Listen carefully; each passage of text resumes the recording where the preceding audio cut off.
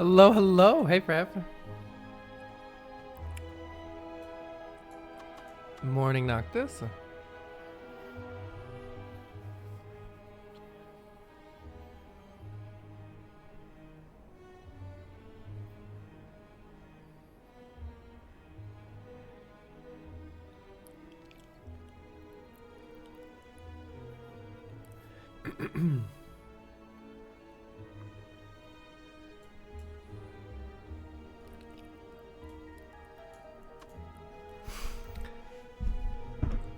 Decalion, welcome. Happy Tuesday. Hey, Joan. Hello from London. Hey, Bror. Hey, Xano. Welcome, welcome, everybody. God, I lost track of how many mastered cards there are. I need a way to do this that's not counting them manually.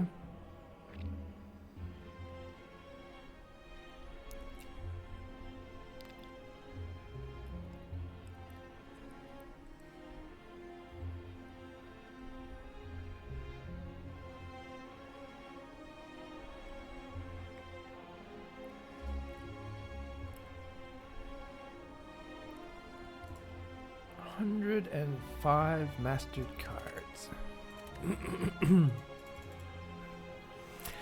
Did you wonder which game I'm streaming this weekend? No, we're going to do the vote like actually during the stream on the weekend. So I'll be continuing to add games to a little list that I have, and then on stream we'll do like an actual vote with a big poll. So anybody present on the stream then can decide on the game. Good morning, I thingies. My time varies, Decalion. Oh, you mean Dark Souls 2, not Dark Souls 3, right?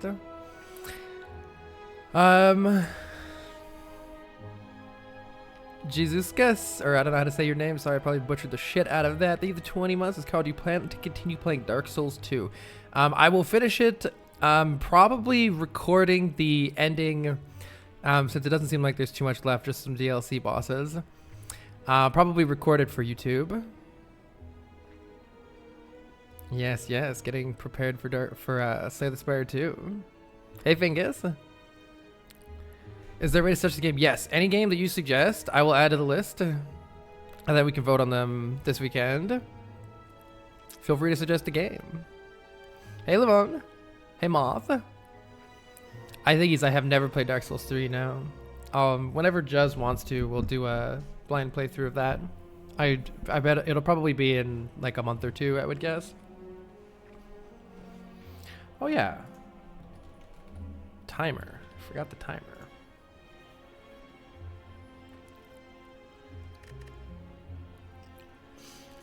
All right, last time we got our second win. Wait, how do I do this? Statistics, run history. Yeah. Last time we got our second win with the Ironclad.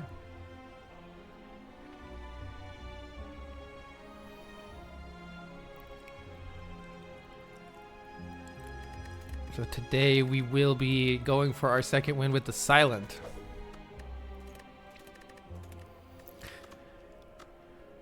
Do you like language word puzzles?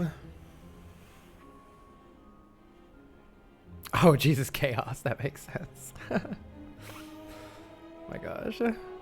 You did mean Dark Souls 2. I thought so. Ghosts of Tsushima. Oh. How do cards get mastered? Cards get mastered when you beat the Ascension 20 heart with them. So they have to be present in a winning deck, basically. Sure, I'll add Ghosts of Tsushima to the list. And I will make the list publicly available soon. Consider modded Balatro. I'll add it to the list. I don't know what kind of mods there are.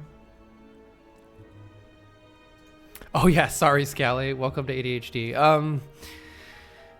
I was trying to figure out what you meant by language and word puzzles.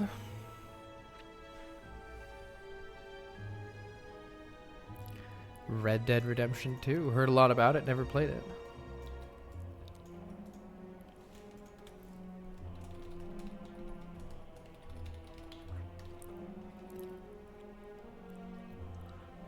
Resident Evil 4 remake. All right, those are all going on the list.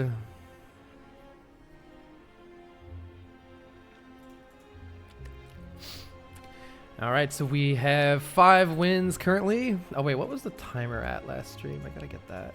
Let's see.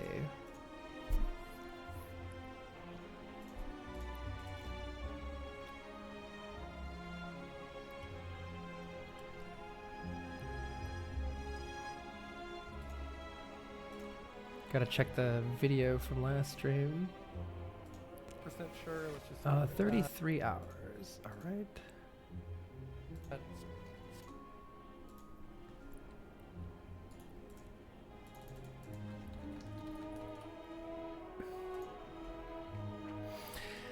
All right, we will look at you, pressure points.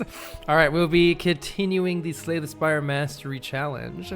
Your goal is to win with all of the characters from, or all the cards from every character, to have them in a winning Ascension 20 Heart deck.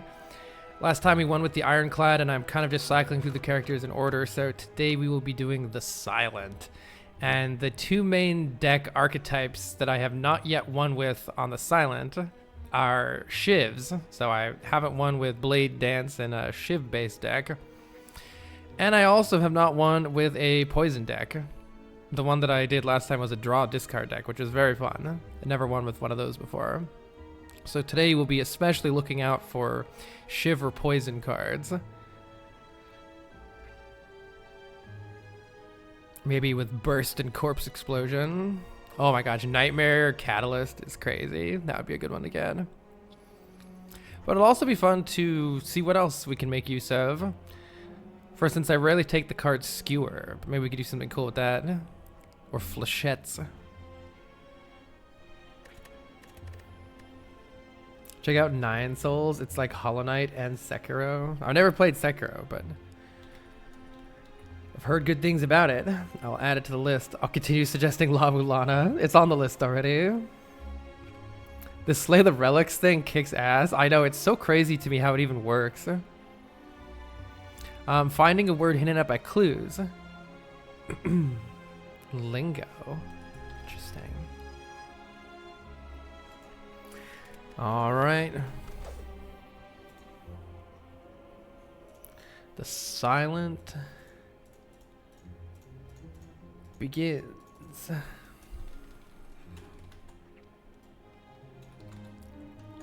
Hope everybody is doing well today. He'll add Fallout.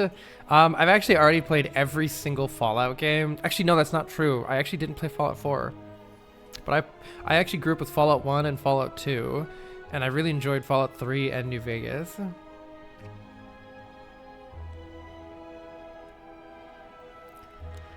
Let's see. Xana says, how are you feeling about build variety and late Ascension difficulties? I heard there's not much to it, and that's one of the big downsides from the game.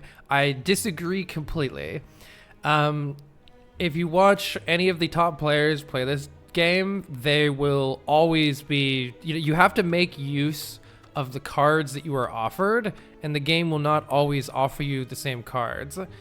If so, for instance, in Act 1, you need to take damage cards or you can't beat the elites. And if you don't beat the elites, then you're not going to get powerful enough to do anything. And so you have to take the damage cards that are offered to you. So for instance, on the Silent, and maybe we'll run into this today, you might be offered Shiv cards. You might be offered Poison cards. You might be offered Draw Discard cards. And so there's no set of, like, I mean, maybe Choke is like one example of a card that is very rarely picked, but virtually every single one of Silent's damaging cards, you pretty much have to take it if you get offered it in Act 1. I would say the only 2 exceptions are Riddle with Holes and Choke are pretty rarely taken, but every other damage card is viable and you must be taken if that's what you get offered in Act 1. And so I disagree that there's a lack of build variety at the higher Ascension levels. Every random niche card, I've watched somebody make a deck out of it and win with it, including some like real crazy examples, like Grand Finale. I would love to make a Grand Finale deck. It apparently is actually quite strong, despite it being something that's very difficult to use at all. Yeah, Grand Finale is used all the time. Many of the top silent players will specifically choose Grand Finale as the best option for that scenario.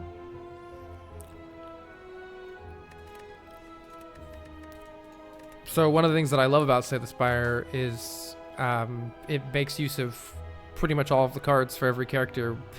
There are, one of the main complaints about the Watcher specifically is that you can force certain builds on the Watcher, and so it becomes repetitive.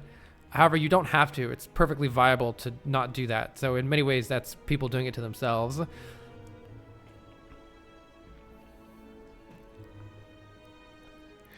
Man, this has happened a bit lately, Fear. Someone says, I'm assuming this Discord account DMing me right now isn't you since you're live. Is someone impersonating you? Yes, that seems to keep happening. Please block and report them. I don't understand like what the origin of that is, but it seems like it's something that's happened a lot lately.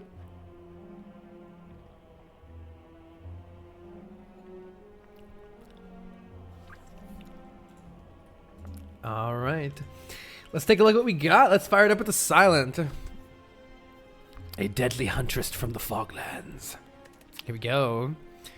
So we will be attempting to beat us the hardest difficulty Ascension 20 with the Silent. And the goal is to win with cards that I have never yet won with, thus mastering them. Here are our starting bonuses. Kind of weird. So upgrade a card I find is not that strong because the Silent doesn't have very many, we don't really have any good damage cards at the start of the deck here. And so upgrading one of our strikes or defends is very, very low impact.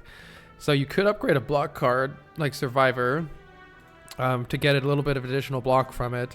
But it's not that impactful overall to have a little bit of additional block at the start of the game. It's not bad. It's certainly not bad, but it's not really... It's not nearly as much long-term power, for instance, as a Relic might be. Or perhaps a rare card. So I wouldn't really ever take these first two options here. And that you could...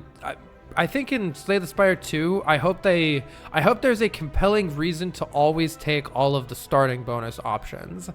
But I wouldn't say these are necessarily bad. They're just either not that fun or not that good compared to what you could get from some of the other ones. I really don't like losing your starting relic on the Silent because her starting relic is so good. Drawing 2 additional cards on turn 1 is extremely important to having a big explosive turn 1. And that's very important, especially on Ascension 20. So I think for me, the only real option here is losing max health to choose a rare card. We're going to be offered 3 rare cards, and we get to pick one of those 3. This is nice because we do have a choice of 3 rare cards, and the max health, well, we're already starting at 59 health, so going down to 60 max health isn't affecting our current health right now at all. And something that I often like to say in roguelikes is that trading long-term, like getting power right now helps you, for instance, in this game, defeat more elites to gather more power for later. So trading some max health is actually very good because the max health doesn't matter right now. And by the time it does matter, we'll have already used the rewards to get even more powerful later. So this is the only option really for me here. Senator Boss, thank you for the 9 months. Who is our boss, by the way? Let's see who the boss is. Our boss is Slime Boss. Ooh. Slime Boss is a tough one for Silent. Poison doesn't work very well against Slime Boss. Let's see what we get here. All right, we're offered Burst to play skills twice. And if you upgrade it, your next 2 skills are played twice. Unfortunately, playing skills is kind of... There are some damage skills, like Blade Dance, for instance, could work well with this. Yeah, Blade Dance could work well with this, but that's a bit risky. If you take this and you don't get offered damaging skills, then it's not going to be super helpful right now. Similarly, Nightmare takes a card and makes 3 copies of it next turn. Very, very good late game card. Not going to do anything for us at the start of the game here. It's too slow. It costs too much energy. At least I don't think it can. if you get a backstab, it can kind of do something even in the early game. But again, that's risky. On the other hand, Tools of the Trade is, I would say, an okay card. Against a elite like Lagavulin or the Sentries, it's going to help you have draw consistency to block when you need to or deal damage when you need to. But against an elite like Gremlin Knob, it's not going to do anything at all. In fact, it'd be actively detrimental to play it or have it in your deck. So I will say overall, this is not what these are not high value rares for Act 1, even though they are pretty good later in the game. I'm going to try one of the not mastered cards already just to experiment more with them. And to that end, I think I'm going to take Burst because I could see this working with Shivs or with Poison. Though again, Poison is bad against the boss, Slime Boss, because Slime Boss removes all poison when it's the slimes split into smaller slimes.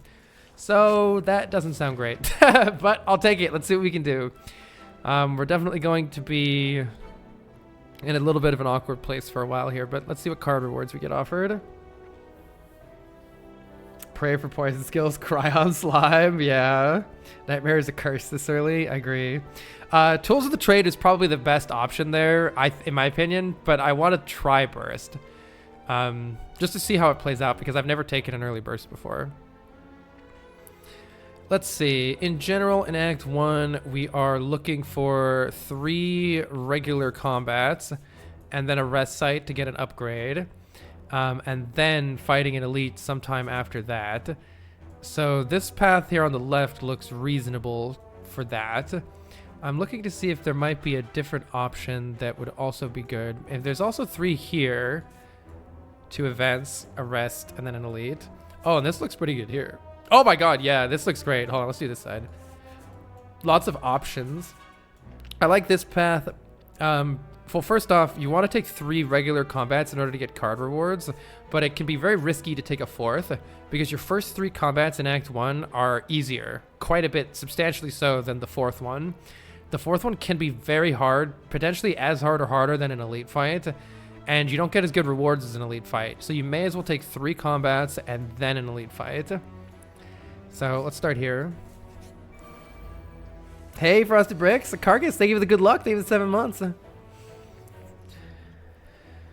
All right, Survivor Defend is a perfect full block here, so the burst doesn't end up being useful, but if they had attacked for more damage, we could have bursted Survivor to do a little bit better than Survivor Defend.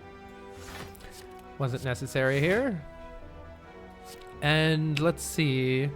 Regardless of which one I'm hitting, it'll take 2 strikes still to kill them. So this one could die to a strike plus neutralize next turn, so I guess let's hit the one with lower health right now. Then if we only draw a strike neutralize, we could kill this one, which we did draw. Perfect. Very good first fight here. It doesn't look like we'll be taking any damage. There's no point in hitting it again. Oh, actually, I could have dealt 2 more damage, but it doesn't really change how many hits it takes to kill. Or maybe it did because of weakness. What happened to the other 40 Carl Sagans?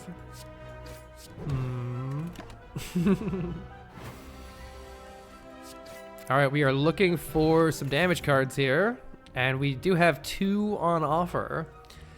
Well, technically 3, but Infinite Blades is slow. At the start of your turn, add a Shiv that deals 4 damage. So it's 4 damage per turn after the first turn. So it would take, for instance, let's say you just draw Masterful Stab and deal 12 damage on turn 1. It would take 4 turns for Infinite Blades to generate as much damage as Masterful Stab. And against Gremlin Knob, well, you've already taken 30 damage at that point. So that's not what you want against...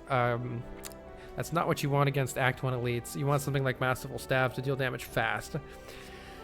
Flechettes is interesting because we've already added a skill to our deck. Flechettes can do a decent bit of damage. It deals damage for each skill in our hand. But I generally find that Flechettes is a better card the more card draw you have. And of course, the more skills you have in your deck. For instance, if you've removed some of your strikes and added a bunch of skills and have some extra card draw, then Flechettes is particularly good. So I think for now we should take the Masterful Stab, though I would be curious to see how Flechettes would end up turning out. If we end up finding a Blade Dance next floor, the Flechettes might be really good. Can't guarantee we're going to get that, though. Want me to add Moonlighter to the game vote list? You got it. All right. And already the Masterful Stab is showing its ability to do a whole bunch of damage right here on turn 1. That is what it's good for. Let's see. Speed Pot saves 4 right now. I don't think so. Though in general, Speed Pot is not a very good potion. It's hard to save a lot of health with it. Ooh, we get an Entropic Brew. When we drink that potion, it fills all of our empty potion slots.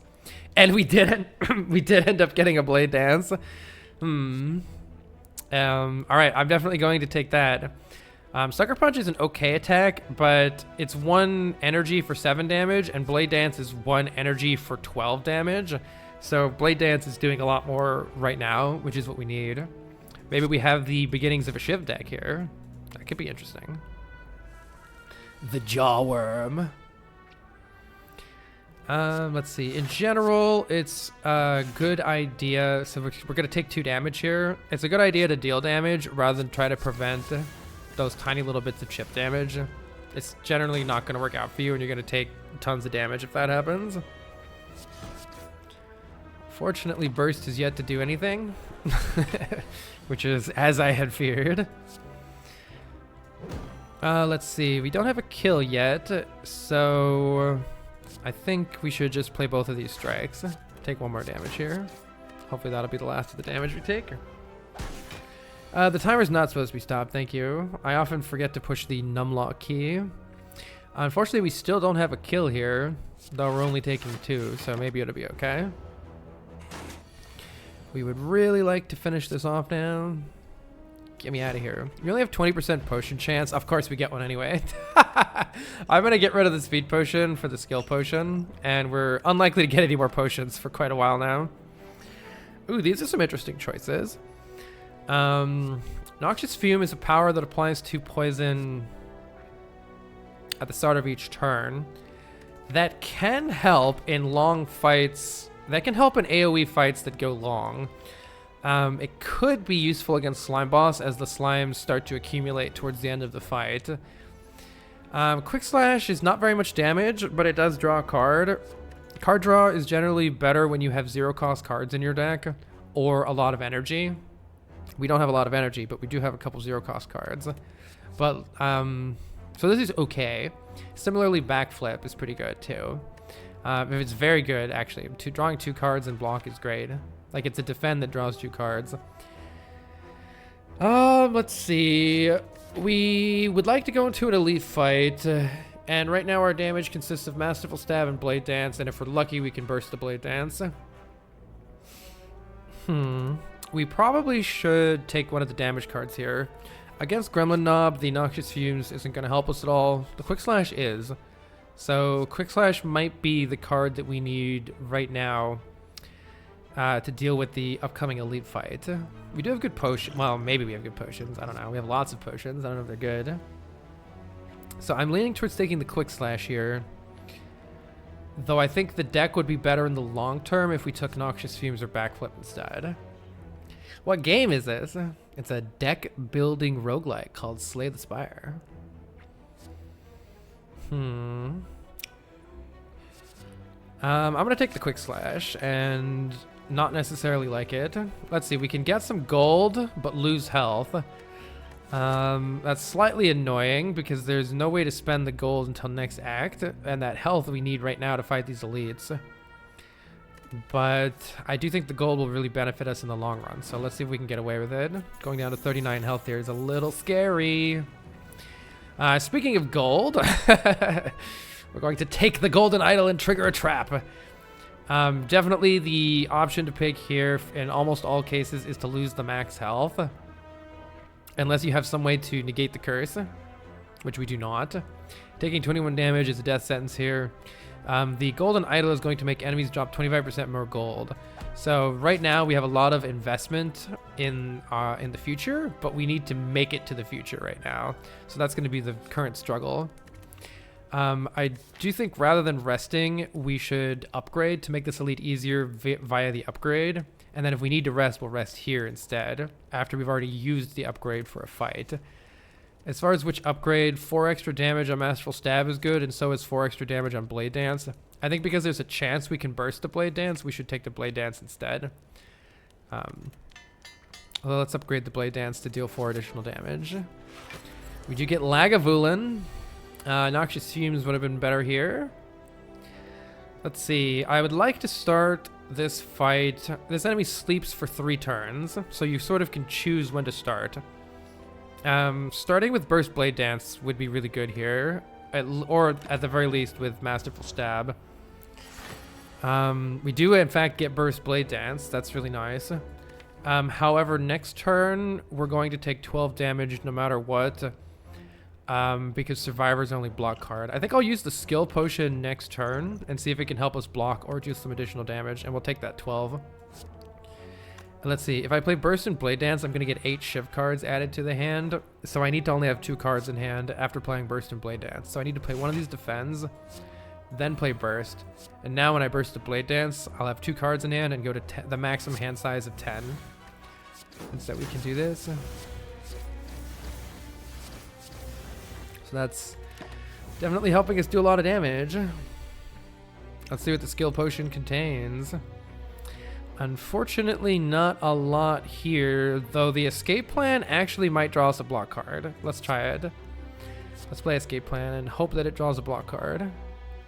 Shit. All right, well, on the plus side, we're doing a lot of extra damage. I could drink the Entropic Brew, but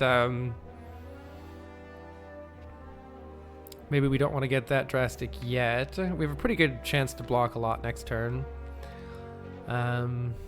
We're not really getting any more potions, so with 10% potion chance, it's pretty unlikely. So let's save the potions for now. Okay, we're taking only 5 damage this turn. That's not so bad. What is bad, though, is I'm unsure if we're going to actually be able to kill now because our Masterful Stab is going to cost a lot. Let's see. Actually, let's see how much damage we have here. So this is 16 damage, taking it to 40. This takes it to 32.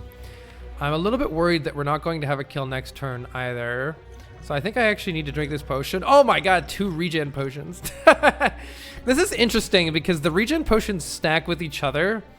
If you just use 1 regen potion, you gain 5 life on the first turn, and then 4 the next, 3 the next, 2 the next, and so on. But if you use 2 of them together, you get 10 regen, and so you get 10, 9, 8, 7, 6, 5, blah, blah, blah, blah, blah, which is way more total health than just using them individually, if you do the math on that.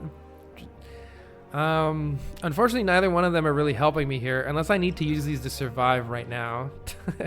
It would be kind of a waste to use them to survive right now, though, so we wouldn't want to do that unless we have to. Unfortunately, I don't know if we have to or not.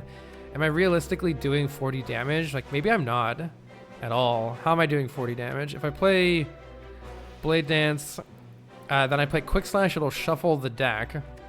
We'll draw 1 more card. Masterful Stab is already getting expensive. Let's say I play Masterful Stab. Oh my god, yeah, I think we're cooked here. I think I need to drink these and I think we're cooked. The math is not adding up in my head to actually getting a kill here. Though it does depend on what we drew. That was a terrible draw. 55 healing up from 15, yeah. I think I need to just tank and deal damage. This is bad. So even after trying so hard to add additional damage to the deck, the potions not contributing to our damage at all really hurt there. 3 potions and none of them helped us deal more damage. The calculator says, Carl, any quick tips on Slay the Spire? You picked up the game a week ago and haven't made it on to the boss on level 3 yet. Look at your relics and look at your cards and try to find synergies between them. So if you have a relic like Kunai or Shuriken that involve playing 3 attacks, see if you can play 3 attacks cheaply in some way. For instance, the character like the Silent, a card like Blade Dance would work really well with those. You gotta look for synergies between the relics that you get and the cards that you're playing. Can I even play this Survivor here? I don't know. I'm gonna play the Survivor, but we might not be winning this fight. Might be dead here. Definitely need to play the Blade Dance. You can see Blade Dance barely does any damage to Lagavulin. Let's see, there's a strike and a masterful stab in the draw pile, so this escape plan isn't doing anything for us. We've been debuffed, so we're dealing less damage and blocking less damage. It looks like because of the regen potions, we're gonna survive, but only barely. And like, we can't even play the masterful stab anymore. All right, we made it out alive, and we have an ornamental fan. Speaking of relic synergy, every time you play 3 attacks in a single turn, gain 4 block. Oh, I should have waited an additional turn. I should have waited an additional turn to get a little bit more health back. That was a mistake. Also, elites can be a risk, but also give great rewards. Elites are not per se bad. Actually, the contrary. If you think you can beat an elite, try to maximize the amount of elites you take. Yeah, you want to take the most amount of elites you can possibly take without dying, because elites give you better rewards than regular combats. Let's see. We are offered a heal hook, which can kind of refund itself by giving you an energy and a card back if the enemy has weak. It's okay extra damage, but we don't have enough weak sources to guarantee that it's always going to work. Similarly, Caltrops is slow, so Backstab is what we need right now to keep getting through this act. It deals upfront damage, and it's especially nice because we draw 2 additional cards at the start, and because this one's innate, it always starts in our hand. So since we have the extra draws on turn 1, it's nice to have a Backstab to take up one of those. Oh my god. Alright, this event, yikes. This event is going to thrust us into another elite fight, and with no potions. Scoured by Flames, by the way, I think is... Can anyone correct me on this? I think that this is for sentries, since the sentries have like a flame attack. I think that's right. That definitely might kill us with 23 health. The ornamental fan should help us a little bit, generating 4 block every time we play Blade Dance. So don't always go to the question mark spots and fight enemies. Yeah. You need to balance it though. The best way to get strong at the start of Slay the Spire is to take early damage cards. So you see I've added a damage card, a damage card, a damage card, a damage card, because you can use these damage cards to kill elites and gain power. Then you take the skills and the synergy cards and all that kind of stuff later after you've already got enough damage to defeat elites early on. I'm not too sure I can try this. So we could try to search for some loot, but this is a risk at this point and the run might just end if this goes really badly. Let's take a risk. Could be fun. Oh! All right, good luck to us. Here are the sentries. We're probably dead here, but we do have a lot of damage, so maybe it'll work out for us. Good tip for the sentries is to always put your initial damage on either the first one or the last one, depending on whichever one has the lowest health usually. That's because on turn 2 you're going to get attacked for 20, and if you can kill one of them, that makes a big difference. So we're always playing Blade Dance, but maybe I should play Quick Slash first and just see what it draws.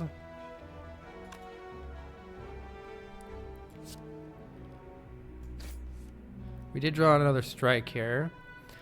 So Blade Dance is blocking for 8 with our ornamental fan, and I think that's our only chance of like actually surviving this. I think it's important that I play this defend, which I normally would recommend against doing this, but playing the defend keeps Masterful Stab at 0 cost. Alternatively, maybe we let the Masterful Stab go to 1. And next turn we hope to play, let's say, 1 cost Masterful Stab and 2 defends and take no additional damage next turn. It all depends on what we draw, though. Another advantage of playing the strike is just the neutralize will kill this one next turn. So this is a little bit worse for our Masterful Stab increasing, but maybe is better in the long run. We did in fact draw the Masterful Stab, and I do unfortunately have this. So this is not the hand that I was hoping for, but we at least don't have to take any damage here. Unfortunately, after this next turn is the last turn that we're going to draw of actual cards in our deck. We are unfortunately about to reach the point of the Centuries fight, which could really screw us here, where this is our discard pile. Look how many daisies are in it. And more are being added still. So we could just draw a ton of daisies here and then take a whole buttload of damage. Unfortunately, Burst is really showing why it's not a very good card at the start of the game. Once again, doing absolutely nothing. I think if anything, this was a really tough run because none of the starting options were very valuable to us. Actually, upgrading a card or taking the max health probably would have been the better play here, but that is because we got atrocious luck on all of our... Like, I chose to... I chose to neutralize this one, by the way.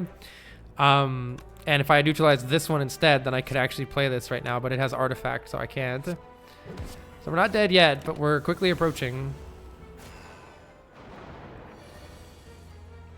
Quickly approaching the end. High chance to just draw a bunch of daisies here.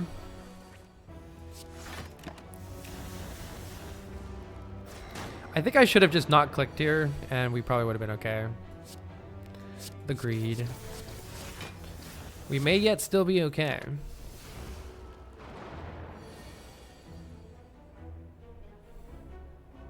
We're dead unless we draw something that we can't draw. GG. All right.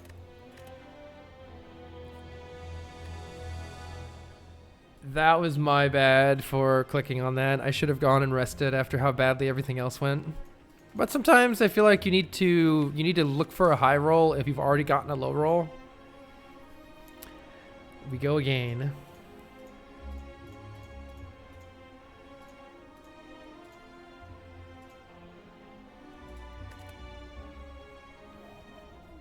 All right.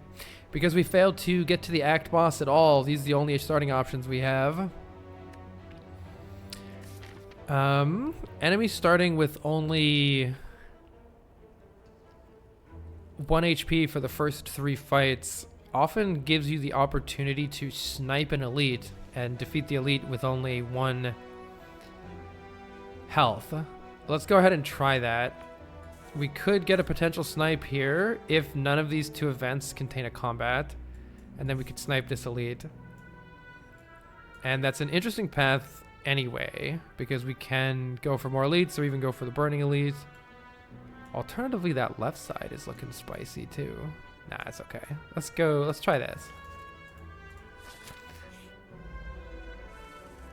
This is a really nice start to the run because you just... Oh my god, we got a ghost to the jar. Now see, instead of the other potions I got last run, get a load of this one. Reduce all damage to 1 for this turn. That is a very helpful potion. Let's see. Backstab or Dagger Throw are both excellent damage cards to start here. Since we've already done the discard synergy cards, I think I'll take the Backstab instead.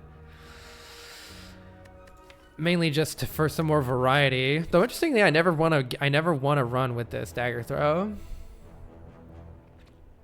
Both of them are good. Let's take that. And let's see if we can find any nice cards here at the shop, or we could remove too. Dramatic Entrance for more innate damage. All out attack is perfectly good. Let's see what boss we're fighting. It's Hexaghost. Okay, it's not as important against Hexaghost. All out attack is a nice AoE card. Deals damage to all enemies. I think we should... we could also buy a potion, but we're probably... Depending on how the luck goes, we're likely to not need to actually buy one, especially with Ghost to the Jar already. So let's see. My pick here is to remove a strike or to add an all-out attack. All-out attack is going to really help us out in Act 2 to deal area damage, so let's take the all-out attack. Upgrade 2 random cards at the cost of 20 life. I'll do it. I'll play your game. 2 strikes.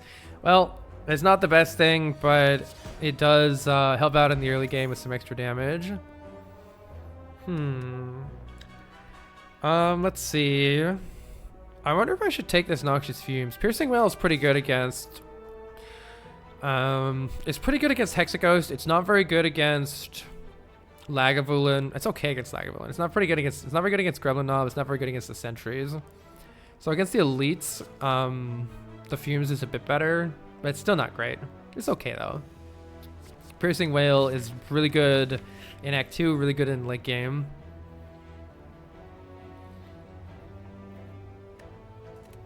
So I would say the two choices for me are either Noxious Fumes or Piercing Whale. Let's take the Not Mastered card. Unfortunately, we got a fight there, so we're not going to get an easy elite fight here. Unfortunately.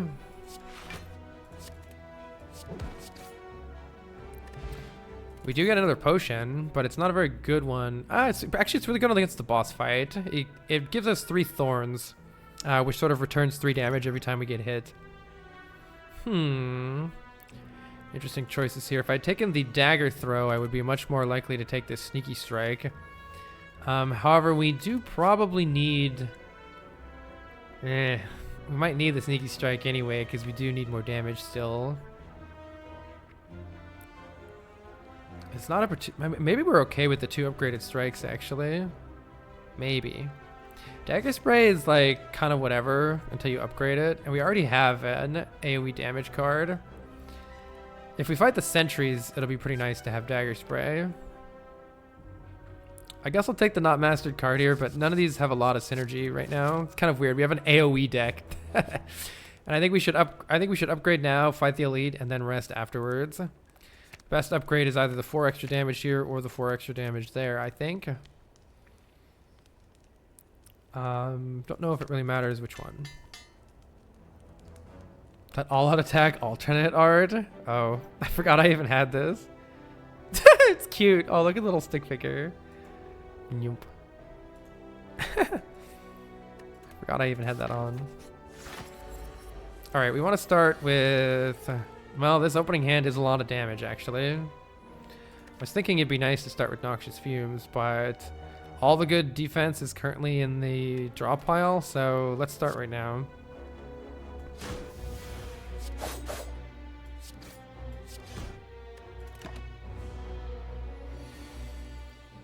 Alright, there's our defense. And question is, do we want to play this? Do we feel the need to play this Noxious Fumes? We are going to be taking 10 damage next turn.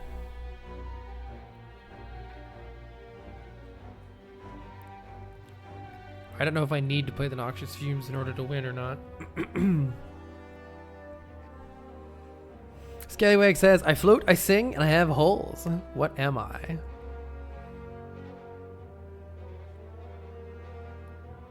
Trying to think of an animal that sings and has holes.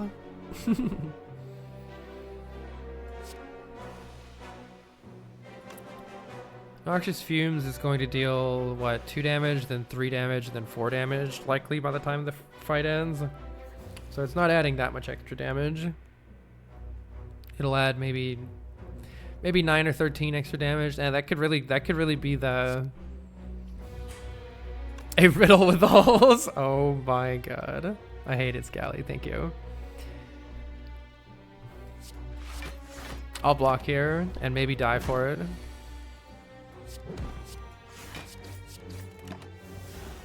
I chose to do that because I knew we were taking a little bit extra damage this turn. Well, we end up playing the Fumes anyway. Looks like I should have played the Fumes. I keep getting punished in this fight for... not just dealing as much damage as fast as possible. Looks like I'm gonna have to use the Ghost in a Jar. Might be dead anyway. Damn, I keep dying to Lagavulin. Or at least like taking way too much damage to Lagavulin. We're only able to deal... Yeah, I should have played the Fumes before. It's my bad. Let's see. That's 19, 23 damage. Not nearly enough to kill next turn, not even close. So how do we survive? I can block for 6, so that's... Yeah, okay, we're always surviving next turn, I guess.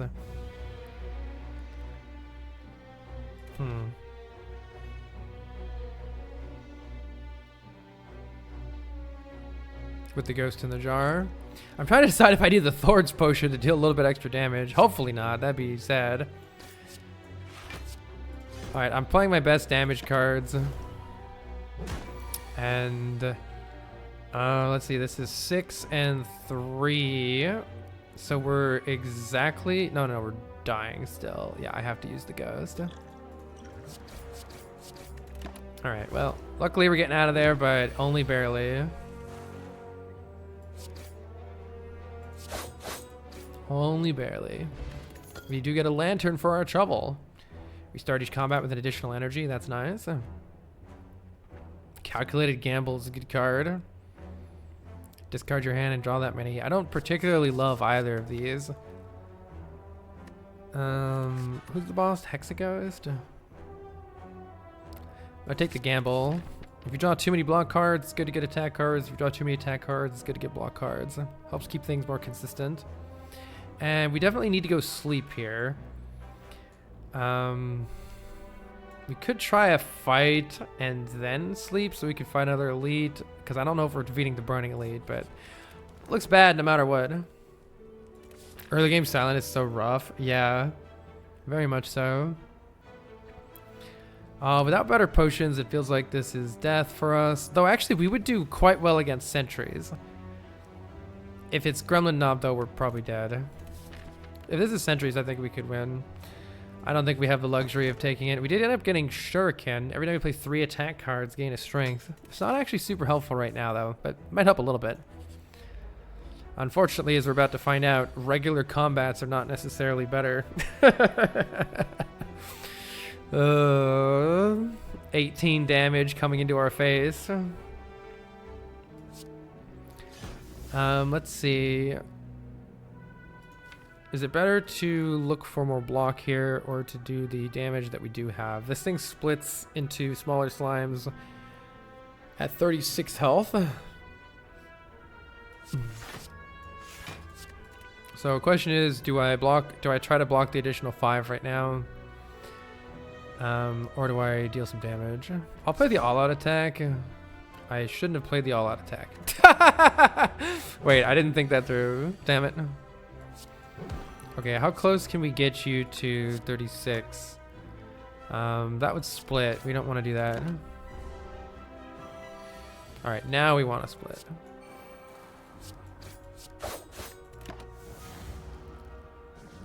Didn't end up making any difference. Let's see. All right, I just want to take as little damage as possible here.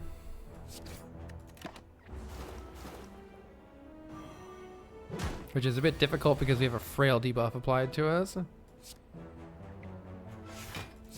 I'm going to greed every last hit point here, if we can.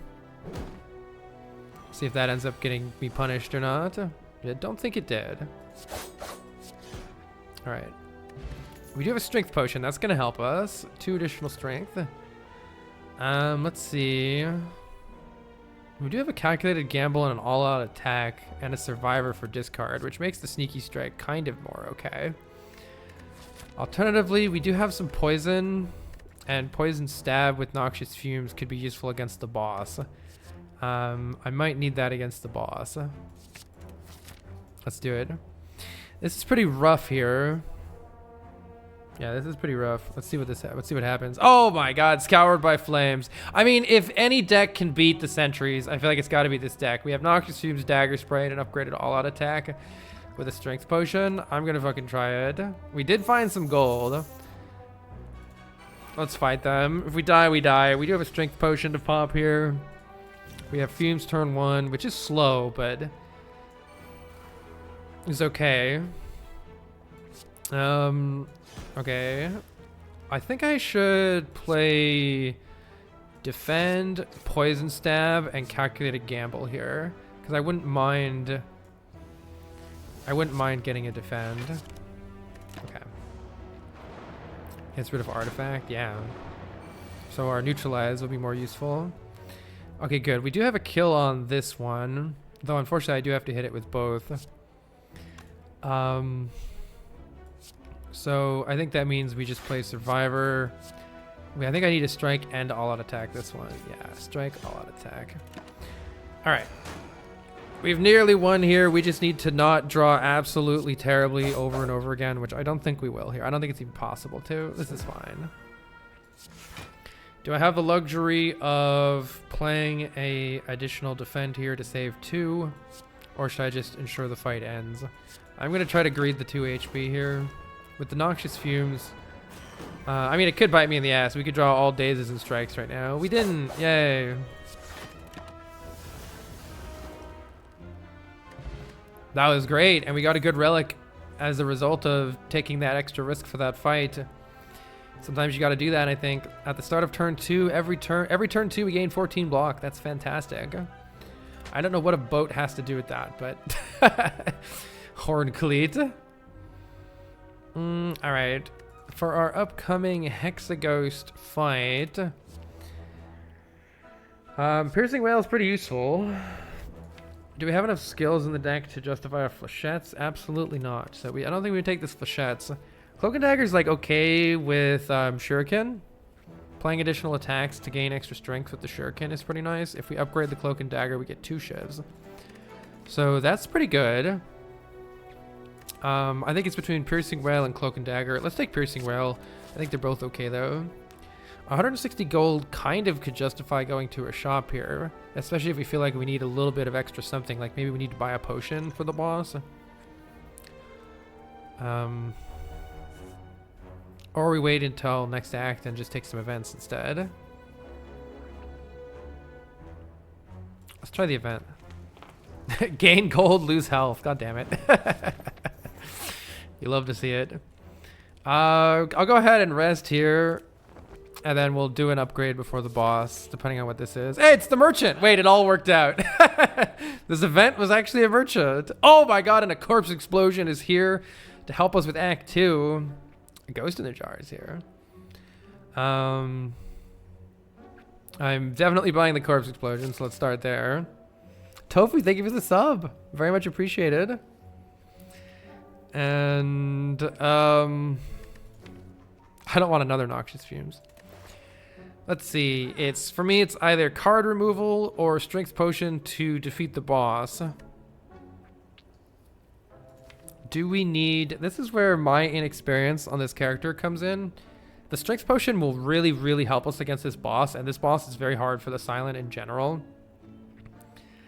So buying the potion is the safest way to ensure that we get to the next act. Yeah, we could do potion card remove. I was eyeing this Ghost in the Jar. Ghost in the Jar is nice to carry into the late game. Maybe we don't need extra damage with the liquid bronze though. 40% potion chance. Let's do it. Let's do that. Card remove potion. And Hexaghost deals more damage to you on turn 2 based on your max health. So resting is kind of not necessarily useful. Upgrading the Noxious Fumes is probably pretty good here. So is the Dagger Spray for later, or the Corpse Explosion for later. But Fumes is probably going to add the most damage, maybe? I don't know. I don't know the math on that. It'll be a good upgrade, especially if we get it early, which we did. That's good. We definitely want to start stacking poison. That's going to be the way that we beat this boss here. Yeah, this is a great start. I think everything's looking good. Oh, I really should have... I should decide if I'm going to need the strength potion or not. I don't have the experience to know if I need the strength potion or not for this. I think I should just use the liquid bronze and not use the strength potion. But I don't have enough experience to know whether that's going to bite me in the ass or not. Yeah, we do have the boat thing to block for this attack, which is good. I'm thinking the stacking strength from Shuriken is going to be enough for this fight. And to that end, rather than trying to prevent this extra 4 damage with this defend, I think it's better to get the extra strength from Shuriken here. And we're going to deal the return damage here. That's why I use the Thorns potion. Boom, boom, boom, boom. That's good. I could just remove the Piercing Whale from the deck. I think we have enough damage, so I'm going to exhaust it from the deck here. Even though it is a way to potentially save us later on. I don't think we're going to need it. We actually have a lot of damage here. I don't think we need to worry about trying to get another Shuriken proc here, though. Let's just play the biggest attack damage card and block. Did we get a Bane earlier? I have a Poison Stab, but not a Bane. We are getting burns added to the deck, which is not great. Definitely applying more poison here. Question is, do I try to get a Shuriken proc here and take some damage? For instance, I could play Strike, Calculated Gamble, and have 2 card draws from this to try to get Neutralize Strike or Dagger Spray. We might just draw burns and take a whole ton of damage, so pretty happy just taking my 1. I think we have we have plenty of poison. Yeah, the poison really carried this. We're good here. All right, good. I'm glad I saved that potion. We didn't need it. Look at that. The poison's doing great. Was that lethal? I don't think so, but it might have been. All right.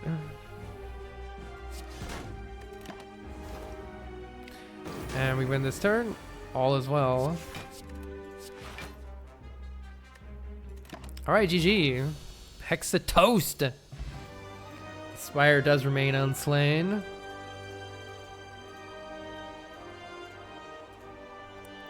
And we did get a potion anyway, so everything worked out really well. And now we have the option of discarding our hand to get some shivs. I think this definitely works better when you have lots of shiv synergy, like an accuracy in the deck that we don't have. Shuriken is okay, but I am a sucker for adrenaline, especially because if we don't get offered an energy option, having another way to gain energy is really good. Since we can't see the boss relic yet to know if we're going to get energy, I really like a card like this. Though it's not as necessary with Lantern. And Phantasmal Killer makes our attacks deal double damage, but we have a lot of poison, so it's still okay, I think. It would probably be fine in this deck. But I'm leaning towards Adrenaline and Poison for how this deck is going. Yeah, Storm's not bad with the Shuriken. We already have a lot of energy to actually play our cards on turn 1, though. So without additional card draw, I don't see it actually giving us very many shivs. And the shivs aren't doing very much, even with the Shuriken, without something like an accuracy in the deck. Yikes. All right, so we have Ring of the Serpent, which in my opinion is the worst boss relic in the game next to Tiny House. I really think that they should rework how this works. I think they maybe did in like the mobile version or something. It says you get 1 additional card draw per turn. The problem is that it replaces the 2 card draw we get on turn 1. So on turn 1, we actually draw 1 less card, but then we draw 1 more card on every turn thereafter.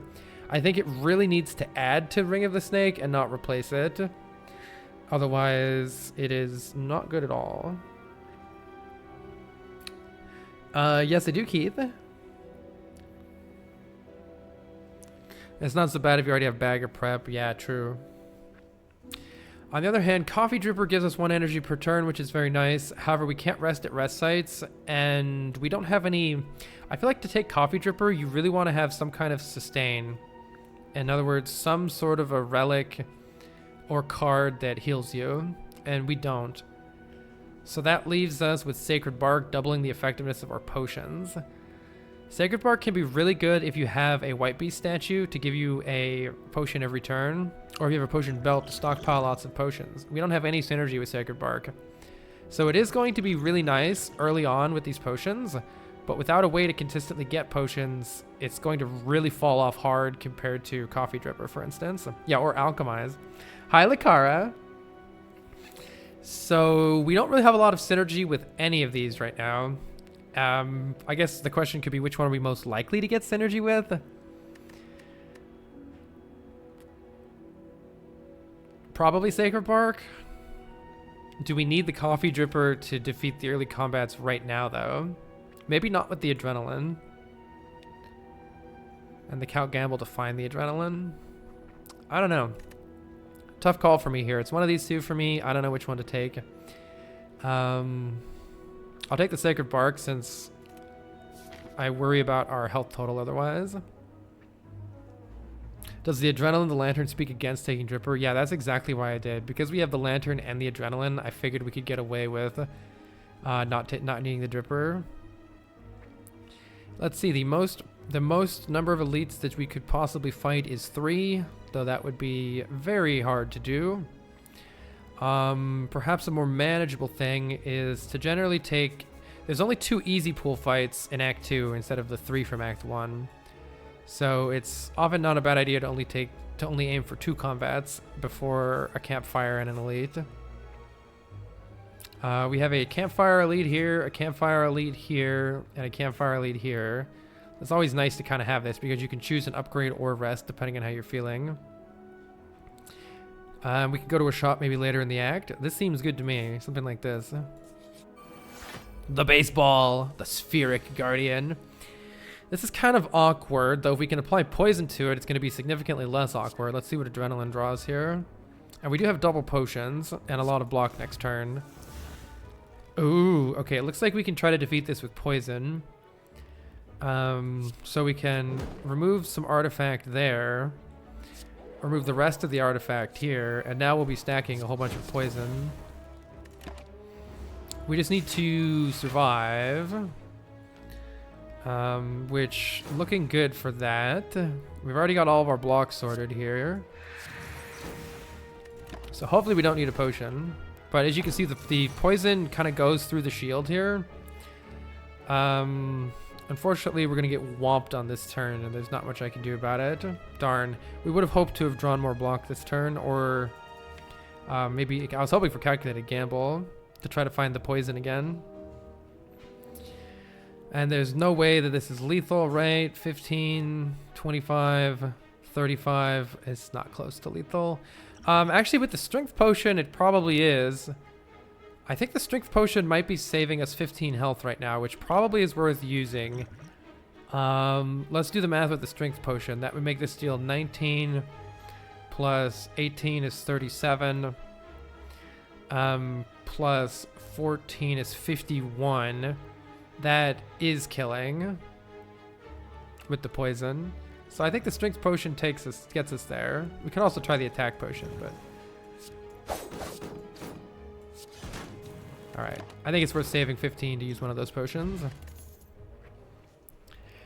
Interesting options here. Let's see, we have the Bronze Automaton as our act boss.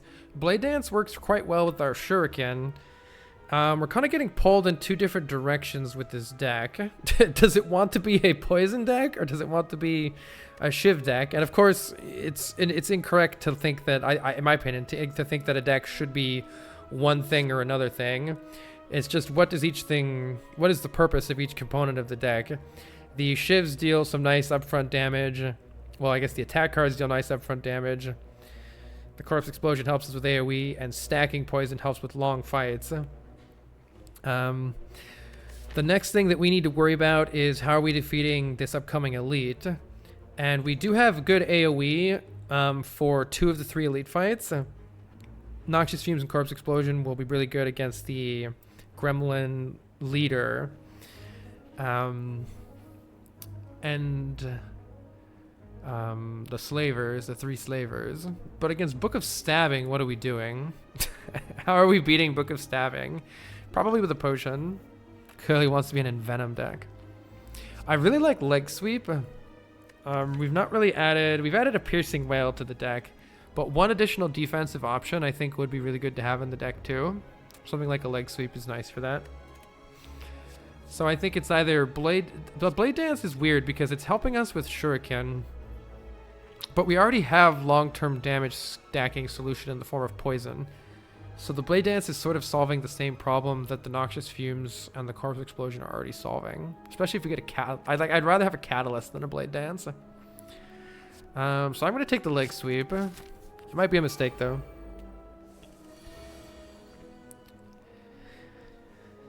Certainly helping us here. I guess the goal here is to have Corpse Explosion trigger on this back one here. And unless we can do that right now, I think the best way to make that happen is to play the Leg Sweep. It's going to weaken and give us some block, and we have plenty of block next turn. Alternatively, I could Calculated Gamble and attempt to find Adrenaline and Piercing Wail or Survivor, which would block, or even Neutralize, which would block a little bit even better than this Leg Sweep would. I'm taking 8 with the leg sweep. There's a chance I take less than 8 if I play Calculated Gamble, but there's a chance that I also draw Strike, Strike, Ascender's Bane, Noxious Fumes. And take massive amounts of damage. So unless we need a high roll, I think we should just be happy with this. I could still play Calculated Gamble anyway and try to get Adrenaline. Let's see, we would have gotten Defend, Noxious Fumes, and whatever this card is. Poison Stab. It would have been worse to play the Calc Gamble. The boss's act is Bronze Automaton, which speaks to having some good way to block on, I think, turn 6. We're going to get attacked for 59 damage on turn 6 of that boss fight. That's the biggest problem there. The pink border means I've never yet won in a run with those relics. So I have one with Shuriken, I have not one with Horn Cleat, for instance. Let's see, do we have a kill here? I have 14 blocks, so we don't really need a kill. Let's see, I need only 5 additional block this turn to full block. So this is pretty simple. And we'd like some damage, please, and thank you. The corpse explosion kills the other one. Ooh, okay, now we're really getting torn between, do we take some nice hot poison cards, or do I actually, at this point now, actually start taking Blade Dances? We've got tons of AoE. I don't know. I do not know the correct answer to this question. I think Bouncing Flask helps us more in the late game bosses than the Blade Dance will, but the Blade Dance probably helps us out more right now against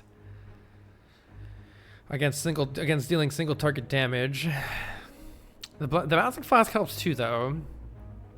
We already have AoE for the Slavers, so let's take the card that helps us against the boss maybe more. Neither one really helps against the boss that much, though. It'll help against late game bosses. Dance is a free Shuriken proc. Yeah. The Shuriken is really only helping Dagger Spray and that one Blade Dance. So it's like, do I want to add 2 or 3 Blade Dances to the deck? Or just a Bouncing Flask? I don't know. I'll go with the Bouncing Flask, but this would be a fun run to try again, to re-roll this run and see how it plays out if I took the Shiv cards instead. I played that in the wrong order. I should have gotten the Strength proc first and then played the Dagger Spray. It would have dealt 1 extra damage. Iggy, thank you so much for the 5 months. I think the fact that we only have 3 energy also speaks to the Bouncing Flask not being as good. So I think it was a mistake to take the Bouncing Flask upon reflection. Also, we're getting dumpstered here. I'm not sure either one of the cards would have done anything different here.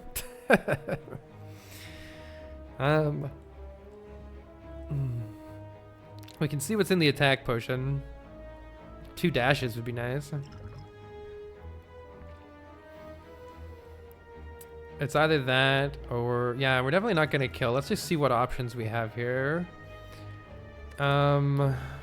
Actually, if this Bouncing Flask were a Blade Dance, I suspect that 2 finishers would actually be a kill here. So going to show immediately how if this Bouncing Flask right now were Blade Dance, I think 2 finishers from our Sacred Bark would have actually been a kill here. Instead, I think we could do 24 damage with this, 7 damage from the poison. We're never getting a kill here.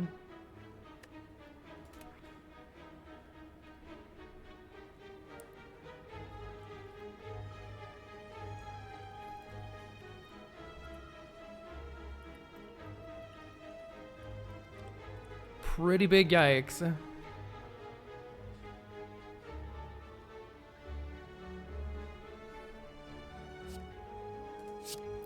Pretty big yikes. Count Gamble gets me leg sweep.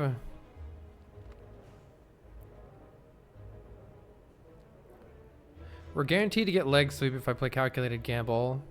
But then we're not killing it. Oh, sorry, I missed your message. Can I suggest a nice and immersive game? Feed and grow fish. Sure. Never heard of it. Add it to the list. How much damage am I taking if I play neutralize here? I think it goes down to something like 21. Not 100% sure. Still taking a buttload of damage. So yeah, I think it's just, do I play the calculated gamble and try to search for leg sweep or not? But then we're losing out on this 18 damage from the sneaky strikes. And then probably getting hit for a similar amount next turn. This is really bad. How do I get out of this fight so I can limp my way to this rest site? I'll play the gamble. It worked out well for us. Very well for us. All right. 7 extra damage from the strike or prevent 4. Let's deal the damage. Only 11 this turn. That's better. But not that much better. Stop. I think it's gonna debuff us again next turn or something. Oh no, it already debuffed us. Whoopsies. Uh-oh. Uh-oh.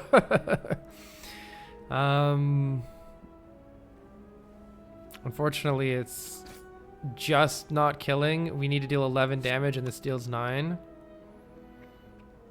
Tragedy has fallen us. I should have gotten 1 additional attack in. I could play Adrenaline and pray, but that's very much just praying.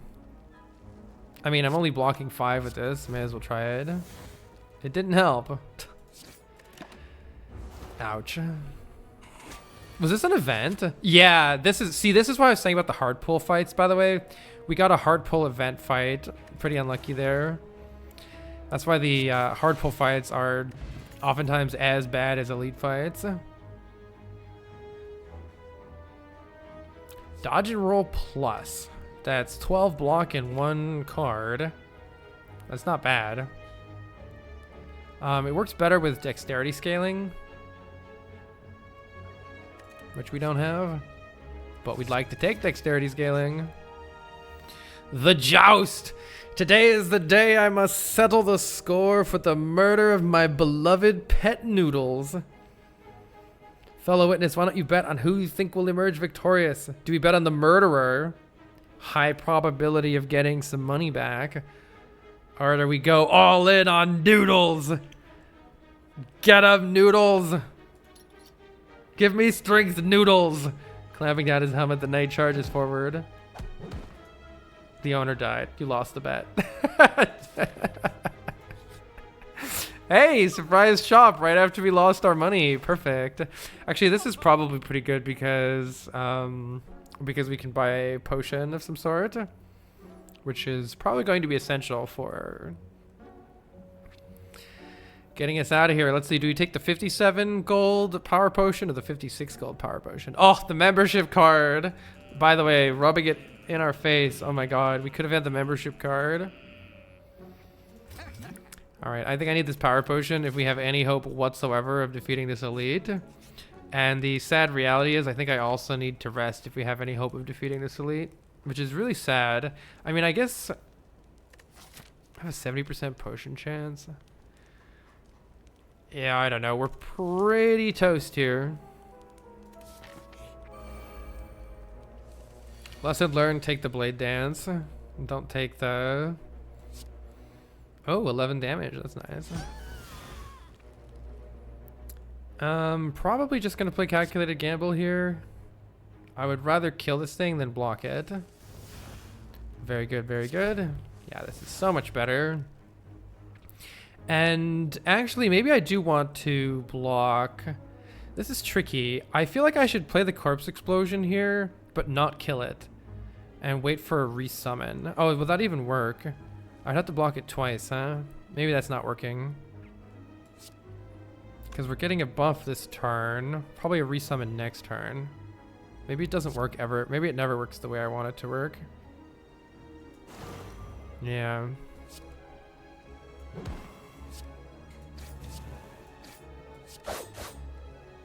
I don't think it ever works the way I want it to work. See, now we're getting a resummon. I would have had to have... Actually, because of the horn cleat, I mean, I think I would have had to have taken 10 or something to do it that other way. Maybe it would have been good. Am I playing a strike or am I playing a leg sweep here? Probably should apply weaken in case we get attacked next turn. Rather than deal the small extra damage. I probably should have played a power potion already, but we're almost getting through this without needing it. Almost. Wait, we're kind of cooked the next turn, aren't we? Might be time for this power potion.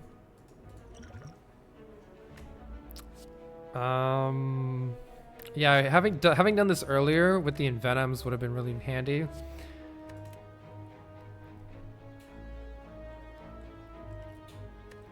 It's only applying 2 extra damage this turn. Well, I don't know what to do here. Looks like we're kind of in a bad place. At least this will... At least this will help me get... no matter what, we're getting attacked this turn, I believe, which is going to be pretty brutal. It feels like we might be dead no matter what. Because I didn't see any way to kill them, and I didn't see any way to... because the all-out attack is not even killing any of them. Yeah, I might be dead. That looks like we're dead. GG. I needed to use the power potion on turn 1, but I don't know what I needed to...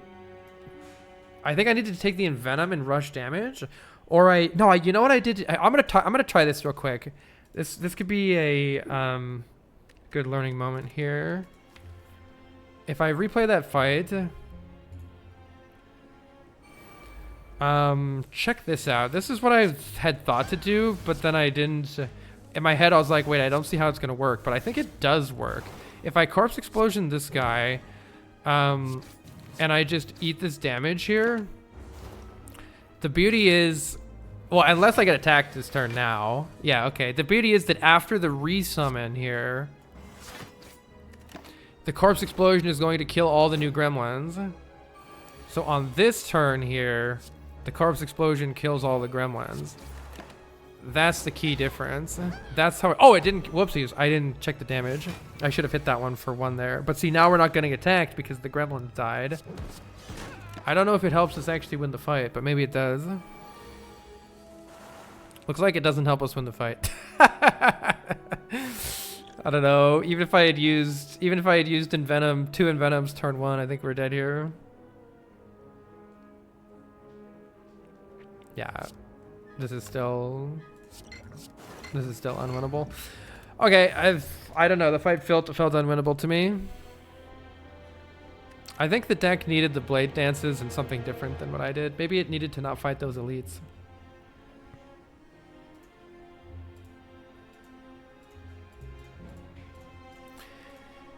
GG. Go again. Yeah, I think Silent I'm probably the worst on of all the characters. Silent I find very, very tricky. I'm gonna refill my water real quick, and then we shall try again.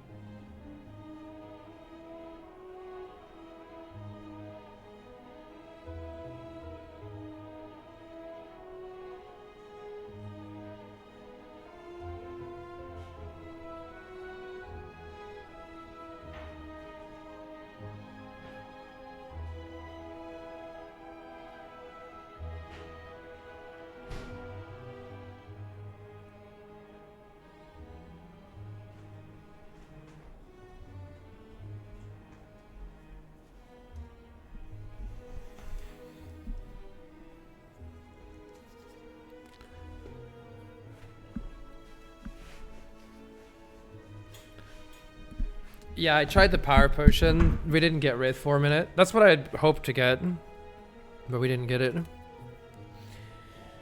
All right, again with the Silent. This time we're fighting the Guardian. The Guardian favors consistent block. Most possible elites are 3, but that includes the Burning Elite. Let's see. We could take some late elites and get some early upgrades. Let's see what the other options are. Do we have a gold option? We do have obtain 100 gold. A curse for 12 max HP seems so bad. Let's see. Going to an early shop and getting some gold sounds pretty nice. Is there another shop option? There's another shop option on the right there. Oh, for an early elite. With the extra gold, I don't mind the early elite as much, though as we've seen, the Silent can really struggle against those early elites. And then we have the option of going wherever we'd like after that. Let's try it out. Can the Silent with the 100 gold tackle an early elite? Let's find out. Hey, Mandrinia. Carl, wish you a fantastic day. Also the rest of chat. Thanks, Kira. Right back at you.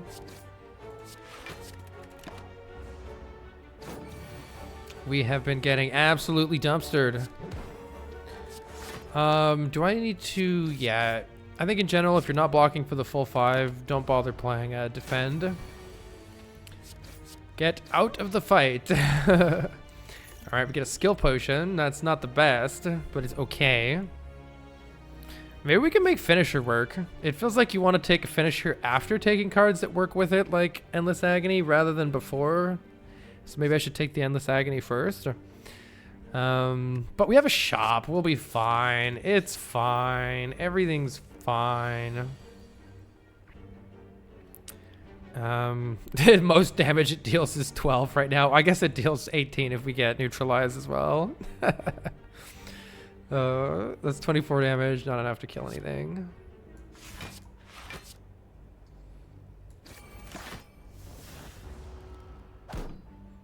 Ow.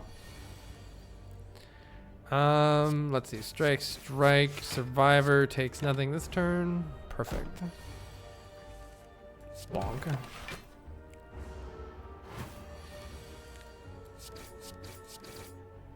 Yay. You get a poison potion. All right, we're set with some potions.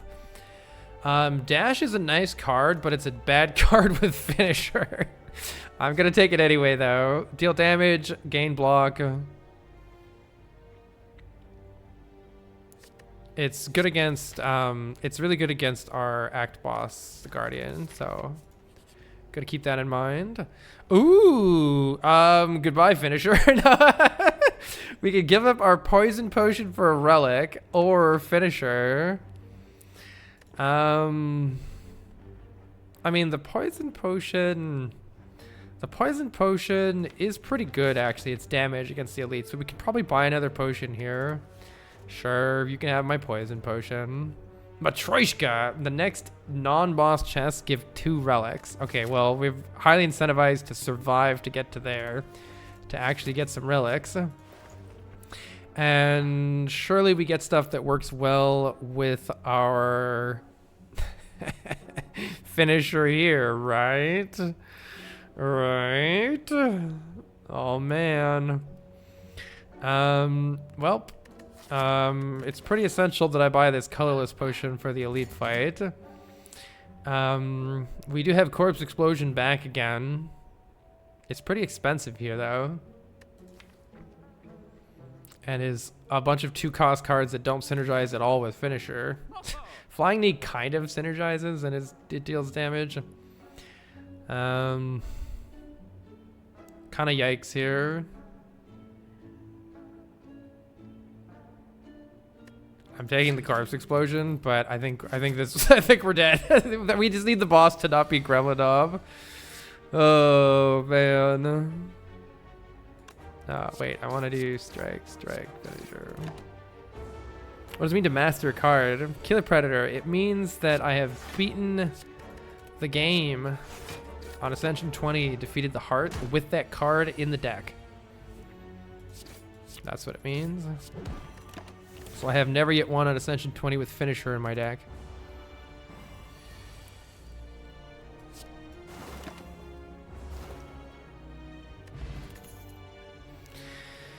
Yikes and more yikes. I mean, Infinite Blades technically works with Finisher. Oh man, we're dead. We're so cooked. The highest damage card is by far just the all-out attack. All right, look, we need this elite to not be Gremlin Knob. Thank you. That's pretty good. In fact, I think we want to open with Corpse Explosion, right? Good luck to us. I don't know the best time to use the skill or the colorless potion. Using the skill potion now and trying to get poison with it could be good. Though of course there's no guarantee we'll get poison with it. So I guess I'll use it next turn. Is there any point in waiting? No, there's no point in waiting. Apply the poison. It's the only way we're winning this fight. Mario 1000 Year Door and Kingdom Hearts. Sounds good, Valens. All right, let's see what this skill potion has for us. It did, in fact, have Bouncing Flask. This is going to be our ticket out of this fight. So I think it's pretty important that we use it. Should have played it last turn, though. Neutralize, dash are all really good here. That was an excellent turn, and we got a bunch of poison stacked. Hopefully we draw the Corpse Explosion. Heck! We did not draw the Corpse Explosion. However, the poison is making short work of the boss here, but we are going to have to survive an additional turn here. Let's see. Assuming all-out attack doesn't discard Finisher, we could at most deal 4 plus 8 is 12, plus 8 is 20 damage. That would be a kill here, but I need... It only works if this all-out attack discards one of the defends. Let's go. Perfect fight. All right, that went great. Unfortunately, we do not get a relic that's super helpful here. Bottled Lightning makes a skill start in our opening hand. Oh, I take that back. We could add Terror to the deck and then bottle Terror. Alternatively, we could bottle Corpse Explosion. Bottle Corpse Explosion does help a lot in Act 2. And it helps against the boss coming up here. Bottle Corpse Explosion has a lot of benefits. I'm definitely taking the Terror, though, right? I'm definitely taking the Terror. Terror pretty much applies vulnerable for an entire fight, which makes us deal 50% more physical damage. That's going to be really helpful. So, question is, do I bottle the Terror and upgrade it for lots of nice attack damage, or do I bottle the Corpse Explosion because it's going to really help us against all the AoE fights throughout the whole game? Both of them are very good. I don't know which one's best. Against the upcoming elites, Corpse Explosion is good against one, Terror is good against the other. I'll take the Corpse Explosion. And I may, if it's bottled, I may as well upgrade it, huh? Though actually getting an energy upgrade is pretty huge here, since we don't have much energy in the deck. Maybe we only take one elite fight and go for more campsites here. Let's see what relics we get.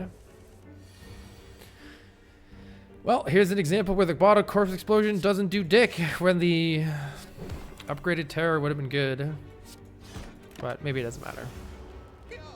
It's the end of the Ironclad run. Did we get the win? I did.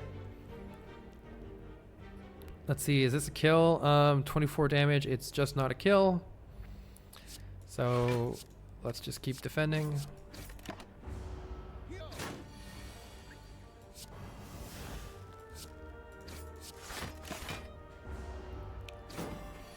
Okay, fight. Let's go get our 2 relics here. Interesting options.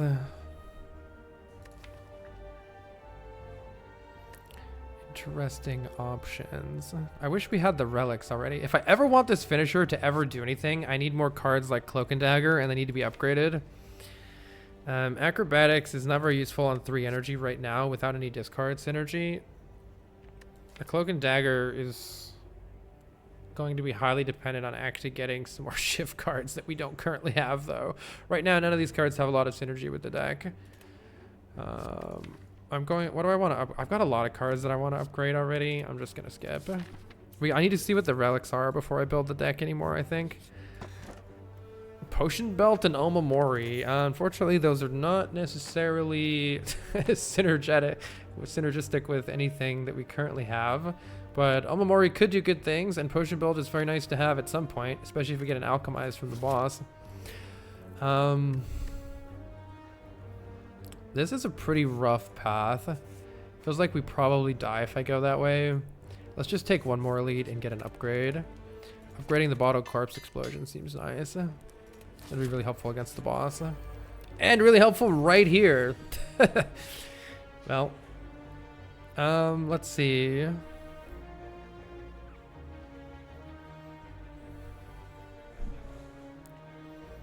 The fight's pretty much solved next turn, so maybe I just play Corpse Explosion and then block. Alternatively, I could just explode one right now. Most amount of damage that I can deal is 19 with 9 poison, and then Terra plus Survivor is 19. So I could kill this one right now. And take 5. I don't think we need to do that. I think I just Corpse Explosion one of these guys. This one's gonna shield one of them. It could be really annoying depending on which one it shields. I don't think there's any real way of choosing between these two, right? If I Corpse Explosion you, and then just Terror you, and then defend this turn. Oh wait, that is worse. Wait, I can't count. Oh man, this is worse. I can't count. Whoopsies. Oh, and it gets shielded. Come on, man. Wasn't that a 1 out of 3? 1 out of 4. Oh, man. It's so annoying. Wait, maybe it still dies. It's taking 10 plus 9. Okay, it looks like it still dies. Good. I did take a little extra damage there that I didn't need to take, though. Let's see. With a bunch of high-cost cards in the deck, I like more zero-cost cards. Prepared would activate more discard synergies if we ever wanted to pick them up, though. But I'll take the deflect. We don't need a second terror.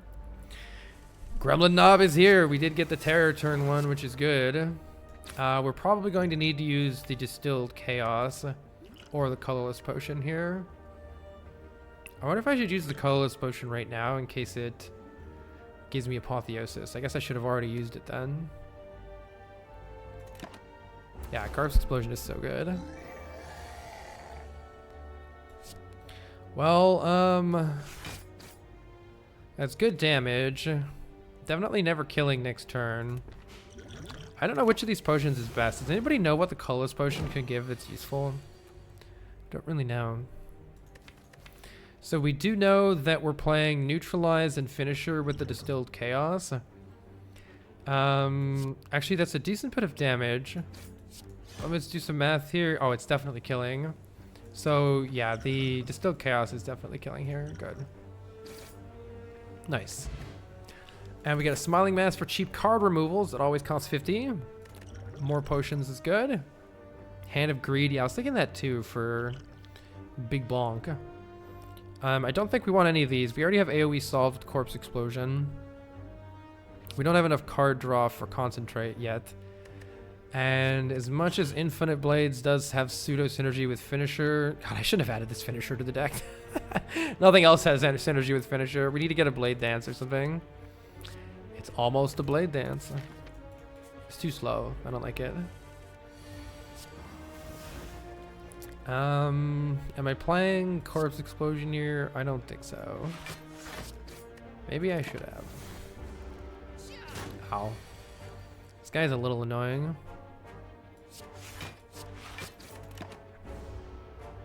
Yeah, because I'm getting made vulnerable and getting attacked for quite a bit here. But that's fine, because you're dead. Nice, that worked out great. Let's see, do we want Piercing Whale or Backflip for the boss fight? Piercing Whale is pretty good against this boss fight. I'll take it. He has a multi-attack.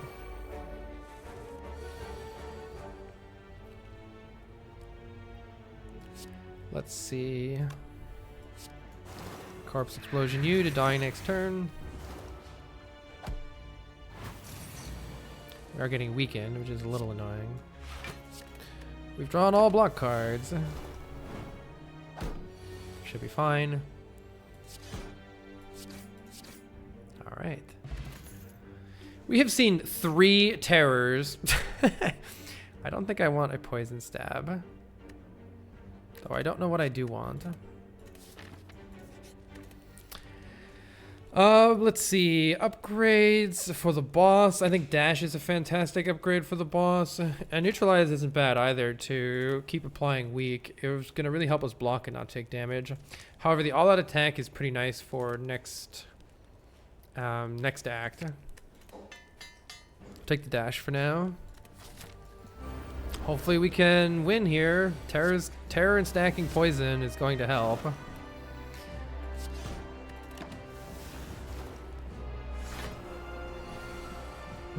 However, it looks like we don't have enough damage here, so I need to use one of the potions, I'm pretty sure.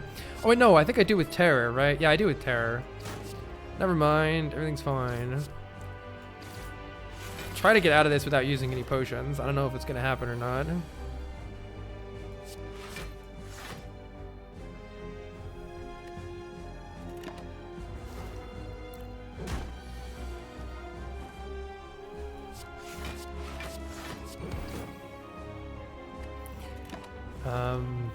Yeah, I don't know if I need to use this potion or not. Piercing Whale is good here, but I'm worried about subsequent turns because we were unable to apply the Corpse Explosion again. There it is. Alright, we have an easy transform here, which is fine. Nice. We're doing okay.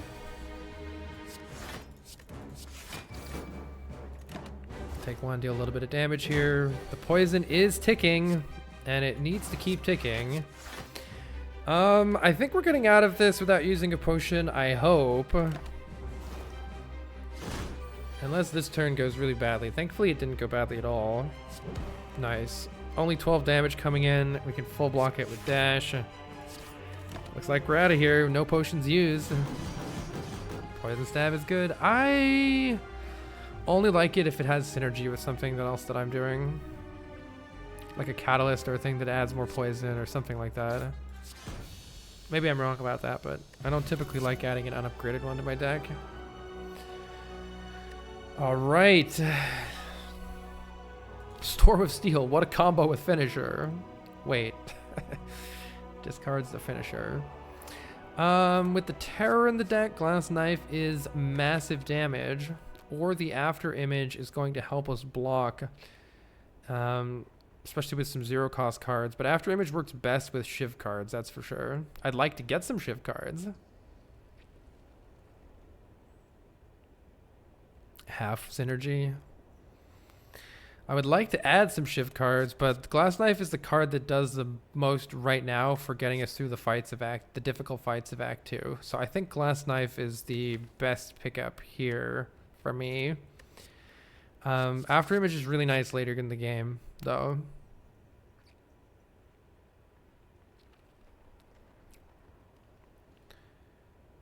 If I knew we were going to be offered some Blade Dances, then I would definitely take this After Image.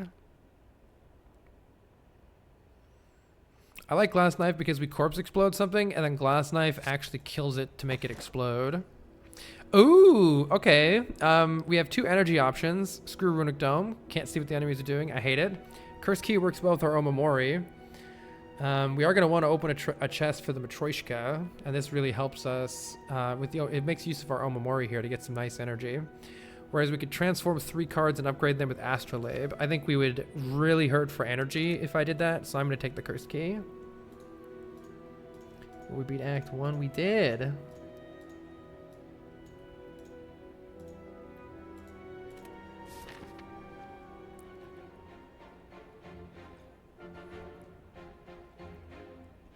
All right, who is our boss? It is the Collector. Course Explosion is going to be pretty good against Collector.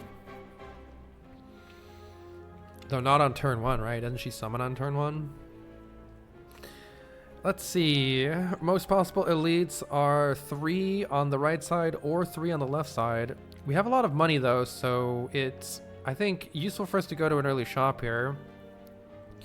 Problem with that is that it pigeonholes us into fighting an early elite, which is sketchy. Alternatively, we could take a more conservative path through here. This is 2 elites in a row though, which is kind of hard.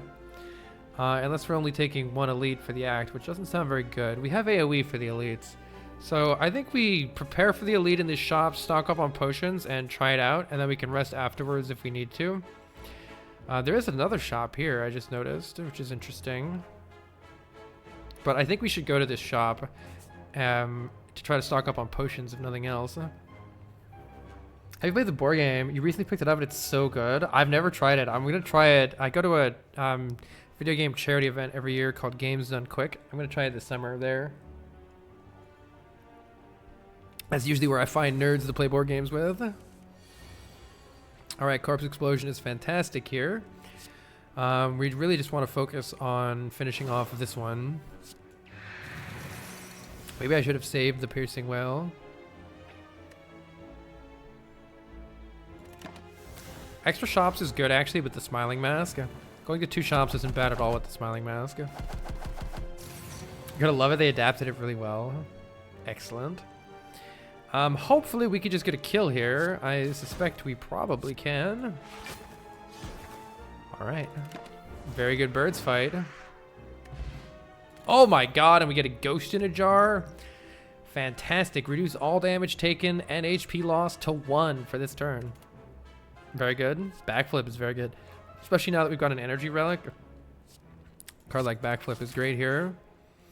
Ooh, lose 260 gold? No way. I've got a bottled upgraded corpse explosion. You absolute nerds.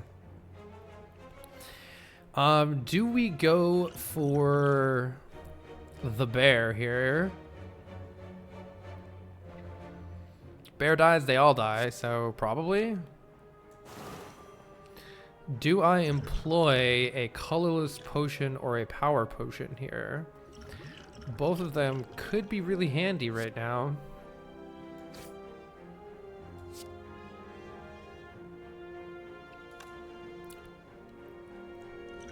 I suppose let's see what our draw is next turn first.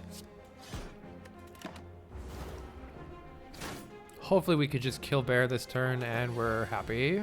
Looks like we're good here. This is why I added Glass Knife to the deck. I actually could have blocked last turn. Bear, no! Alright, now we get the red mask. Enemies have 1 week at the start of combat. That's going to help our upcoming elite fights. And this card is going to help us for the rest of the game. Footwork is great, especially now that we've added a backflip and a deflect. They work great with it.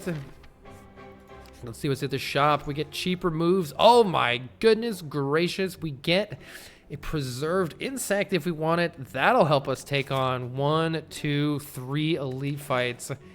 I am definitely in favor of preserved insect followed by 3 elites. That sounds fantastic here.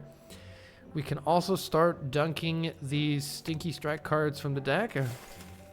I should probably remove Finisher from the deck, but let's ignore that. I could save my money for another remove, or I could just buy another footwork. 2 footworks are definitely good, especially when you have the increased energy from our cursed key. Or I could take a Blessing of the Forge potion. That would be a really nice potion to help us in the elite fights. More feet. All right, more feet it is. I think we'll be just fine against this early elite, but we might not be fine against this Avocado of Doom. You nerd. Well, the poison's going to help. So let's apply the poison. This thing sucks though. Footwork is good here. Blocking is good here. We'll try our best to just block it with the footwork. Usually it works out. Yeah, it looks like it's gonna work fine. I'm not sure how we're blocking next turn though, so maybe I should play backflip now. Of Of course we draw the defend. Why wouldn't we draw the defend? Stupid game. Well, this turn sucks.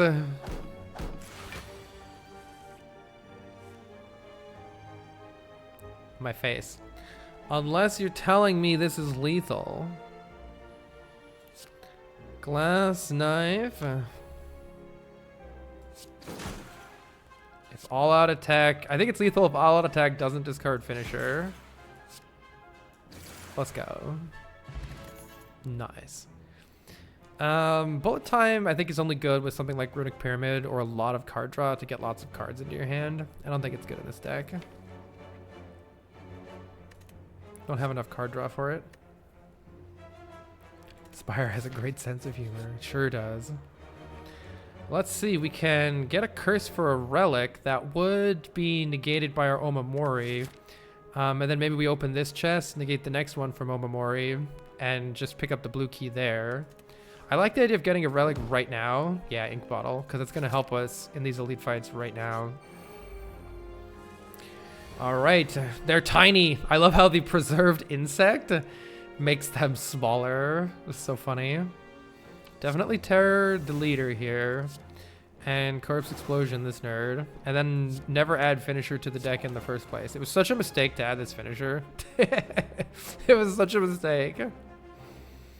I don't know if we need to employ a potion or not yet. I'll say no for now. Next turn, all these guys blow up. Oh, but I'm going to get attacked, aren't I? Hopefully we get Piercing Well. Hopefully we get Piercing Well. Easy game. All right. Hiya.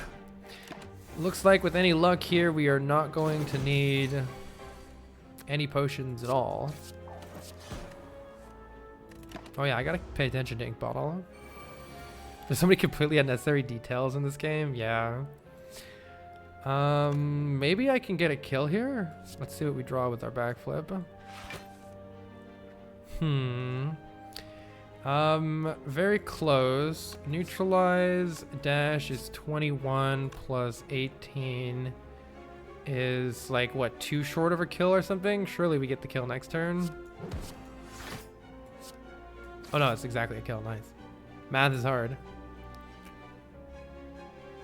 Yay, that went great. Tiny chest is kind of garbage though. Every 4th question mark room is a treasure room. It's not very good later in the game. I will take more Piercing Wails though, or another Deflect isn't bad honestly either.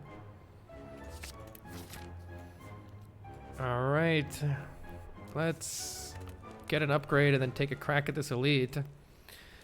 Hard to know what to upgrade at this point. We don't have a damage solution. Actually, we still don't have a damage solution for this boss. I don't know what we're gonna do. Upgrading the glass knife feels pretty important though. Let's do that. It'll help us blast through these nerds with... Oh my god. Is there... Glass knife deals 24 damage. Which means that I can kill this one right away. What's our total amount of damage here? 6 plus 24 is 30, 39. I have exactly enough damage to kill this one, which then only takes 5 for the combat. I think let's just do that. Assuming I can do math properly. And I can! Let's go!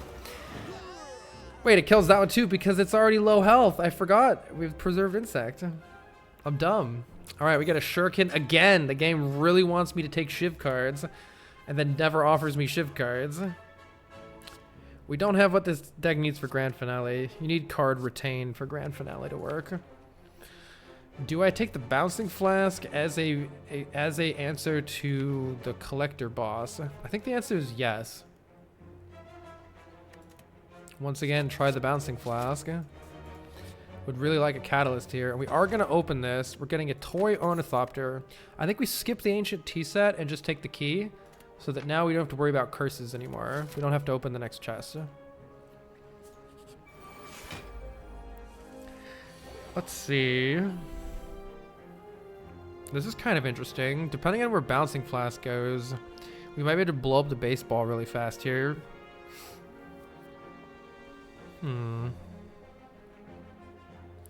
Let's... I can also Terror you and blow you up too. I don't know what's the better way to go here. I think the Sentry's easier to block than this asshole is. let's see where the bouncing flask goes. All right, you it is. Fine then. Maybe that was a mistake actually, because the 75, we're not ever getting through that, are we? Huh? Yeah, that might have been a mistake.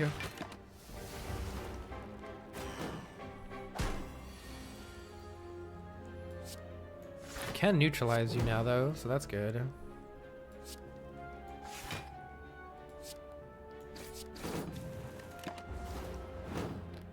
Ow.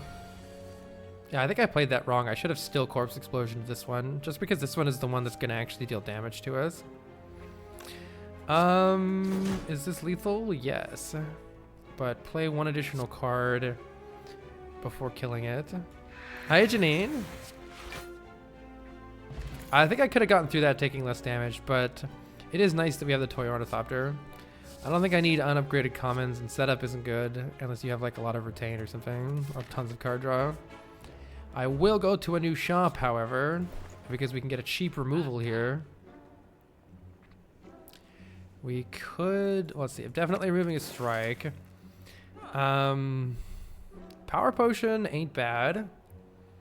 Another backflip ain't bad, especially with, oh, we have 80% potion chance. Backflip ain't bad with these footworks. Kind of tempted to add another backflip here. More card draw is good. I hope you're doing well too, Janine. I am. Feeling a lot better today. I was sick the other day. I don't know if I should save my money. Spending 51 on a backflip's quite a bit of money. We have an elite, a fight, and the boss. What's a good solution for this boss? I mean, potions are nice, but we're probably going to get potions anyway. Maybe saving my money is better. I don't know. I will purchase and upgrade this bouncing flask because that's my boss solution right now. I'd like to upgrade the footwork too. Bouncing flask will be good against this nerd too, though I don't think we get to play it here. Instead, I think I have to play this dash. Could use one of the potions. Let's see how the draws look first. This is looking kind of potion-y. I was hoping to get the piercing whale on a different turn here. Let's see. If I play the footwork, I'm blocking for 12. I'm taking 12 right now. Kind of not great. Especially because we might take more next turn as well. I don't know which of these potions is most likely to actually have some benefit for us here. Why corpse explosion over flask on turn 1? Because I'm an idiot by stats. There was no reason to. I'm just so used to playing it. Habit. Habit instead of thinking. Don't want to use the ghost in the jar yet.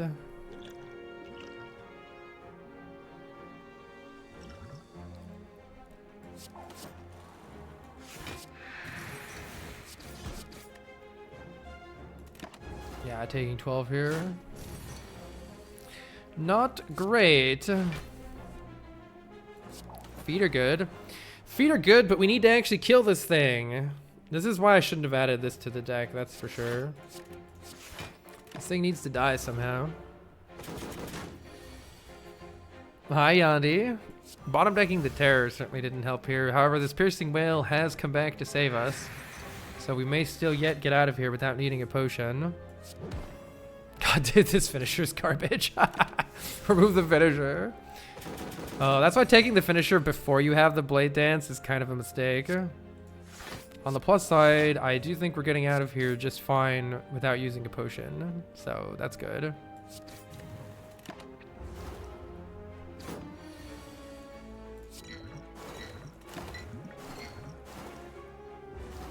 And we're pretty likely to get a potion here. We did get one. Art of War is nice. If we don't play any attacks, we get additional energy next turn. Ooh, and an adrenaline will help speed the deck up a bit. That's really good. I think that's better than an additional a bouncing flask. You'll get the blade dances as soon as the finisher leaves. Let's see. I wonder if I corpse explosion the Chosen with terror and I just focus down the Chosen really fast here. Either that or I do the opposite and terror you and focus you down. I don't know enough about this fight to really know the right call here. I'm going to try to just kill you really fast because the glass knife is doing giga chonk. So I think we can swing it.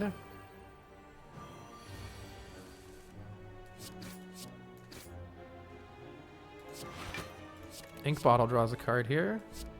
Nice. Alright, looks like that was the right call. Fight's over here. May as well increment the Ink Bottle here. Just by playing as many cards as we can, since that makes the Ink Bottle go higher. Nice. Oh, I should have used a potion for healing. I didn't really consider that. I think Colorless Potion is pretty inconsistent, so let's take the Blessing of a Forge. And a Blur can really help us block in the late game. Since we've got all these footwork to increase our block, we can keep that block between turns with Blur. I like that a lot. I would really like to upgrade here, like one of the footwork, instead of resting. I think we have enough potions that we should do that. Focus on getting the upgrades and the long-term deck value. So Yurch, thank you so much for the 64 months. Goal is to stack poison on the boss. And consider using something like Power Pot or a Dex Pot, or maybe a really good Blessing of the Forge. I don't know which of these potions will serve us best here. Kind of a little bit sad to put the Corpse Explosion on the boss though. However, we should have pretty good block for a while here. I think we should get this one with 45 health down to low health, and then try to Corpse Explosion it on the way back when we draw it again. But I also want to make sure I'm not taking damage here. Incoming damage, we're going to need... Actually, I think I should play the Glass Knife. That's only taking 1 damage. Let's play the Glass Knife. Not going to finish this one off yet. Massive Art of War value coming in, I guarantee it. Ay, ay, ay. Piercing Wail is really good here. Footwork is really good here to get these down. We want to draw through the deck. Definitely Terror the boss here. Want to draw through the deck here. It's kind of awkward to play the Bouncing Flask, but I don't even know if we're getting attacked next turn. I'm not sure how this works exactly. I'm just gonna Blur and wait for the Corpse Explosion here.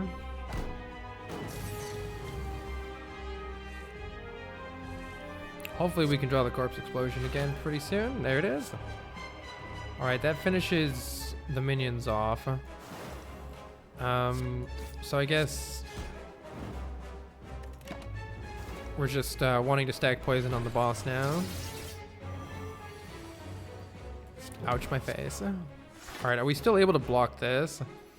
777, yeah, and I should definitely play the Glass Knife though, so let's just take 2 damage here and play the Glass Knife. Would like to get Bouncing Flask here soon, maybe with the resummon. Yeah, perfect. Alright, and we can store up some... I think storing up block for next turn with the Blur is better than doing the extra 14 damage here. We get Art of War then? Because I think we're going to get attacked for a lot this turn. With the resummon. Oh, we didn't. Darn. Well, still a little bit okay. Alright, I think we do need to kill one of these again. A little bit okay, I'm a little bit confused about how to play the fight right now. Next turn we might get attacked for a gigabillion. And I'm not quite sure the best way to deal with that. We could play every card in our hand though. So before we panic use one of these potions, we can at least store up some block with Blur. It's not gonna be that much though. And Glass Knife isn't doing much damage anymore. Sinova, thank you very much for the sub. Was that backflip animation a mod? Yeah, I have a mod that says everything is the same, but you backflip on backflip. It's a good mod. I should definitely use a potion here. I think I'm going to use the 2 Dex potion. And store up a bunch of block this turn. Should have used it previously, but whatevs. Ink Bottle on 8. So now when this next turn happens... Oh, look at that damage! We do get the Corpse Explosion, but do we have enough damage to actually defeat this one? It would only deal 18 damage plus 2. It's just shy of a kill here. unfortunately. So in that case, our best bet, short of using a potion, is to neutralize the boss and backflip and see what we get. I don't want to use the ghost in a jar unless we have to. Always better to save it if you can. Let's see, 31 block, we're still taking about 30 damage, so...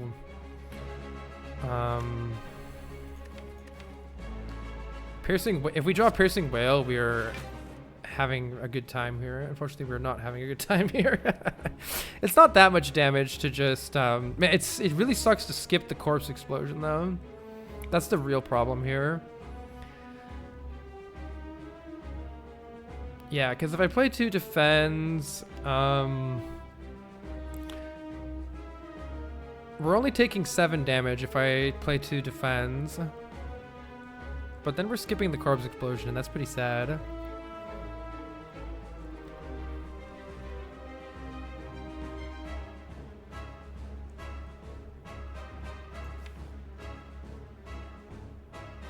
I'm not sure I can skip this corpse explosion.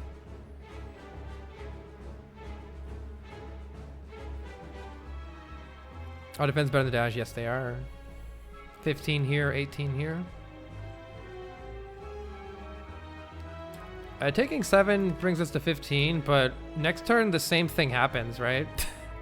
I think I have to play the corpse explosion, which I think might mean we have to use the ghost, which is pretty sad, because I would have played the turn differently if I'd thought that through ahead of time.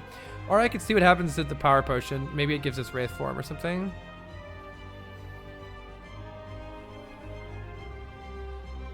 But what else would it... Let's say it doesn't give us Wraith form. Am I just wasting a power pod? So any other hit from the power pod that would actually be meaningful here? Power pod gives you accuracy.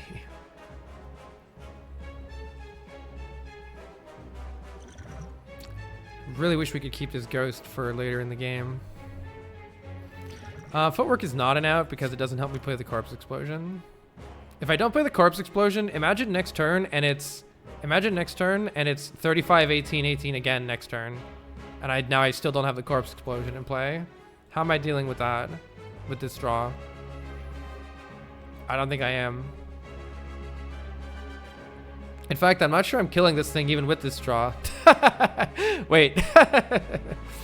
Wait, even with the corpse explosion, this one's taking 17 damage. Putting it at 9. Strike. I have to draw a strike finisher or hope Bowsing Flask hits it. Oh, this is really bad. I needed to go back in time, not play the previous backflip, and play corpse explosion, all out attack. I needed to play corpse explosion and all out attack this turn with the ghost, if I want next turn to not suck. Well, I can use the Forge Pot next turn, I guess. I don't know. Let's see what's in the power potion. Technically, Caltrops helps.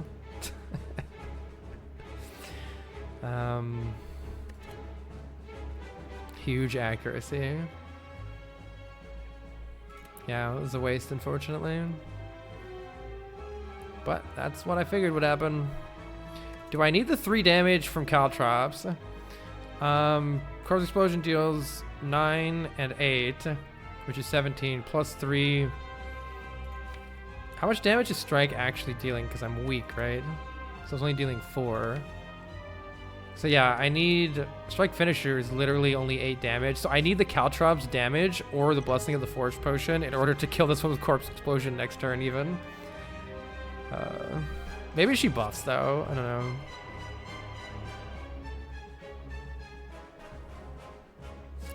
After Image is like 5 block next turn.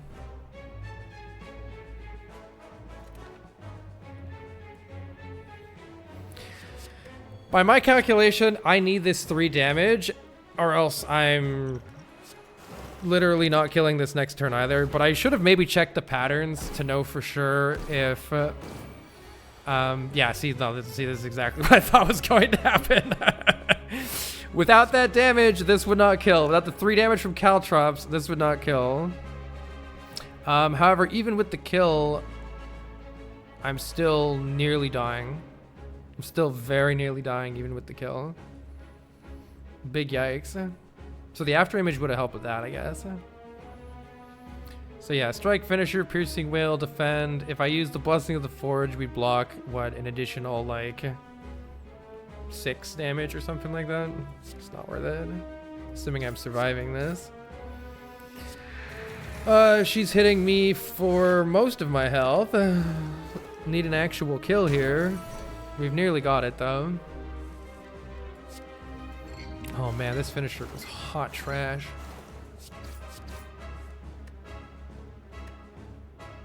Increment the ink bottle. Alright, well, we are there. Increment the ink bottle.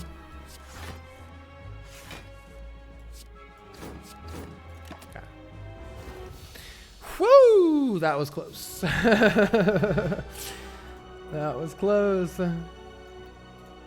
So if I could do that fight over again, I would have used the dex pot at the very beginning.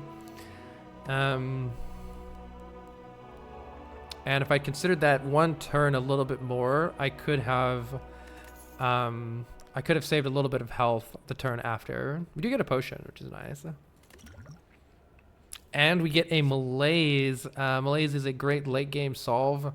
Burst is nice too, though. They'd be nice together. Burst and Malaise. Burst Blur is great, but I'll take the Malaise. And now we have a Sacred Bark that's a bit better. Alternatively, we could transform eight cards. We could transform 8 starter cards into random cards with Pandora's Box. With the Potion Belt, Sacred Bark could be a really nice late game solve here. Pandora's Box is pretty fun though. Losing your defense is a bit scary with 2 feet. Yeah, because the defense are pretty good. We do have 2 backflips, a deflect, and a blur, and a dash, and a survivor that we would keep. But losing 5 defense is a little bit sus. Is a little bit sus. Yeah, we have some whales. I think Pandora's Box is fun. Could be really good. Sacred Bark is going to be okay. I don't have any... Snecko Hill draws 10 actually with Sacred Bark, which is pretty funny. Let's take the more fun option. The Pandora's Box could absolutely screw us. So if you didn't want to lose your run due to like absolute trash, don't click on Pandora's Box. But yeah, if the Ghost in a Jar would actually be incredible with Sacred Bark. Let's take this. This is going to be fun. It might be terrible though. It looks terrible. 1,000 Cuts has no synergy with the deck. Wait, 1,000 Cuts plus bullet time? You never know. Escape Plan is a block card. A bunch of trash attacks. Tools is okay. We got a lot of gold cards, but they're not really good for the deck without upgrades. Looks like we're cooked here, chat. I mean, most of those are better than strikes still. But it has to be better than strikes and better than doubled potions. And, well, it's probably not. Spoiler alert. All right, we have to go here. So let's head that way. We don't have any choice in the matter. And cheap card removes are pretty good, especially since we've just added a bunch of junk to the deck. We don't have much options with the routing here anyway. Good luck. Doubling potions doesn't do anything right now, but if I get good potions, then it's phenomenal. It could like, for instance, a double power potion playing 2 after images in the hard fight can like be a massive, or 2 wraith forms instead of 1. Can practically solve a fight by itself. It looks like we're taking 3 damage here. Oh, Bouncing Flask isn't more poison than Corpse Explosion. I guess if it's upgraded, it is.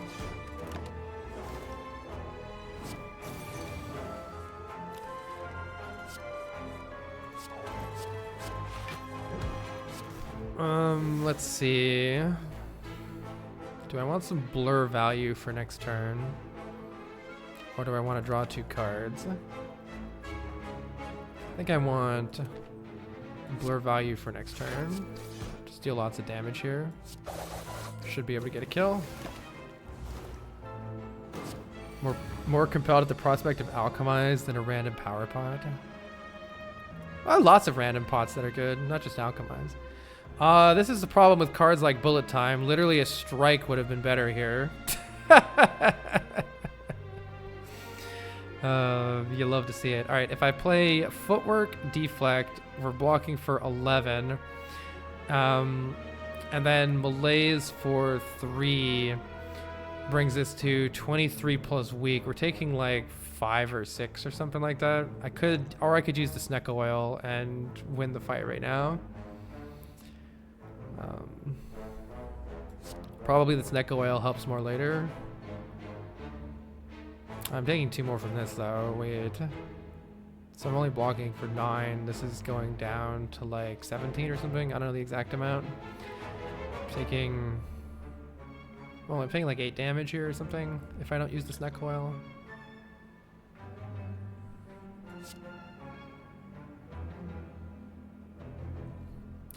Is the Sneck Oil worth 8 life? Maybe. Yeah, it was 8.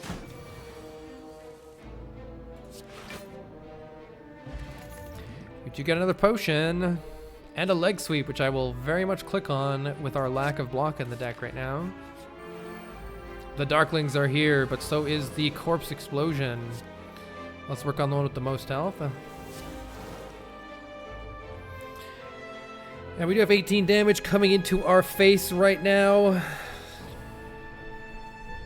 We block the most of it with dash. I think that's the play.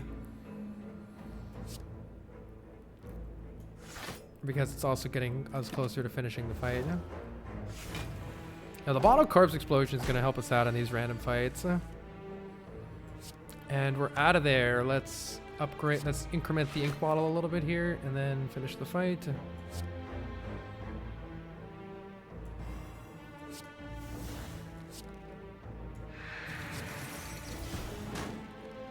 I can't do math. Gotta keep in mind that when they gain block, it doesn't actually... It's weird because if you apply poison, it goes through block, but I guess the explosion is not actually poison damage. So that's why I missed that. Whoopsies. Just playing cards for ink bottles. Well, we filled up all of our potions here. That's good healing from our toy ornithopter. Ooh, I will not say no to a well-laid plans, allowing us to retain cards each turn. That's very nice. Hello, well-laid plans. Hello, membership card. Hello, no money. Hello, fairy in a bottle. Could have had double fairy in a bottle. Well, we don't need another well-laid plans. The membership card is unlikely to do very much. So unless I'm getting... Unless there's nothing else to do here, but there kind of is, right? Please exit my deck, 1,000 Cuts. What's the worst card in the deck? I think it's 1,000 Cuts. It might be Finisher, though. It's probably 1,000 Cuts. With an upgrade, maybe 1,000 Cuts could be some damage, but we've already got AoE. Get it out of here. Extra backflip seems really good since we lost all of our block cards.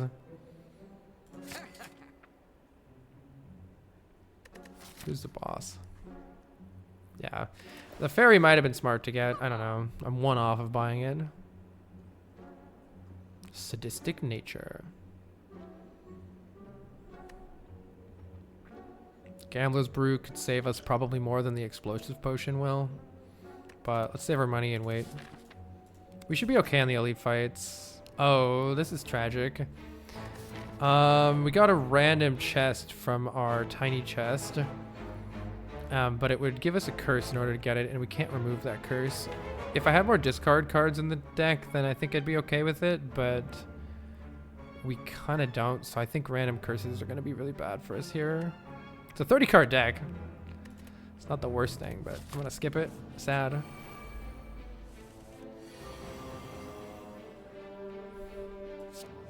Thank goodness we added all those extra block cards to the deck. Wait. Let's see.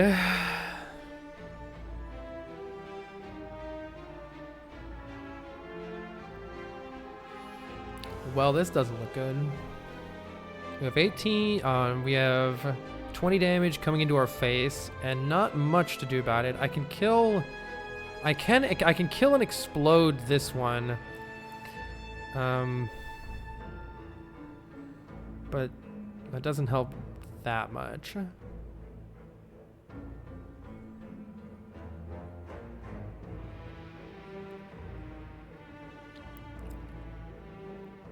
$20 AoE pot sure would be nice.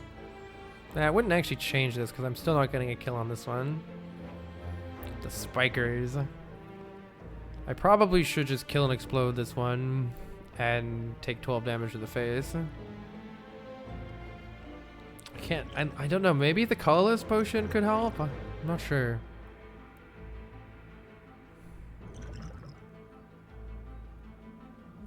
I can see what it is. Let's at least look at what it is. Or do I save my potions? I don't know, 20% potion chance. I think this is enough damage to at least take a look here. Draw 2 cards. This could be great. It could just be, if I have no attack cards. No, oh yeah, I can play all my attack cards. So I could just draw 2 cards, but I think thinking ahead's fine too, because then I don't have to play the attacks first. I can look at the cards and then decide what to do. Okay, backflip malaise is fantastic. Yes, please. That pretty much solves the problems here.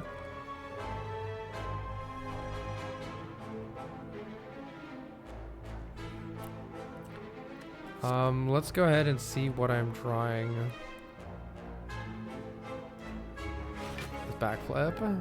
Piercing Whale, nice. All right, now I can play Piercing Whale and just Corpse Explode, whichever one I want. It'd be nicer to Corpse Explode this one. I don't want to get blown up by the Exploder, though. Not sure if I'm going to get blown up by the Exploder or not. We have poison for them later. Let's just deal with the immediate threat. I guess I'll Corpse Explode this one.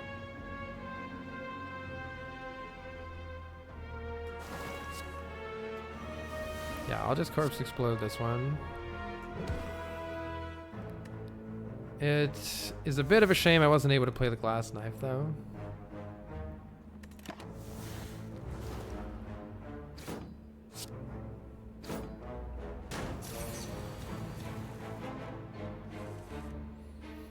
Die is trash here. Yikes. Oh man. Do I need, I mean, if I can just, it all depends on what we draw. If I draw Dazed, it's trash. All Out Attack is trash. Lots of trash. Lots of cards that aren't going to help. Just gonna play the Leg Sweep and hope that I can kill this one next turn. Seems likely that I can. Hey, the meat tree.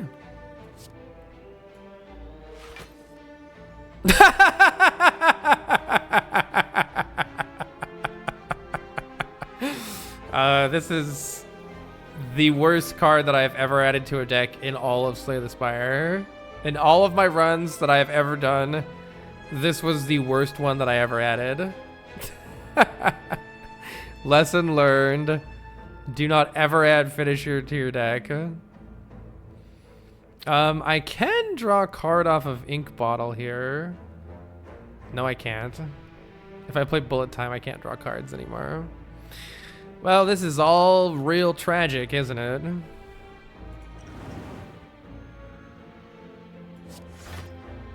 Go away forever, Finisher. Actually, it's better to play the Finisher for nothing. Tragedy has fallen the lands. The goal is to finish a run with every card. True.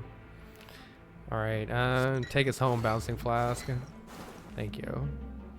Does this work the way I want? If I take damage for this, I'm gonna rage. Good, I didn't take damage.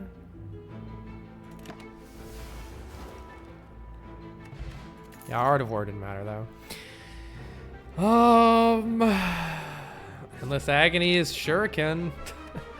No, it's trash. It's too little damage right now. I need to remove more of those cards from my deck. Man, sure. I didn't play this very well with Shuriken, though. To be fair, you don't know if you're never gonna get offered Blade Dance ever. Maybe I could do something cool here with Bullet Time for once. Actually, looking like it. Play all the cards. Hey, Bullet Time actually doing stuff here. I can play absolutely everything. That's cool. Corpse Explosion, Bouncing Flask. We need a Catalyst, Bouncing Flask. Maybe I should save the ink bottle. Nah, whatever. 30 damage from all the cards we played is pretty good. Oh man, do I love this fucking finisher. Get him. We might be getting whomped in the face here. Tools of the Trade can help with that. Well-laid plans can help with that. Flak Bap can help with that. I guess I'm taking this to try to deal some damage next turn, but oh yeah, I gotta remember to use Art of War. Oh, this is actually pretty good. 1, 2, 3, 4, 5, 6. I don't have enough damage, or I don't have enough for the dash end. Oh, this is great. We got plenty of block. In that case, should I play Leg Sweep Blur, or should I actually play the Glass? The Glass Knife is a lot of damage, but blurring for next turn is important, so let's play Leg Sweep Blur. Oh, I can still play it. I can't count. Yeah, let's play Neutralize and then do lots of damage with Glass Knife. Maybe we can get out of here without using a potion. Bullet Time is here. Block is not, though. Block is not. Ruh-roh. I don't need 2 all-out attacks. Let's see what the Dagger Throw draws. Hope it's good. Backflip is good. Yeah, I need to just play the backflip instead of the Bullet Time, because I can't draw cards once you play Bullet Time. Perfect. Minus the fact that we're not dealing damage. That part's not perfect. Help. Housing Flask is just 9 extra damage. Oh, I'm not gonna play it anyway, right? Can't play any of this. Let's get this out of the deck. Finisher is here, thank goodness. I guess I'm keeping Bullet Time and hoping that I draw like 25 backflips. At the very least, I can Snecko Oil Bullet Time. If nothing else. We need to win right now, though. I can backflip Bullet Time here. This looks pretty good, actually. Yeah, let's play the Bullet Time. I think we'll probably get a kill here. Play all the block cards first and the poison cards, because it stacks up slow. This enemy takes more damage the more cards we play. And then we'll finish with these. There we go. GG. We really need a catalyst. Thank you. All right, just ask for it. Catalyst plus. Wow. All right.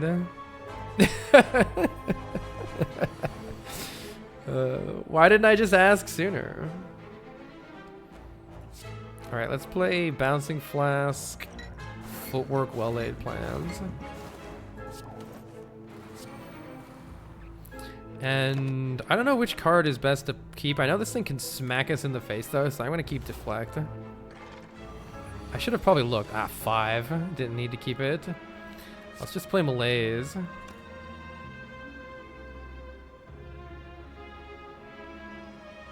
Keep Art of War for next turn.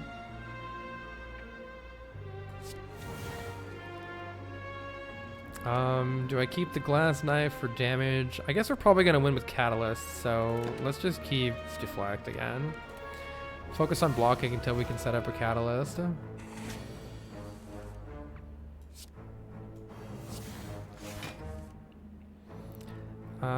Let's see. These all-out attacks are such garbage. They're such garbage. I don't think I Catalyst yet. I think I want another bouncing flask first or something. I don't know. I'm scared. Help. Do I risk discarding the catalyst?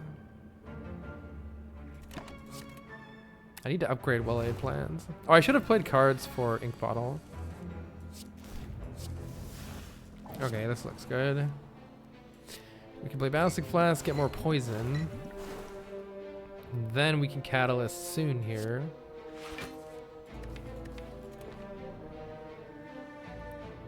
I don't know if I just play it or if I wait for one more poison card. At some point I'm losing damage waiting. Let's just play it. Let's get tools in play.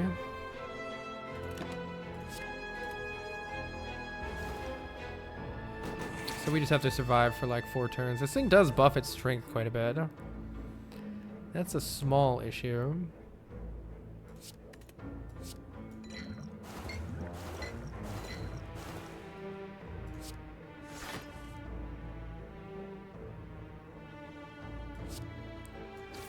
I think I can maybe make it 1 turn less. I don't know how much it's going to attack for next turn. I'm scared. I'm going to take this just in case it attacks for a lot. How much strength is it gaining? 5?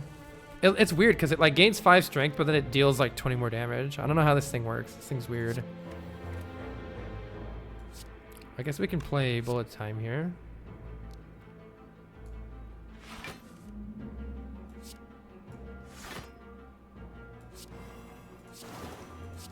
Oh, you still have to discard the card? Ah, whatever.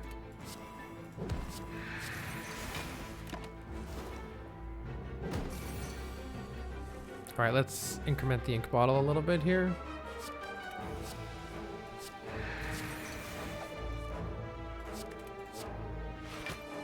Seven.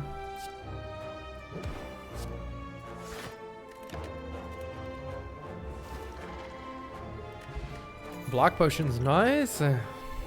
Expertise could be okay. It's card draw sometimes, but only sometimes. I don't know how much it would actually see play. It's a little bit worse with well-laid plans. It's bad on turn 1. It can be useful otherwise though. If I had 5 energy, I'd be more inclined to take this, I think. With the ink bottle and 4 energy, I don't know if it's ever going to really get used. It could be useful to have another source of weak. Yeah, I don't think so. Not without the relic that makes weak better. Ooh, this is going to be tricky. I definitely think we want to Corpse Explosion Catalyst turn 1 here. It's going to be very helpful. Alright, that's going to deal with most of the damage that it's dealing. So I could either play well-laid plans and take 3, or I could try to greed those 3 hit points and potentially take more later. Will we stack enough poison later that it won't matter? Stay tuned. I'm going to try to greed it.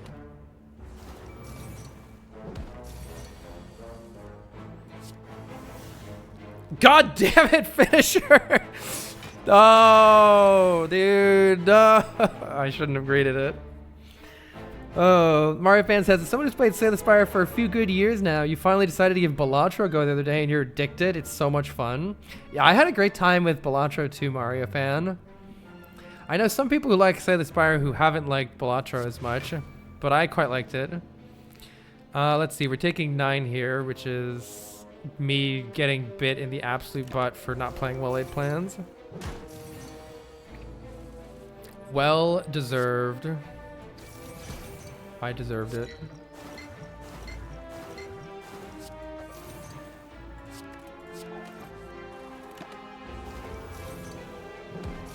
You don't even want to try Balatro knowing how much time you'd probably spend with it. Yeah, that's fair. That's how I feel about Baldur's Gate 3, actually. How much damage is coming our way? Not that much. Do I want to just... No, I don't think I want to play the bullet time. I'd like to play this tools as the trade if I can. I think I can. I don't know how the math is exactly going to work out here.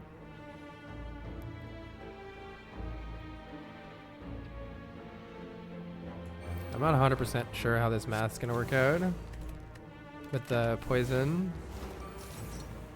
Yikes! I still took too much damage.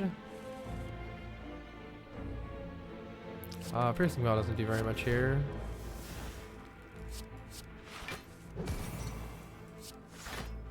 Alright, definitely want the well-laid plans, definitely want the blur.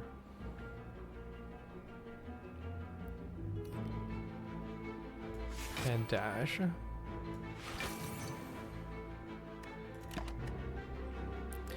Finisher. I think all-out attack prevents the most damage next turn. Oh, we can just play everything. Footwork is only 3 more block. Everything else is better than that.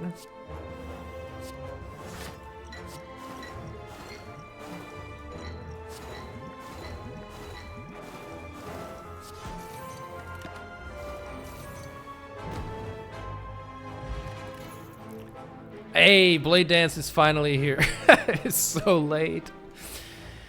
Prepared's not necessarily bad to skim through some of the crap in the deck, but so's Acrobatics. I wish we had a little more energy, but with Bullet Time, actually, the Acrobatics could be good. Let's try it. And unfortunately, we're skipping this chest here, which is kind of sad. But we would acquire a Curse, so the Curse key ended up costing us 2 relics anyway. Though it actually gave us an additional relic that I wouldn't have had, so it's only cost us 1 relic so far. Burning Elite incoming. It is regenerating tiny Reptomancer. Okay, it looks like our best bet is to Corpse Explosion this guy, but then let it explode next turn. I will play Adrenaline this turn though. Terror on her for sure. Who knows what Bouncing Blast is going to do here, but blurring a whole bunch of block for next turn sounds good. And alternatively, I can Acrobatics right now and maybe try to get well-laid plans or something to keep a Piercing Wail. That sounds smart. Let's see if we can do it. Sadly, we didn't.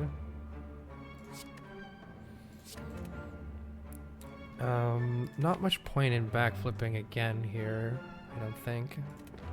Could have a bad time next turn with the way this is going. We can at least stack up an additional week here, though then we lose Art of War. But having the additional week, I think, is important next turn. And may as well Piercing Wail this turn to keep a little block. This turn could be bad. At least we have probably a Corpse Explosion on all the daggers. So it really comes down to... I mean, I guess we could draw really badly. Uh-oh. Done. Okay, we're at least Corpse Exploding all the daggers, so I think we're pretty safe here. Yeah, we're safe here. Good.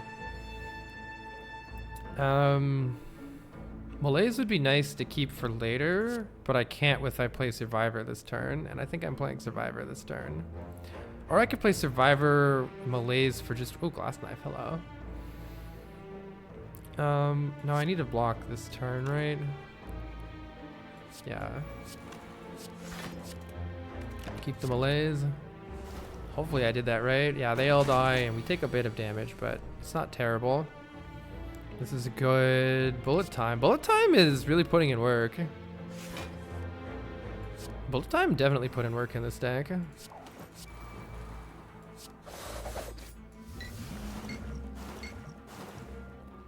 Finisher is the hottest trash I've ever seen in my life. Chilokus has found an awesome game called Fountains. It's like Dark Souls, but more isometric Hades perspective. I do love Hades. Carl, are you still taking suggestions for games? Yes, I am. Sorry, I read that in the wrong order. Have people suggested blueprints? Yes, Sinova. I don't know how bad next turn is going to be. Might be bad.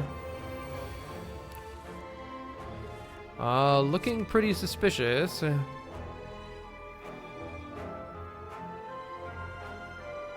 This is a pretty good Sneckle Oil hand because we have so many 2-cost cards. The Sneckle Oil is likely to pay some dividends here. We need an actual kill on the boss pretty soon. If I just play Dash... If I play Dash Leg Sweep, it's probably close to full blocking. That's giving 34 block, but applying weak to her, which probably ends up with me taking like 5 or 10 damage. Alternatively, I could Sneck Oil. You click the stream from your recommended, watching Northern Lion play Blueprints. How do you like Blueprints? I've heard many mixed things about it.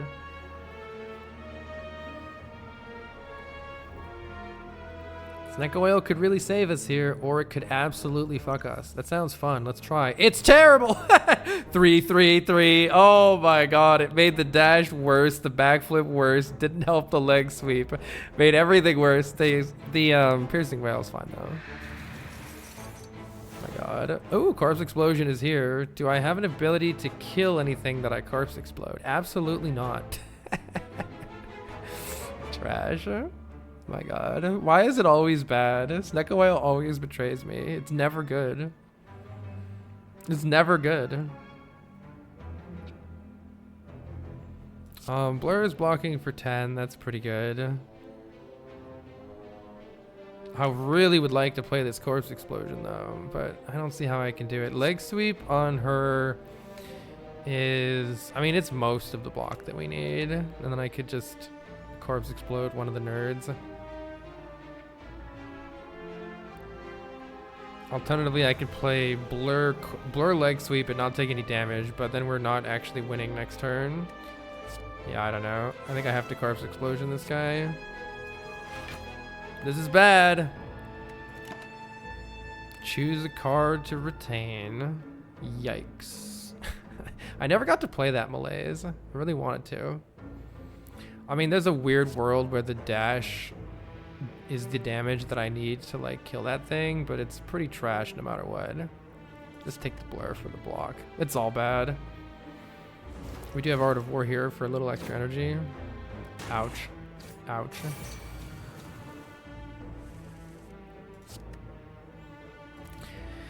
Well, it's pretty sad that I think I need to catalyst the dagger here. We can draw some more cards first and see how it goes, though.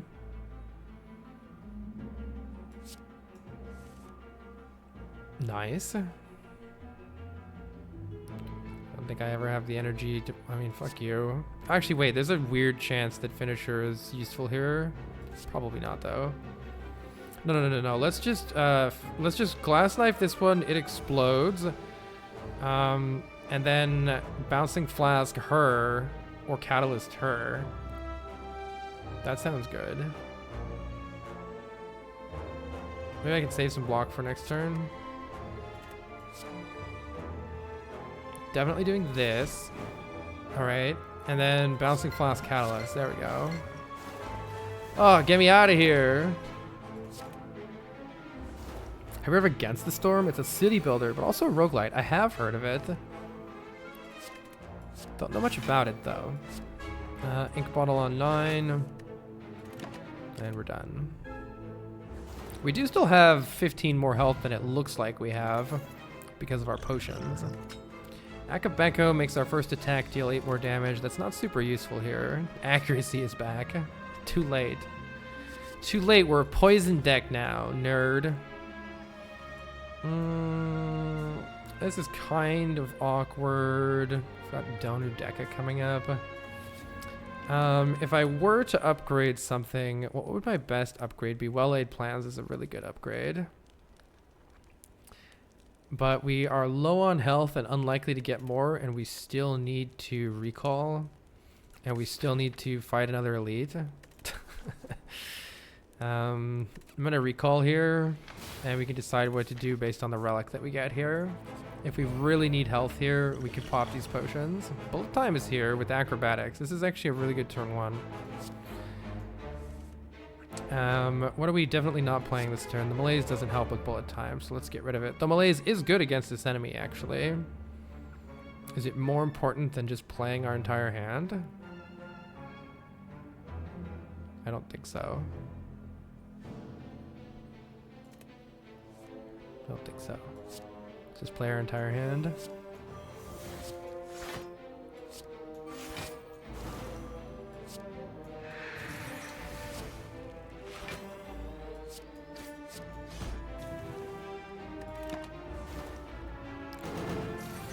Have you? I would love to see you play something competitive. You're quite a gamer. Dota, Warcraft 3 or something. I used to play tons of Warcraft 3 actually when it was new. Loved Warcraft 3. I used to watch Grubby like literally 20 years ago. Would come home from school and watch some Warcraft 3 replays. Let's see. What am I doing with my life right now? I could Catalyst for next turn. Do I have well-laid plans? No, I was hoping to draw well-laid plans. Definitely want to play tools, and I'd kind of like to look for well-laid plans here. We're not getting well-laid plans, so I think I'm going to play leg sweep and catalyst. Art of War is already gone, so let's apply more neutralize for next turn. At least we won't take too much damage. 5/3 coming in. Okay, this is a pretty good hand. I might want to play, let's see, 1, 2, 3, 4, 5. I should get rid of one of these cards. Playing the die might actually be good here, though. But I need some block, and playing footwork would be nice. Might come back to bite me to discard this Ascender's Bane. But I was worried, I didn't know what I was going to draw, so...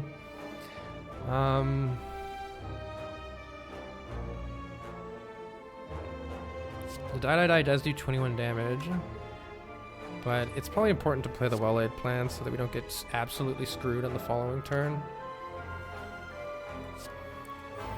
15 damage coming in. Blur only saves us 1 block for next turn. Now the footwork. But I would rather have the backflip on this turn in case we get attacked and I don't draw anything good. Looks okay. In fact, I think I can just malaise for 5 here, right? Oh, it's already weak, so it's not quite enough. Backflip malaise for 5 is enough? Or malaise for 4 is good? I don't know exactly how it stacks up, but it's probably good. 6 damage. Let's see. Next turn we can deal damage. Glass Knife is quite a lot. We might get a kill next turn with Glass Knife. I think we will. Okay, good. We're out of here, it looks like. Let's increment the ink bottle. That's the end. Ink bottle on. 8. Alright, cool. We get a Happy Flower, a little bit more energy, and a potion that's not that good, a little bit of block. And a bunch of stuff that I don't think we need. Heck. Don't know what this... Oh my god, we got lots of money. Dawn is here. Dawn the Red Mask. We got the Red Mask earlier. And now we can place it on the Tomb of Lord Red Mask. We can wear it. Nice. If only we can survive to spend that money. Hey, a bunch of stinky jaw worms are here. We do have the Corpse Explosion. And the Bullet Time. This is actually a good turn 1. Kind of happy I added that Acrobatics to the deck. It ended up working really well with Bullet Time. Definitely want to play Bullet Time here and focus on just killing the one with the most health, I think. So let's just focus on killing... killing this one could be valuable because it's buffing. So it'll be a little bit harder to next turn, but let's just go for this. We're full blocking here so we can play the all-out attack. Alright, with any luck, we'll be able to kill this one next turn. However, it's not going to kill this one because of the block that it has, so we do also need to deal with that a little bit here. Let's see. 45 damage will be dealt to this one. We still need to deal a little bit more here. We don't need to play the terror on... We don't need to play the terror on this one. Maybe I can play the terror on this one and hit it, depending on what we draw. Don't want this yet. Let's play backflip and see if we can get a kill on this one. We do. All right, great. Cool. Let's just play a card for ink bottle. We don't need another terror in the deck. All right, we're gonna have to make do with what we got. It feels like it's going to be necessary to rest here because we didn't get any relics that are actually helping us which is really sad because upgrading well-laid plans is pretty massive here, especially with the bullet time. But I don't know. Feels like we're just gonna die otherwise. Maybe with the with the potions, maybe it would have been still right to upgrade the well-laid plans. I don't know. Going to be pretty sketchy here. We do have footworks to help. I should see what I draw first, I think. Corpse Explosion is pretty good here too, actually. So let's think about real quick how I'm going to actually apply the Corpse Explosion. I could just play the Bouncing Flask and see where it goes. I do really want to know what that dagger throw is going to draw. It's probably not going to help us though. And then I'm not getting Art of War next turn. How am I blocking this turn? I might be able to block with Piercing Wail a bit. Let's see where the Bouncing Flask goes. I'm hoping it just strips both of their artifacts. Went on to you. So I think that means I'm Corpse Exploding you. This is tricky. Because I want to play Footwork too. If I just play Piercing Wail, Corpse Explosion, I could use the block potion, I guess.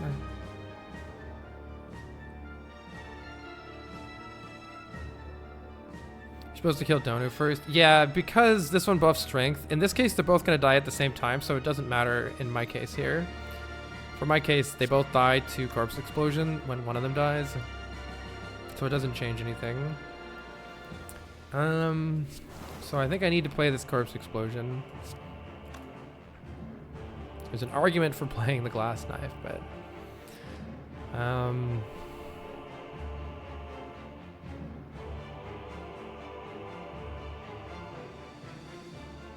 Piercing Wail saves me the most life right now, 12, and I could use the block potion for that 12. It might be better to save the block potion for later though, just in case we don't end up needing it. I was gonna use the Dex potion, but I wasn't blocking anyway, so this is gonna be difficult to block. I'm really hoping we can get a big turn with not this. Removing the artifact is nice though. Alright, I'm gonna use the Dex pot almost assuredly here. I also didn't want to draw Catalyst yet. 2, 3, 4, 5. We can play all the cards in our hand. I think we're definitely gonna need the Dex pot. We might also need the Essence of Steel. I don't know, it's kind of sad.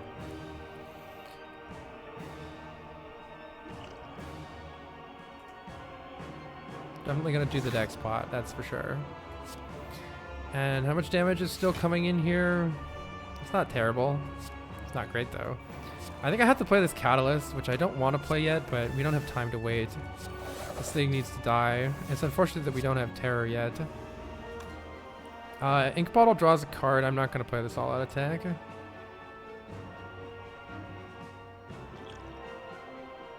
I'm just going to do this. Feels like we need a little bit extra for this fight. Yeah, I've been waiting on the upgrade pot. There's a lot of good hands for it. Like this is a good hand for it, for instance. To upgrade the well-laid plans, but I'd like to save something for, we need to save stuff for the future, you know, we can't just use it all now. So I'm gonna try to get away with, oh, if we, if I acro into bullet time, that would be pretty big here. Give me bullet time, yeah, there we go. I guess the Bouncing Flask is probably not that helpful here, unless I'm already full blocking. 7, 6, 7, 7, yeah, I'm already full blocking. Oh wait, but that included all those. If I discard, let's say deflect, 7, 7, 7 is not full blocking. I need the Terror. I need the well-laid plan, so I guess it's the Bouncing Flask that goes. I need the Terror to finish this guy off, and I need the well-laid plans. Yeah, I need the well-laid plans for later. This thing just needs to die, and then the fight's over. But the damage to the city is astronomical. Maybe I play Malaise here and get rid of Neutralize. Though Neutralize is good for next turn too.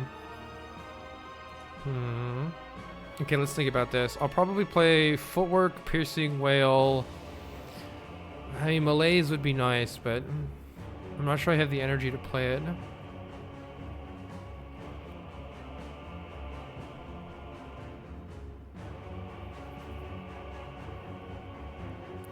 I can full block with Dash Survivor. Footwork Dash Survivor is pretty much a full block. Maybe I can save the Malaise. I just don't see how I'm using it, to be honest. Because I have to discard a card with the Survivor? Or can I get away with not playing the Survivor? Can I do this and not play the Survivor? Let's see. Footwork Dash is 18 block. Footwork Dash, Piercing Whale, Neutralize, or Footwork Dash, Piercing Whale, Malaise for 2 works. Or Footwork Dash, Piercing Whale, Neutralize, Save the Malaise works, I think. I wish I could put the dash on, yeah, I want to put the dash on this one. Tricky. You're gonna draw with Ink Bottle, true. I feel like I can't squeeze this Malaise in as much as it would be nice to squeeze in.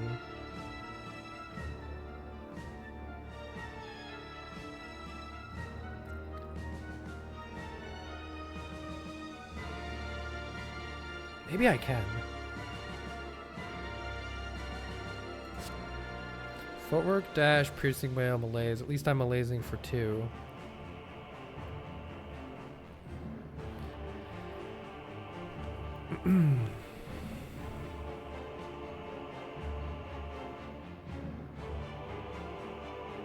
I think it's close to a full block. Yeah, let's see what I draw.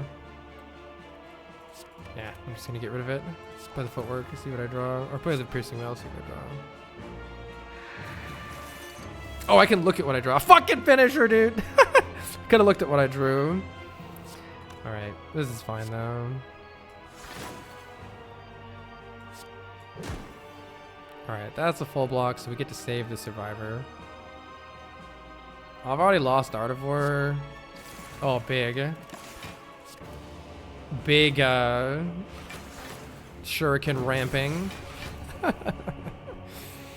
Oh my god. 2 all-out attacks aren't happening here.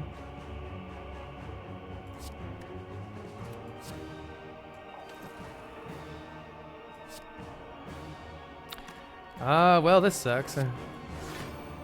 It's not enough block. I can keep the bullet time for next turn.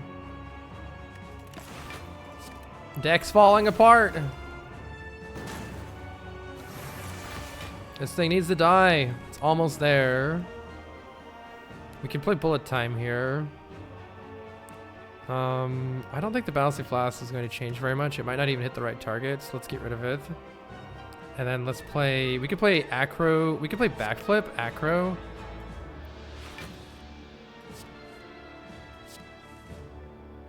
I don't think I want the Dagger Throw. No, I think I don't want the Flask. The Dagger Throw at least is targeted damage here. And now we can play it all with bullet time. I think we're good here. Oh yeah, we've got it right now. Okay, let's just increment the ink bottle then. Whew! Alright, we made it out of that fight, but it's not looking good here. It's not looking good.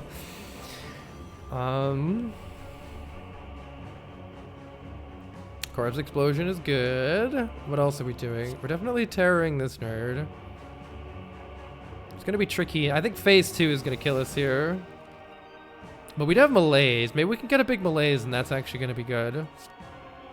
I think I need to Corpse Explosion Catalyst this guy, but I don't know how we're going to kill the bird. And phase 2 is what I mean by that. Unless I don't use the Catalyst here and I save it. I think I play Leg Sweep, Well-Laid Plans. And then keep playing more stuff because I drew really lucky. Glass Knife's pretty big here rather than preventing this 4 damage, I think. Unless I'm just Glass Knifing next turn. Actually, I have Art of War. Let's prevent the 4 damage. Nice. Kind of tricky, actually. Saving bullet time could be good here, but I want to save the Glass Knife to get the kill and be done with this.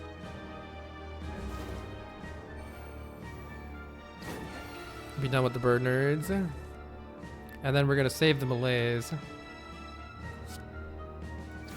Alright, so these guys are dead. That's good. I can Malays for 4 right now, or I could try to set up a Happy Flower, Art of War, slightly bigger Malays. Yeah, let's go ahead and do that.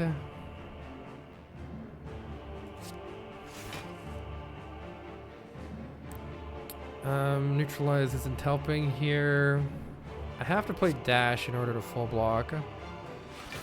That loses Art of War, but that's okay. The Happy Flower isn't... Oh, actually, I guess this is the turn I'm going to want on Malays, right? Because you're going to attack me for a bunch. I do have the Piercing Whales for that, though. That's fine. So let's play Footwork. Piercing Whale, and then just Malays next turn for 6.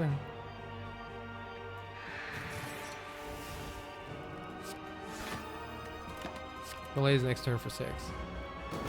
It's the most this deck can Malays for without the adrenaline, I think.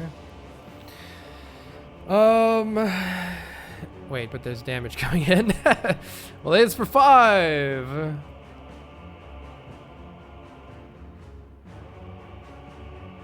Does he clear Malays between phases?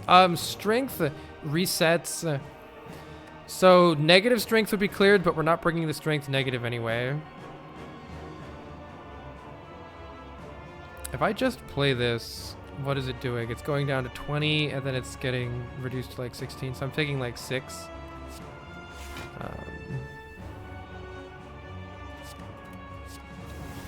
Yeah, I don't know. I also don't know. I think I'll wait on playing the Footworks now, but I don't know if I think I could wait on playing the Footworks now.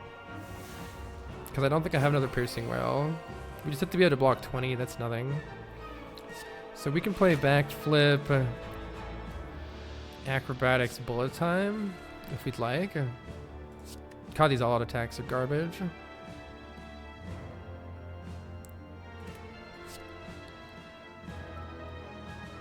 I mean, sure. Deal some damage. I don't need any more backflips. I don't need Catalyst. We are ramping strength. It is something to ramp the strength up. Surely this finisher will do something someday. But yeah, let's not play any more powers until the next phase. We just want to stack poison, blur some block, stack weak. I think we're good here, actually. Malays makes this fight so much easier. We don't want tools yet. I could technically save the glass knife until the next phase. I'm gonna keep finisher in my hand so that I don't draw it next turn. Specifically so that I don't draw it. Or like reshuffle it into the deck. Oh my god. Alright, I think we're pretty much set here, just playing blur and poison cards.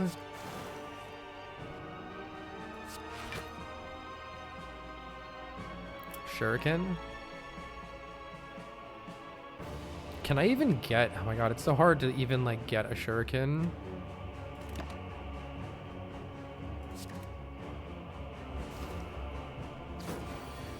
This is good though. It's working. Maybe I can get a Shuriken proc here. It looks like no. I'm gonna save the Catalyst for the next phase. Wait, I can get a Shuriken proc here with Dash, Neutralize, All-Out Attack. Let's go.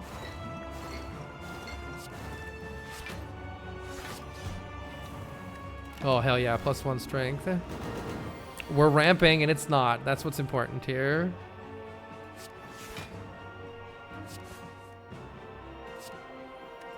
Take 1 damage, hey.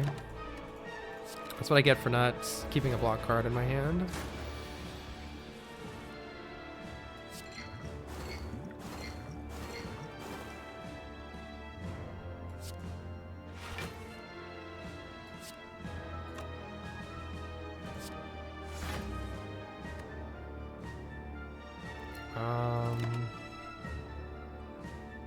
I should probably just keep a block card in my hand, then I don't ever have to worry about stuff going wrong. This thing is pretty much dying here. So we do want to play the footwork and such after the boss dies.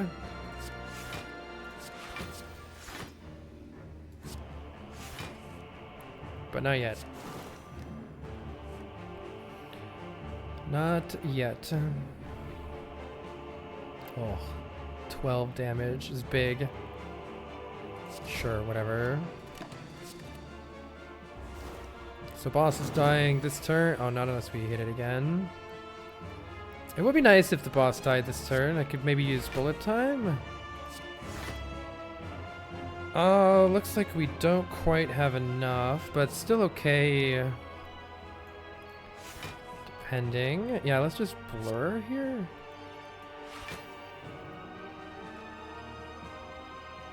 Could use Catalyst. I feel like I'm saving Catalyst for next game, but I don't know. We'll see if it ends up working out for me. Yeah, this is fine. I'm just going to keep the footwork. I was saving the Catalyst for the second phase. Alright, so it's dead here. Oh yeah, but we need to actually get the kill, huh? Darn it, I forgot how this works with poison. It's a little bit worse with poison. Okay, this is fine. So now it's actually dead, and now I can play this footwork without it gaining additional strength. So we're going into this phase with a little bit extra block potential. And this looks like a pretty good hand, because we can play acrobatics and bullet time here, play everything. And I can save backflip, or I can save catalyst. We don't have any poison yet. Let's save the backflip. It is going to add voids to our discard pile at some point. And we can play the tools now pretty safely. Nice. All right, let's stack some poison. We can also play blur here, which is good. We've already... No, we still have Art of War, so... Let's wait on playing the neutralize. Save it for next turn. Oh no, I have blur. I didn't need to save the neutralize. Should have saved poison. Well, I was worried about this doing a lot of damage. Oh my god, this finisher. It's only 33 damage. We don't have much damage, but the boss doesn't have much damage either, so it's working out fine. Let's just keep stacking poison. We're already full blocking here. So we're pretty much just looking for poison and catalyst. Maybe I'll save the aggro for next time, or just play dash, I guess, for some extra damage. But it's so nice to have Art of War.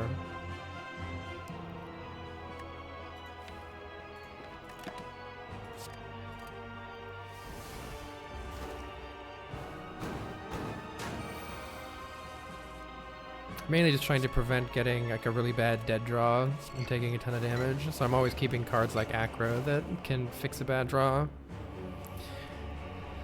Okay, looks like it's about time to Catalyst here.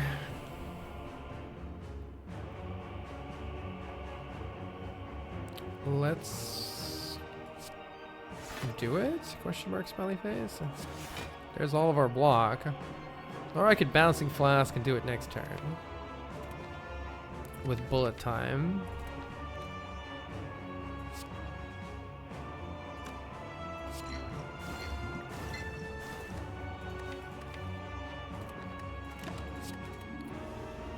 Do it next turn. Art of War of the Poison deck is like a sneaky boss relic, right? Don't need all out attack here. Let's play backflip, escape plan, bullet time.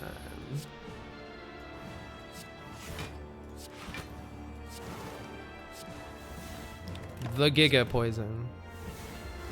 Alright, looks like we made it to Act 4. I'm pretty sure we die instantly to Spear and Shield, but hey, it was a good time. Get in there, Glass Knife. Let's just increment the ink bottle, and then we're good here. Oh, finisher is ready. Hot and ready like a Little Caesar's pizza. Get him, finisher. Oh yeah, 16 damage is big. I could have done more. Finish him. Yeah, that Pandora's box certainly was a Pandora's box of all time. I think the double potions would have served us better. But hey, it could have been awesome. And there were still some cards that helped us from it. Right? Something helped us, please. We have 488 gold going into the shop here. I think it's pretty important that we upgrade well-laid plans. So I kind of want that to happen. Upgrading the footwork is good too. Let's upgrade the well-laid plans. And then we can buy a well-laid plans. Wait, hold on. Double regen potion, kind of big. Cultist potion is interesting. Toolbox could bail us out. Toolbox Apotheosis would literally save the deck, so I'm going to buy that. 73 feels like such low health. Welcome to Ascension 20. Double regen potion is kind of a sick combo because it stacks with each other to give you an ass load of healing. Bag of Marbles helps us strip artifact on turn 1 of the Spear and Shield fight, which is not trivial. That is not trivial. Because it's going to allow us to play Piercing Wail on turn 2 to not take 20 billion damage. How much do I have enough money for regen potion, bag of marbles? Alternatively, getting a card remove and getting this finisher the fuck out of the deck is certainly pretty nice.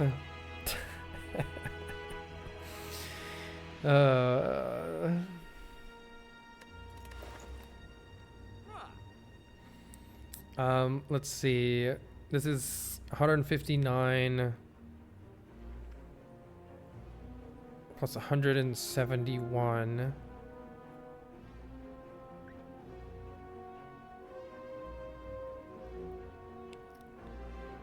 330, so we don't have enough.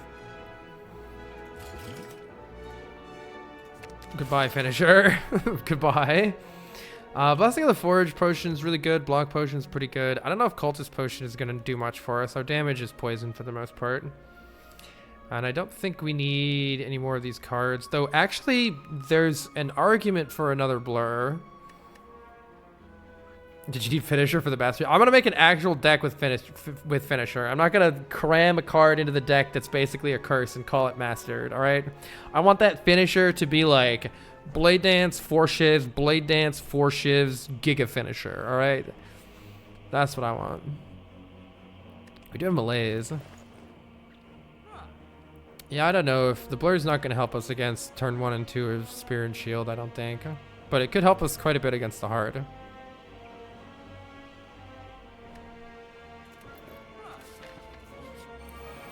Good luck. This could be very bad. Unfortunately, Toolbox has only given us a small amount of damage or a transmutation. The transmutation might have Apotheosis in it. Hold on. Too Vulnerable, on the other hand, is going to allow us to strip Artifact, which could be really important for Piercing Wail or for Corpse Explosion. So Trip is the no-nonsense card that helps us draw a card with Ink Bottle. Transmutation is potentially fun. I'll take it. A pretty good opening hand here. It looks like we can Malaise and Corpse Explosion here. We are going to get attacked on turn 2, I think by the shield, though. Okay. Let's see what we draw first with the Adrenaline to know all the options in our hand.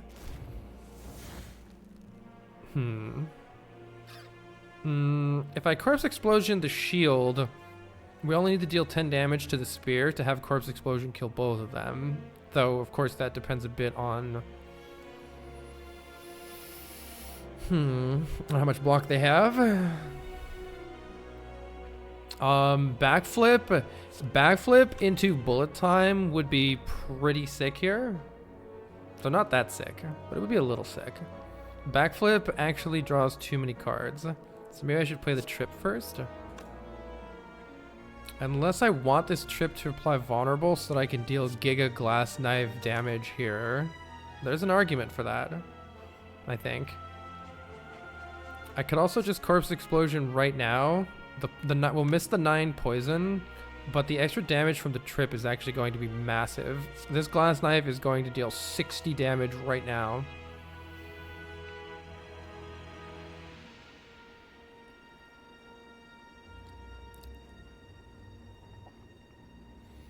The 9 poison might be more in the end, though.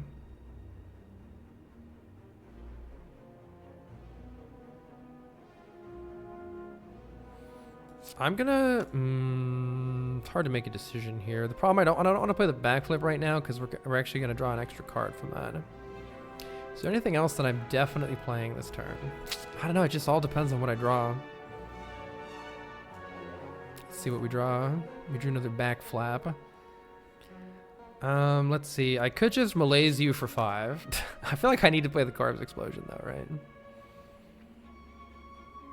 Blaze for 5 makes next turn really good. I don't think so. I think I play backflip. I'm definitely playing Corpse Explosion, but if I play backflip when I draw bullet time, that's even better. But there's 21 cards in the deck. There's a lot of stuff that wouldn't be super great. Let's see what we draw. Oh my god, we drew the bullet time. Holy shit. Well then. I think in that case I play Dagger Throw first and then bullet time? Maybe? Possibly? Dagger Throw first. The Glass Knife deals more damage to play though, but the Dagger Throw will only just discard a card. Yeah, let's see what I draw. It's hard to know what I drew. It's hard to know. Well, I don't have well-laid plans, so I don't need the Survivor this turn. Let's get rid of the Survivor. Next turn could still be bad though. This might be just shy of a kill and then we're gonna be sad. Let's see what we draw from this. Tools is good. Tools helps next turn suck less. Alright, let's play bullet time. Do as much damage as we can to this nerd. It is quite a bit of damage. Let's wait on Ink Bottle on 9 here. We don't want to play anything else. There's an argument to be made for having played the Piercing Whale to remove that artifact. I don't think it matters though. This thing just needs to die and then it's going to explode for 180. So this is the bad turn right now, potentially. We have Acrobatics here to make it better. I was really hoping we would have gotten well-laid plans last turn. Acrobatics draws us a lot of cards here though. We draw a card from the Ink Bottle too. Piercing Whale here is very good. Unless I have a kill coming in, I also have the ability to... I could terror this guy in order to have Piercing Whale actually hit it. That might look like... Now the footwork is nice to play too, though. But I think we have to play the Piercing Whale for sure. And I think that means we're going to have to play the leg sweep on this one to weaken it as well for more damage reduction. The Ink Bottle value seems amazing with reducing everything to 0. Yeah, you know what? The Pandora's Box adding bullet time has actually been pretty sick. This bullet time has done so much this run. This bullet time has low-key been super sick. The main question that I have right now is whether I want to play the Terror here in order to potentially deal that extra last bits of damage to finish this guy off. Or would I prefer using the Terror here just to... remove that artifact so that when I Piercing Whale, I'm basically preventing 6 more damage with it. Preventing 6 doesn't sound worth it, because the Terror here might get me a kill next turn. Realistically though, the kill that I'm going to get is going to involve Catalyst. A little bit extra damage could go a long way though. I don't know. Still a tricky situation here. The Die isn't doing anything this turn because of the 30 block. I don't have enough energy to play it anyway. Let's prevent damage, but I don't know if that's actually right. I also am skipping the footwork, but I think it has to be this way. And we're basically taking no damage now. Alright, hopefully we draw some good shit. We are taking giga billions of damage here, which I suppose I should have taken into account and maybe applied weakness. I should have applied weakness here instead, I think. But I didn't consider that. Also, do I have a way to turn around? That could be very bad if not. Yes, neutralize. This is a draw pile. Oh, if I bottom deck neutralize, this is like absolute trash. Oh, if I bottom deck neutralize, we're fucked. Okay, didn't bottom deck neutralize. That would have been absolutely atrocious. Because I couldn't have drawn off of the ink bottle, I don't think. It would have been just not enough. Well, I guess let's see where the bouncing flask goes. It bounced around. And probably want to get well-laid plans in play. Though there's an argument for it's not doing anything right now, and I need the catalyst to deal more next time. Bouncing flask doesn't change the way you face, right? I think I'm gonna skip the well-laid plans, and because we need this fight to be over like immediately. Of course, bouncing flask might not do anything, but the well-laid plans isn't doing anything for me right now. Ugh, that could be really good. That was actually 18 more poison next turn with the catalyst. I think that was actually important that I did that. In case we get a potion drop, I should use one of these. It's blocking for 12. Let's use it. And then catalyst wins this turn. That fight went great, but we could have gone very badly. It could have gone very badly. Ink bottle on 9. Let's go ahead and actually bullet time here just to increment the ink bottle a bit more here.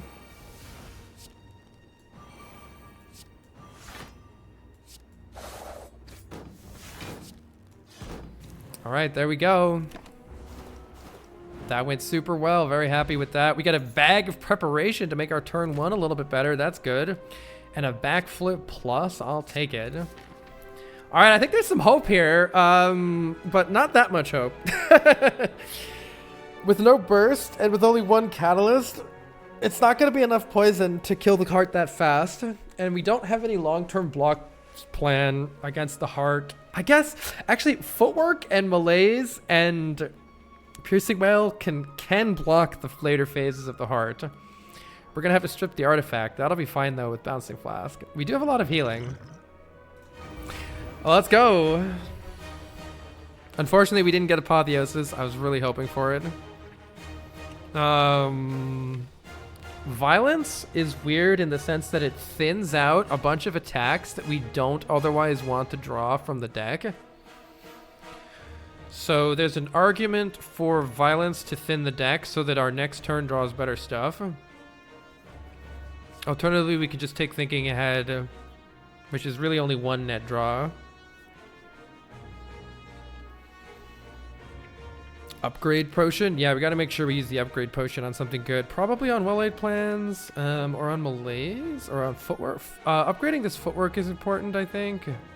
Oh yeah, we upgraded the well-laid plans already. Upgrading the acro or the block cards could be good.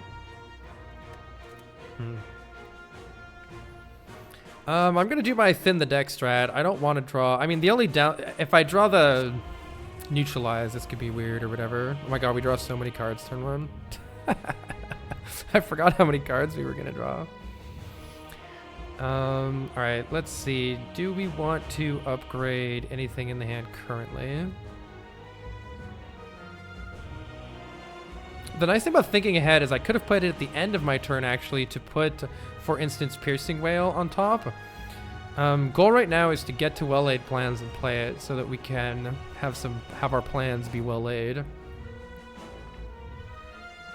It also is pretty important to apply poison right now if we can do that as well. I do think I'm gonna chug both regen potions right now. I don't know if that's a mistake or not, but it allows me to take Beat of Death without worrying, and I don't know, it's gonna heal us for quite a bit for the next few turns.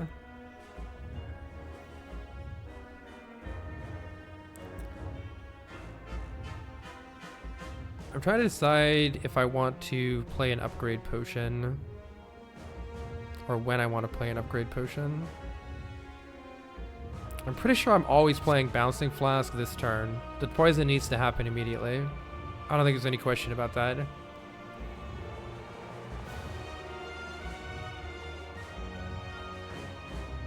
The only alternative is backflipping a lot to try to find... I wish I had a little more energy. An energy potion would be really good here. Actually, I might find bullet time. I might find bullet time. Oh, yeah, I should have done thinking ahead, I think, instead of violence. I forgot the extra 2 cards from Bag of Prep. It's too much shit in my hand. I'm thinking about Blessing of Forging this so that I can play the tools for free. No, I should wait. I don't want to wait, though. I want to play it. I want to play it.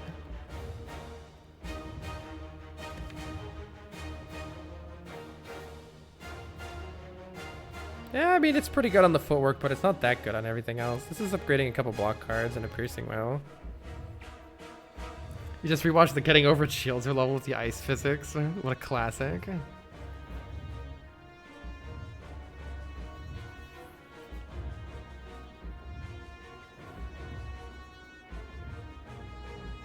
The Blessing of the Forge allows me to have 1 additional energy by making tools free, which lets me dig a bit deeper into the deck on this turn in order to find the well-laid plans.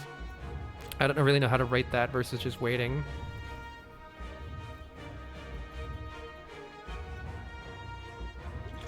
I'm gonna do it. I want this to be free. I want these cards to be upgraded for later. Let's see what we draw. Trash! I shouldn't have taken violence. That was a huge mistake with our hand size.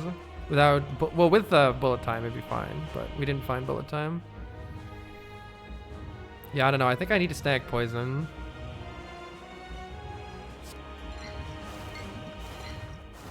If I draw bullet time right now, I'm gonna rage. Okay, good.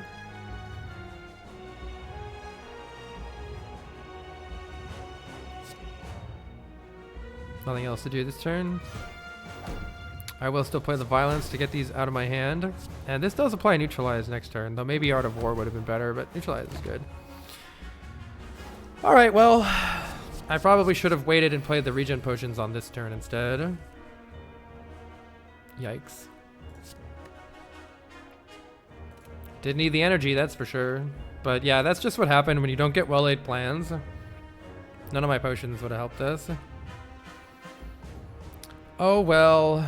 Does bullet time make slimed free? Hold on. It's actually sick. No, it's not. 1, 2, 3, 4, 5. Nope, never mind. It doesn't do anything. Oh. Well, this is what the regen's for. Alright, we have malaise here, so we're not dead. That's good. Blur isn't doing much.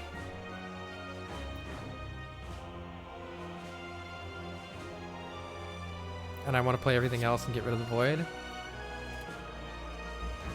So let's play footwork. There's the well-laid plans. Thankfully adrenaline lets me play it. Ooh, I could play piercing whale or the malaise. I don't know if there's a reason to prefer one or the other. I definitely need to play the well-laid plans. That's happening no matter what. So it's well-laid plans, malaise for 2, keep footwork backflip. Yeah, I don't know whether it's better to keep the piercing whales or the malaise for later. I don't think I have enough energy. I think the piercing whale is better at blocking later because I'm lacking energy. Well, this is okay-ish. We need to stack a lot of poison though, ASAP. I really wish we'd draw more poison on this turn. Maybe we can still get it though. Let's play the footwork, take some damage. But then we can play the backflip. Damn it, really wanted poison. Oh, the attack cards, man. These fucking attack cards. Well, I can remove the die from the deck by playing it. It's gonna get artifact next turn, which is annoying. I don't know if I need to just play the poison now. It feels like we don't have enough poison, and I think that's what's gonna kill us. Oh yeah, that time command is not updated. Yeah.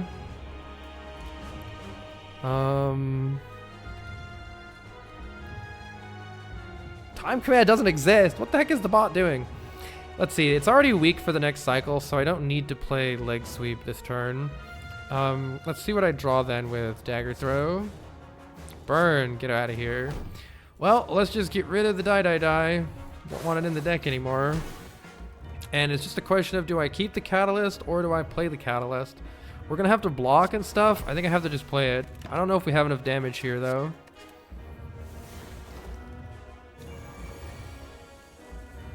Well, we can block this at least. Should be no problem. Bullet time is here. We can keep Piercing Wail for next turn. We can play Bouncing Flask. This is good. Good hand. All right, we got good stuff in the deck now. We can play Backflip.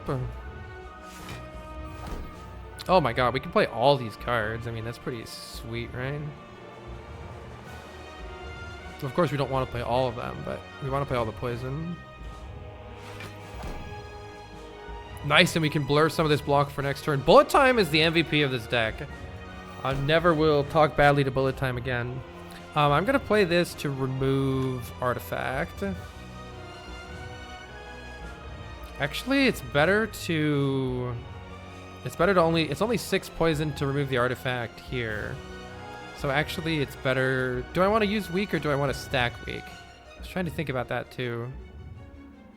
I don't know if it's better to use weak to strip or... I think we need the damage, right? We'll get the weak again with legs. We have leg sweep. Yeah, it's already weak this cycle. Okay, sure. Let's do as much poison as we can. All the poison. All the poison. Let's see. Piercing Wail is full blocking next turn. So I think I just end turn here and take 1, keep the backflip for next turn, and the Piercing Wail. We are healing quite a bit still off of our regen, which is nice. Tools of the Trade is nice to get rid of these crappy cards and help us get to the good stuff too. This might work. I don't know. Maybe this is working. It's working. We just need to use our Piercing Wail minus this turn and our Piercing Wail plus for the next cycle. This might work. Atma Starfish, thank you for the 79 months. Let's see, we don't really need to do much this turn other than I could acrobatics, or actually I don't want to take beat to death. Let's backflip. Do I want to shuffle any of this back into the deck actually? Don't know. Sick, the flask is here. We almost can block this without using Piercing Wail, but I don't know if there's a reason to do that. We've already got the Piercing Wail plus. Honestly, all we need to do here is damage. Is it better to play Glass Knife for 36 damage rather than adding more poison? That's 9 poison. 9, 8, 7, 6. It's pretty close. It's pretty close either way. I don't know how many turns this is realistically going to go on. I'll just add more poison.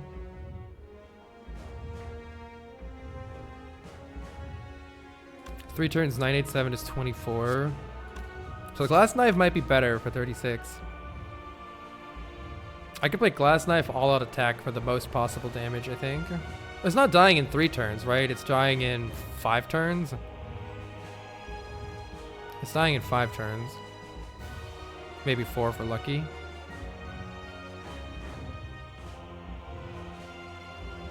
Poison is 9 damage each turn. Oh, because it's already decreasing by 1 anyway, so this is just increasing the value by 9. That's a good point. 9 damage per turn is going to be more than. Probably.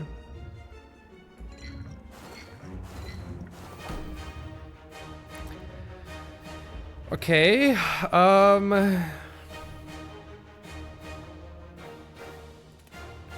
question is, what do I keep in my hand? Do I hoard the Piercing Wail like a gremlin rather than try to redraw to it? I think so. Hoard the Piercing Wail like a gremlin. Keep the Acro. Oh yeah, I should have played for the ink bottle, you're right. We have a turn off here. May as well apply more poison, make sure we get Art of War, and then just have a nice hand. We could keep Acro Bullet Time. Or we could play Acro Bullet Time right now, depending on what we draw. Let's see if we draw the Bullet Time. It's likely to be drawn with Acrobatics, which would allow us to potentially blur a whole bunch of block for next turn. I like that idea. I think I'll play the Acro right now. We did get it. I think that's a good play here. Blur a whole bunch of block. Oh, we didn't get the blur. Never mind. We can apply Weaken still. And deal a bunch of damage with the Bullet Time still. So I think I still play this Bullet Time. I think getting the extra damage in is more important than... Like, I could backflip, backflip, blur, and save like 30 block that way. I think this thing needs to die. So I'm gonna play the Bullet Time right now and deal the damage. Oh, putting the Bullet Time and the poison in the discard is a little weird. I don't know. Too much thinking. I do like applying the weak right now too. So it'll be weak next cycle.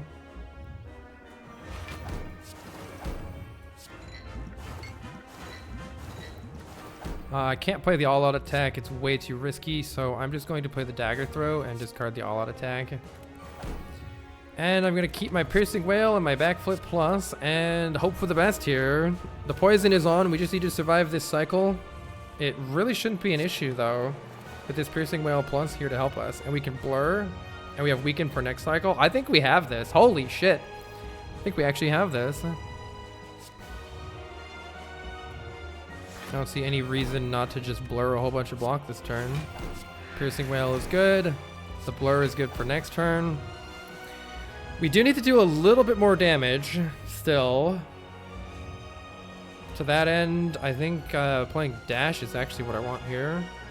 It loses Art of War, but we have so much block for next turn. We just need damage. Just do the damage. In fact, instead of one of these backflips, I think we'll be okay though. Yeah, we're okay. We have it. It's done. It's over. GG. Let's fucking go. Right? GG! Let's fucking go.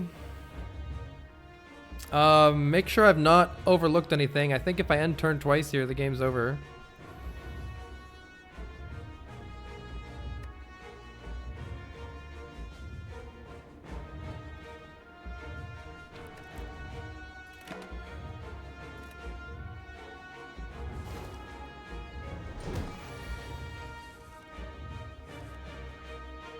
Bullet Time absolutely carried. That was sick. That was sick. GG's. GG. Let's go. I am kind of surprised that that deck won. Shoutouts to the Pandora's Box for delivering us Tools of the Trade and Bullet Time. Tools of the Trade help made our draws more consistent and get rid of those burns.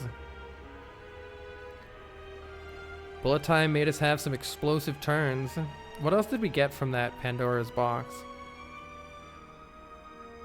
I think with the double potions, we probably would have won too. Shout out to Finisher. All right, look at all these mastered cards. We won with poison.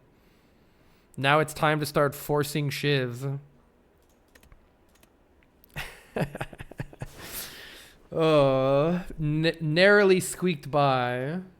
6 wins in 22 attempts. I'm quite happy with that. I'm pretty sure it took more than 22 attempts for me to get my first Ascension 20 win. Oh, I'm sorry, Kilberty. All right. GG.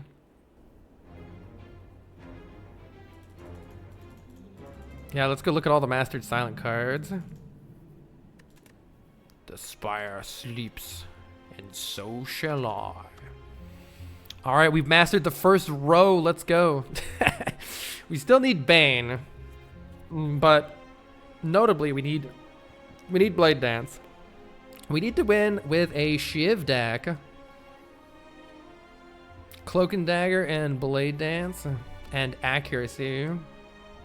It needs to happen. And yes, maybe that deck, just maybe, could also include a copy of Finisher. I don't know how to use setup very well. Just riddle with holes. I've got ideas about how to make a deck with flechettes work though.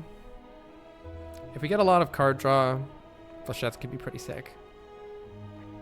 Maybe a toxic egg, so you really want to take a lot of skills, and then you take flechettes. I like that idea too. I mean, I'd take an alchemize, we just haven't gotten one yet. Oh, and I'm really looking forward to a grand finale deck. The two deck types that I'm actually the most looking forward to, I'll do each character, okay? On Ironclad, the type of deck that I'm the most looking forward to winning on, I will scour so many seeds if necessary to get a Searing Blow win. Oh my god. I cannot wait. I want to get a Searing Blow win on Ironclad so bad. I also want to get a grand finale win on the Silence so bad. Are you doing a defect run, or is that it for today? We could squeeze a defect run in. That actually sounds fun, Lynx.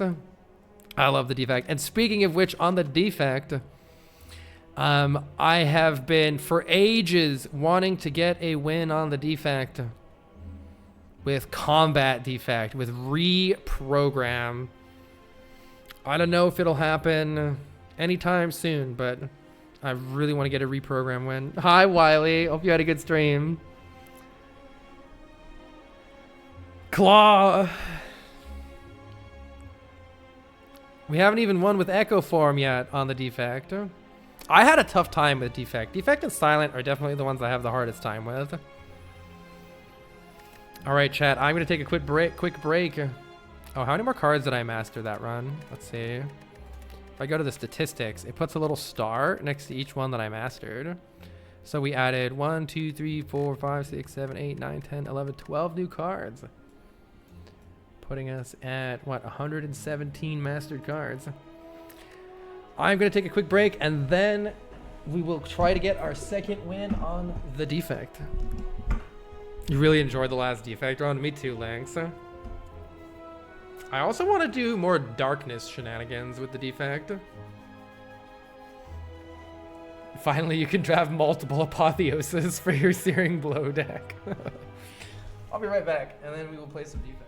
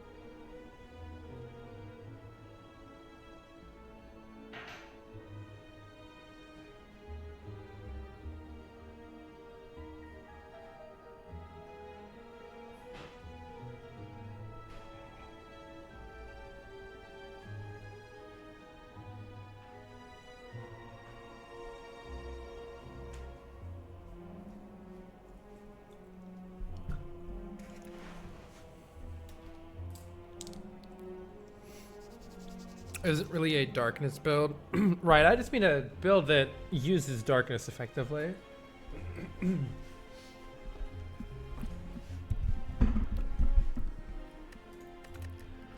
All right. Yeah, we will be going again with the defect here. Now that we've gotten our win on the silent.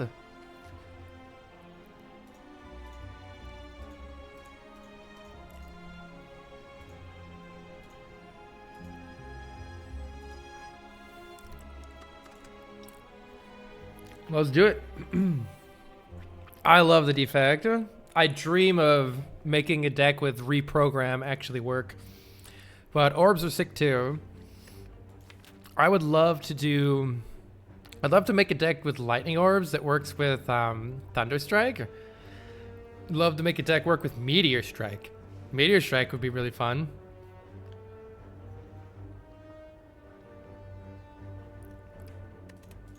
Lots of good options, things that I've never won with on the defect. Did I increase the attempt counter? I can't remember if I did or didn't. Let's see. We could transform 2 cards for a curse. I would only do that if there was a shop right at the start here, and it looks like there isn't. Let's see who our boss is. It's the slime boss. Interesting. What is the most number of elites we could fight? Looks like 3 is the most. And we can only fight 3.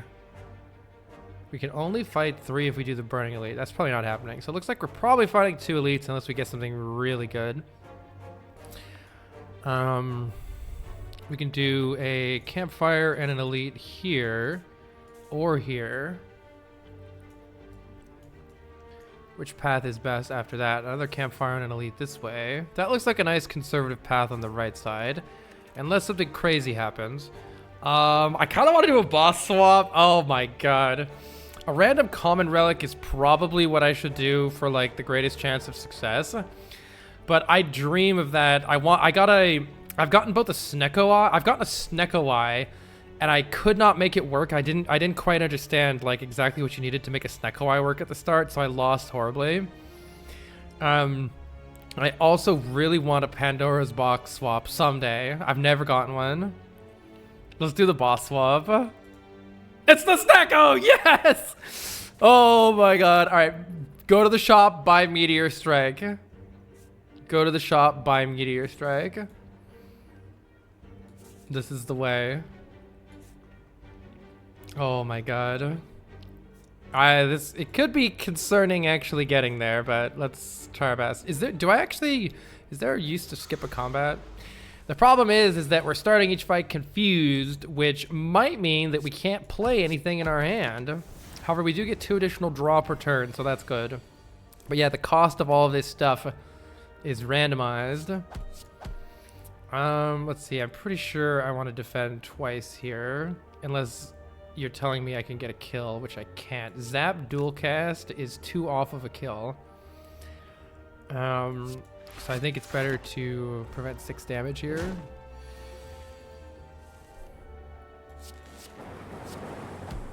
All right. I don't know if these are Snecko cards. See, this is the problem that I have with Snecko Eye. What do you need to take to actually be able to do better? Rebound makes the deck better right now because it's 1 damage for, or 1 mana for 9 damage instead of 1 for 6. So rebound does help a little bit, but it's only a little bit. Charge battery is more energy, and that could be really helpful. Yeah, that could be really helpful. Let's take the charge battery. Yikes. Kind of a yikes turn here. I'm worried. This is what happened last time. We died so fast with Snecko Eye. I need you to hold on, Snecko friend. I need you to hold on. I think I play dual cast the next time I see it. Not yet. Dual cast is a lot of damage. Oh, here we go. Finally, the Snecko tax is wearing off. All right, and we got extra energy next turn. Dual cast wins. I think we're good here. Yay. That went great. That went great. Distill Chaos is an excellent potion. Play a bunch of cards. Hologram is pretty sick with Snecko Eye in the sense that you can bring back the cheap cards, but we don't have any good cards to get right now, so we really need to get to the shop and we need to get some actual good cards in this deck. ASAP. I think I need to play this Zap in order to actually win this fight ever. So I'm gonna play the Zap. We need damage to happen. Hologram costing 3 classic.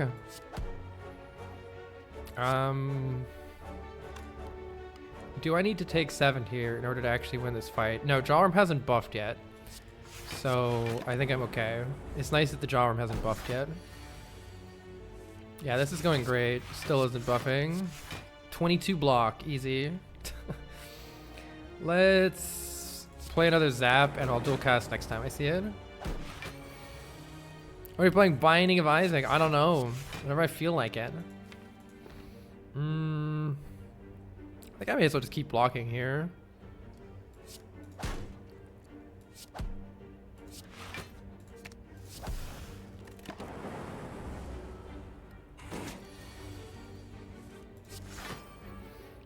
Dual cast gets us out of there. Do you think I'll try Spell Rogue? I've actually already played Spell Rogue. It was really fun.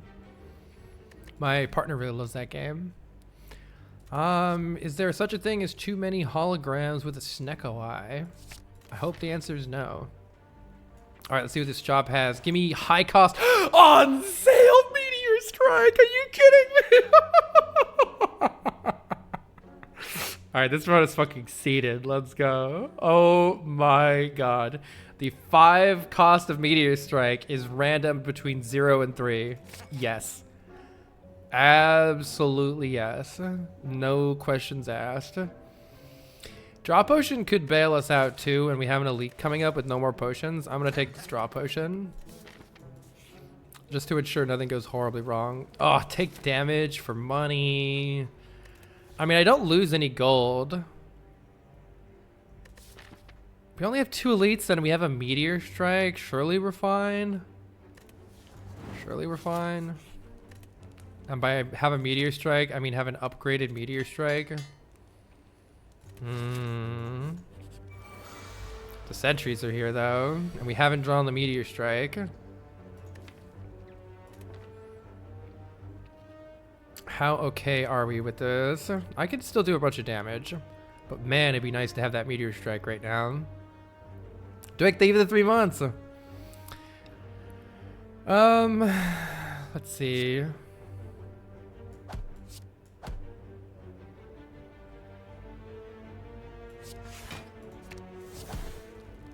That's still a lot of damage. Oh, it's in Meteor Strike killable range now. So, okay, I accept your offer in game. I'm not taking any damage. I can still kill this with Meteor Strike. There's the Meteor Strike. Let's go. Bonk. And I can hologram Meteor Strike again. It's not quite lethal though. So I guess we don't do that. We can defend charge battery here. That's fantastic. And then try to get the Meteor Strike kill on this one next turn. Hell yeah. The Snecko Eye also draws through the cards super fast here. So we're not going to have too many days problems. Oh, this is so perfect. Oh my God, yes. Wow, we have a lot of we have a lot of energy. Wow. Duik, thank you so much for the 3 months. This is crazy. Oh my God, this is my dream for Snecko Eye. I love this so much. Holy crap. Wait, just hologram the Meteor Strike. Yes. We have scored ourselves a turnip. Can no longer become frail. That's kind of whatever. Reinforced Body is a good card with Snecko Eye because it's always consistent block no matter what. Let's take Reinforced Body here. We do need more damage though. This could make for that combat defect run. Yeah, Ice Cream would be insane here. And this is why we took the Reinforced Body. Because this guy is a certified nerd. We have 60% potion chance. Give me my money back. This is not quite killing. So we may as well just charge battery here.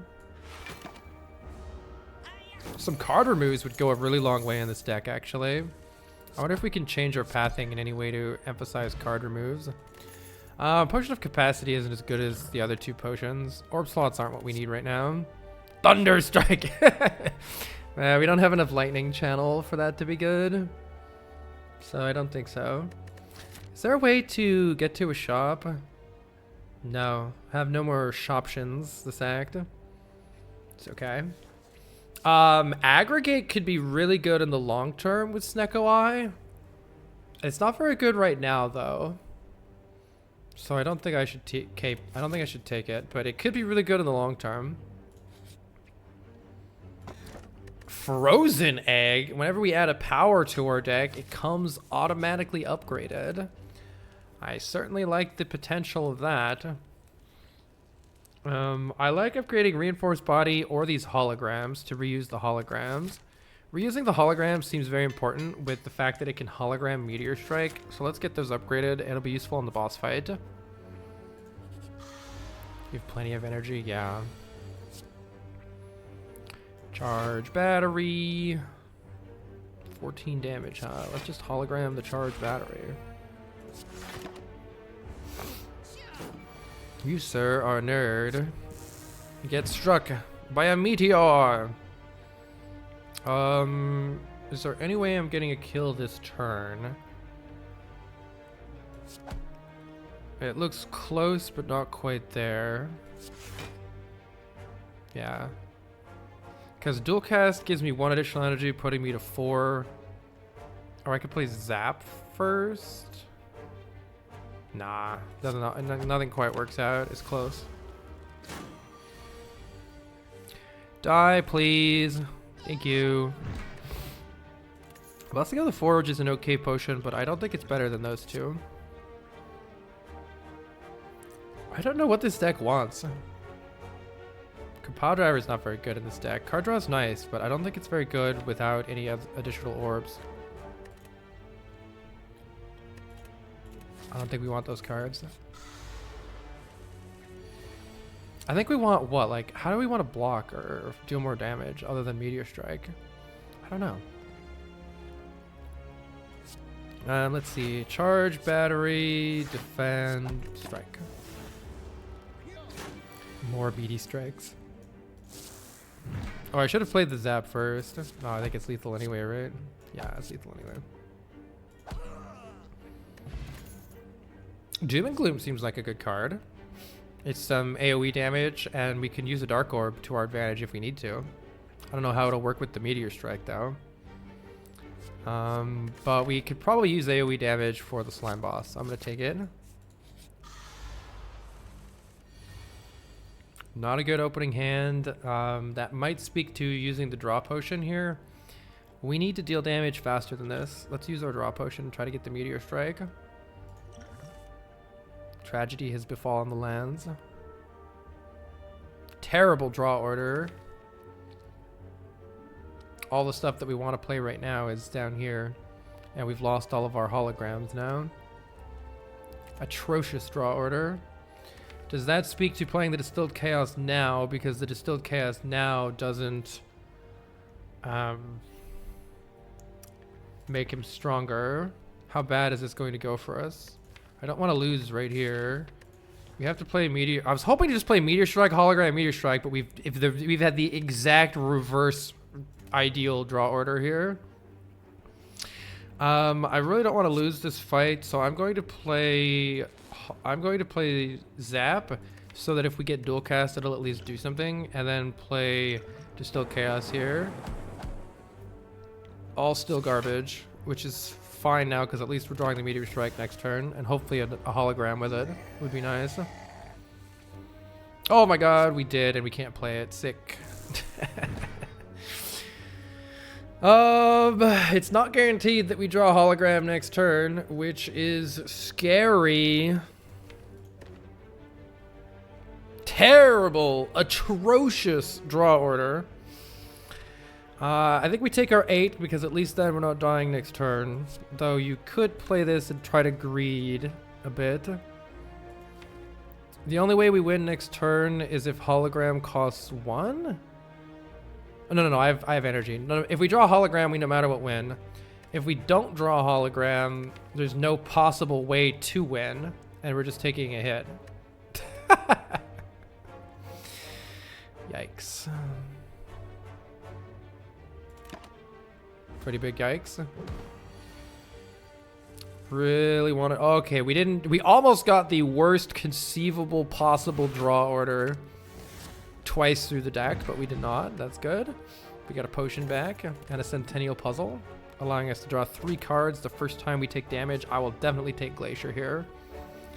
Generates a bunch of block and frost. That's good. Why not block? Because it gets stronger every time you block. In a real bad way for your face. Pretty sure we can kill these on turn 1 here by evoking some orbs.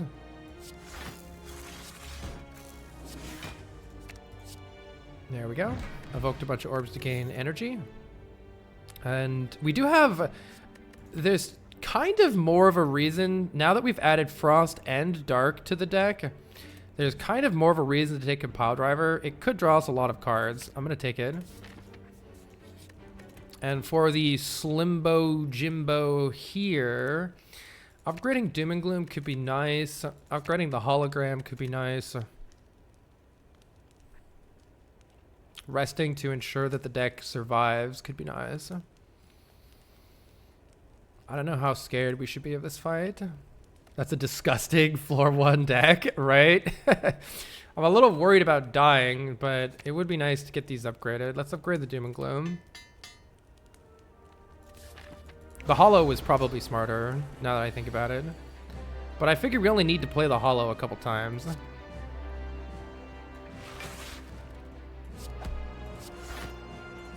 Alright, we can start out with full Frost. That's at least letting us not die. And we have to decide how to do the Fear Potion. We've once again bottom decked the Meteor Strike. Sick. To that end... cooking a Dark Orb seems pretty smart here. So I think it's cook a Dark Orb. I can make Compile Driver better by playing Zap.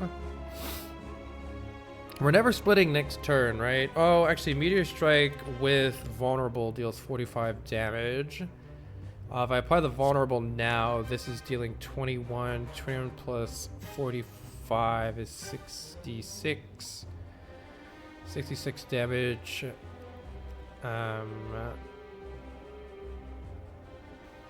Is just not splitting.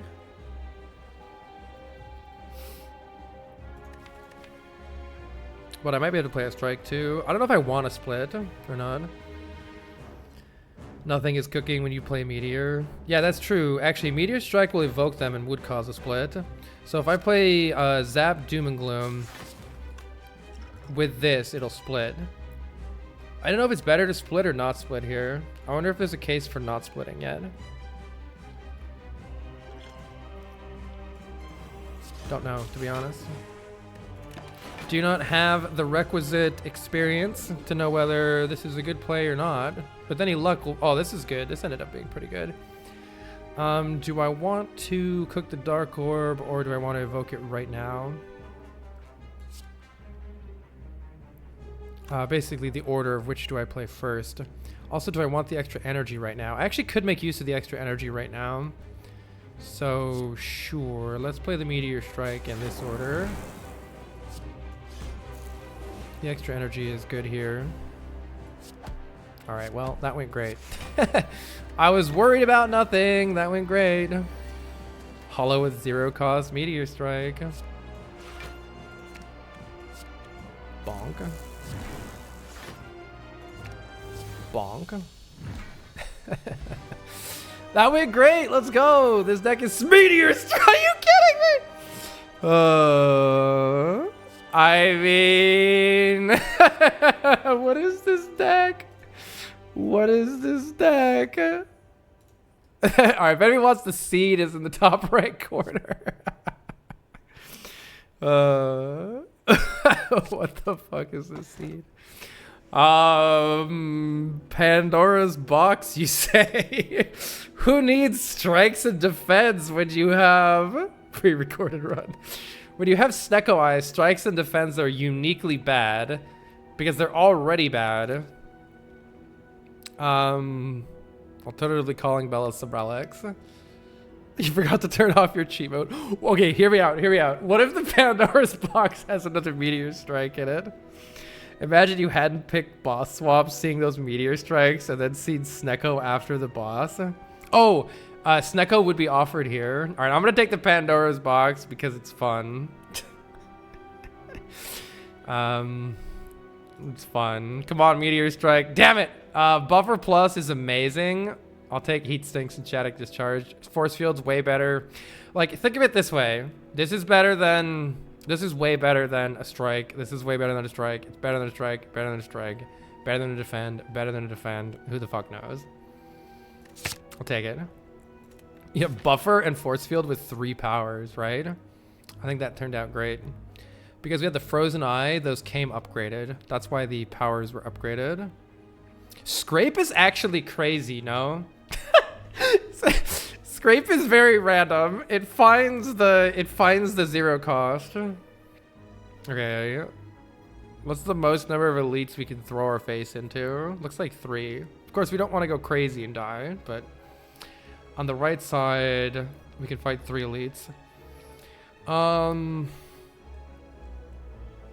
What's the best way of going about doing that? Do we want a campfire before or after the elite? I think we should go to this shop with 350 gold no matter what. So this shop is sort of a branch point, unless we want to go to this shop.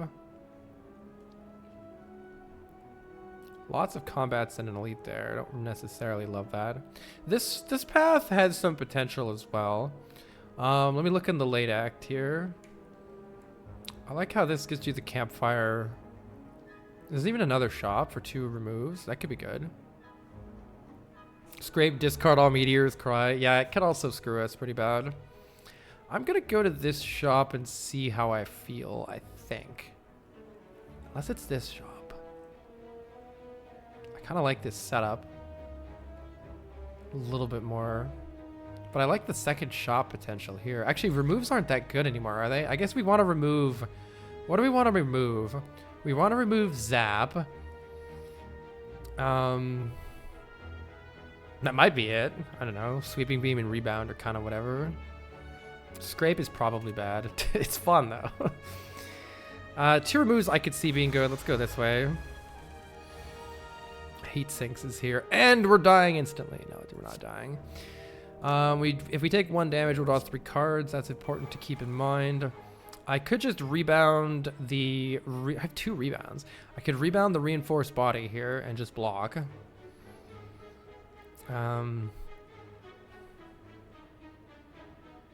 Is there any way to purposely take 1 damage to draw a bunch of cards? I don't think I even need to do that. I could take... no, I can't think of a good way to do it. Let's just rebound the reinforced body. So we always have Blanc next turn, too.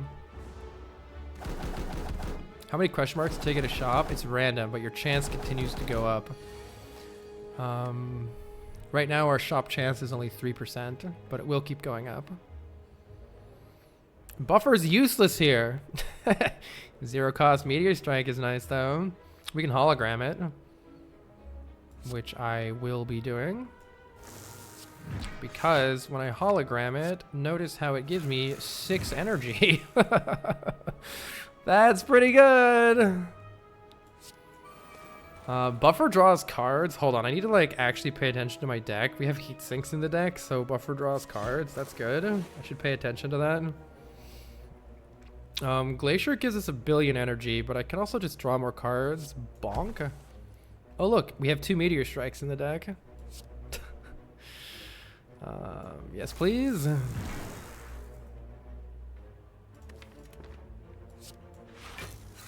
Surely Scrape gives us some 0 cost cards. I mean, I don't need this much energy, but sure, let's block for 108. This deck is kind of silly, I'm not gonna lie. Oh look, it's Meteor Strike. Oh my god. Yikes. Do we take a charge battery plus? Nah. Probably nah. Feels like we got blocks sorted already. Feels like it's already going infinite. Yeah, recycle would probably go hard here, right? It does say plus on it. But I don't think so. Transform a card. Probably Zap. Zap is pretty trash here. The only thing Zap is doing for us is giving us a lightning orb for compile driver. Let's transform Zap. The risky scrape. Sweeping beam is whatever as well. Defragment plus. Orrery. Orrery. Defragment plus sounds pretty nice with heat sinks and frost cards. So I'm pretty tempted to buy this. We could take the Orrery first. Orichalcum is also kind of okay with frost. Orrery. I mean, surely the Orrery has 5 meteor strikes in it. Let's go. Boot sequence plus, huh? I've made a mistake. Wait, Sunder's pretty good. Hologram? I don't think you can have too many holograms. I think I'll probably take that hologram. Rainbow's not a bad card here with compile driver, but is it that good? I don't know. I think I'm taking this hologram for sure. Sunder could also be good. Not sure if it's necessary with all the meteor strikes. Hologram is good.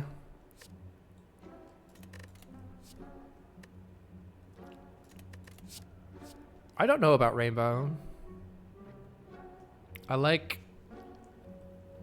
the orbs, but it's good with compile driver. Allows us to take more compile drivers. This is where I just completely fall off of what is like actually good with Defact. I have no idea. What's the worst card in this deck? We don't need 2 rebounds, do we? Rebound doesn't really work the way that you want it to. With Snecko Eye, because it re-scrambles the cost, I'm pretty sure. I say scrape or rebound need to go. These sweeping beams are kind of whatever too. Let's get rid of this rebound. What the heck? That was weird. All right, let's see if we can fight an elite. Oh wait, I could do it. Why am I going this way again? I guess it's more combats that way. What do I want more of?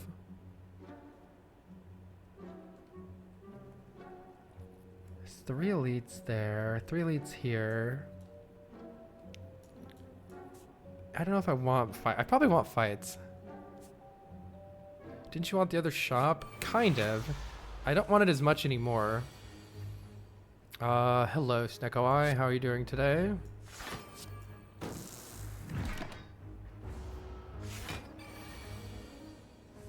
Energy. Surely the scrape doesn't screw us. Surely the scrape doesn't screw us.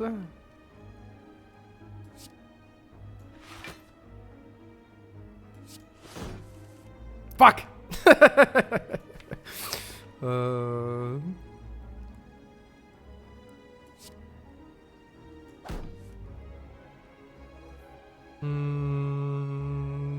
We don't really need to do much here. Let's just wait till next turn.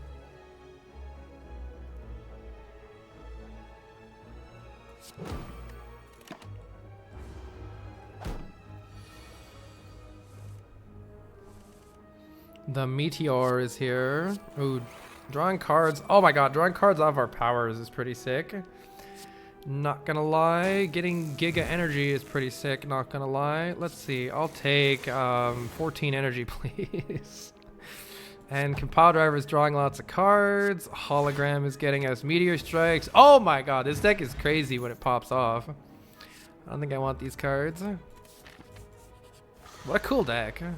What a weird deck. Do we play Meteor Strike? Even if it means taking 6 damage.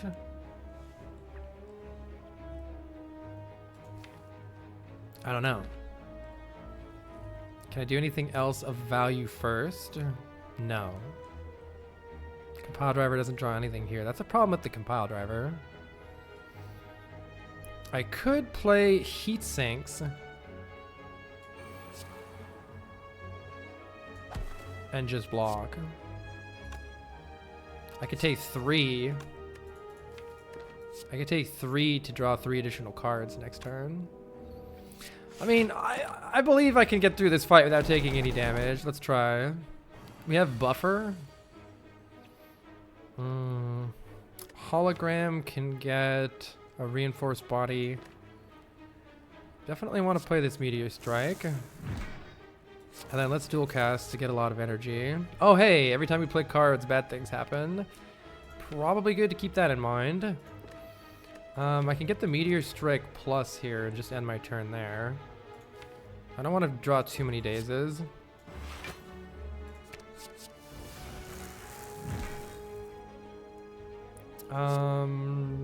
Sure.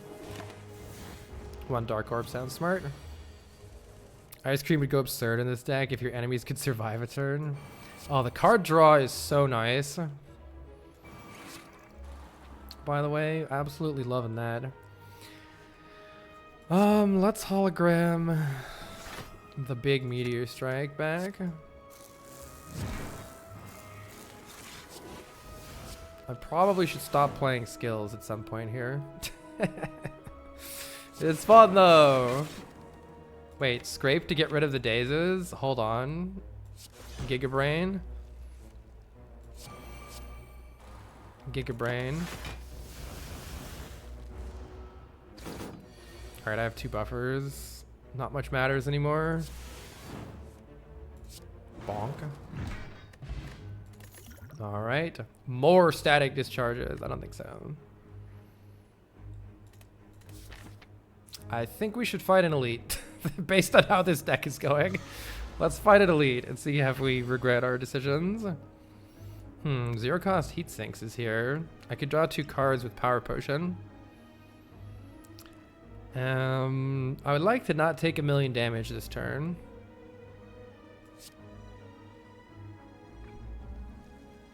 Though taking a little damage would be okay. This compile driver is weird because if we draw the compile driver first, it's pretty bad.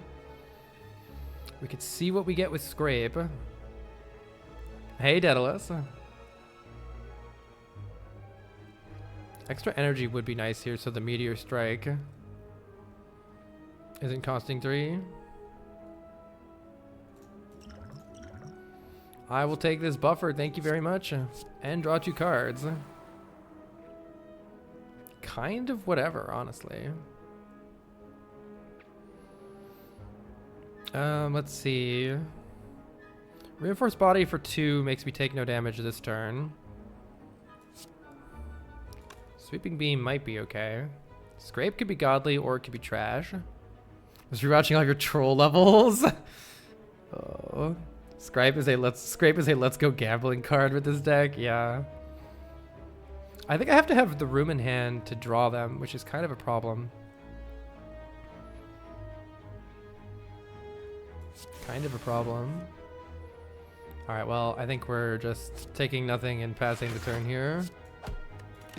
Not a very good turn 1. I miscalculated and took 14! I don't know how that happened. I did the math wrong. Heck. That's no good.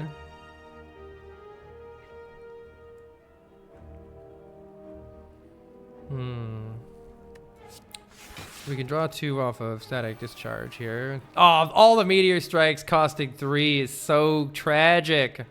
Come on, man. That's why this deck needs 1 more energy. Because I don't have any way... Not much I can do about it. A recycle would be great, yeah.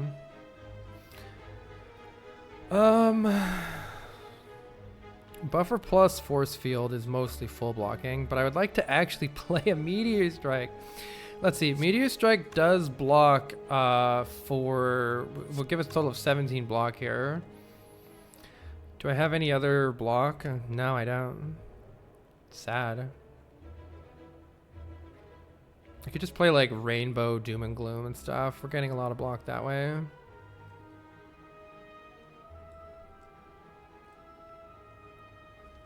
Tricky. We're getting made vulnerable. I don't like that.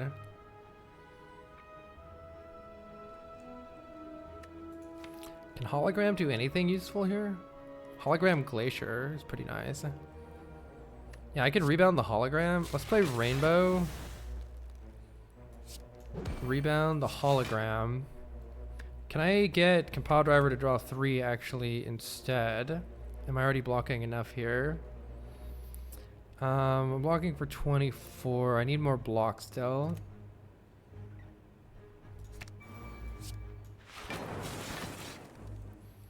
Alright, and then I think I'm just playing Doom and Gloom. Hopefully end this fight soon. So the deck can definitely still give us, when the meteor strikes are 3 cost both times in a row, that's still pretty tough for us to deal with. And it's not getting any better. Holy crap. Terrible. I definitely needed to kill this guy sooner than I ended up doing. I didn't play this right.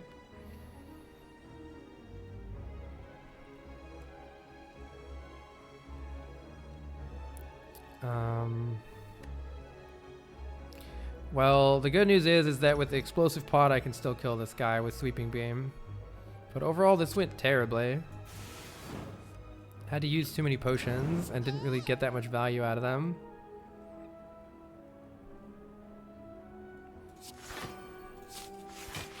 Not much else to do here. Still taking lots of damage. Not good.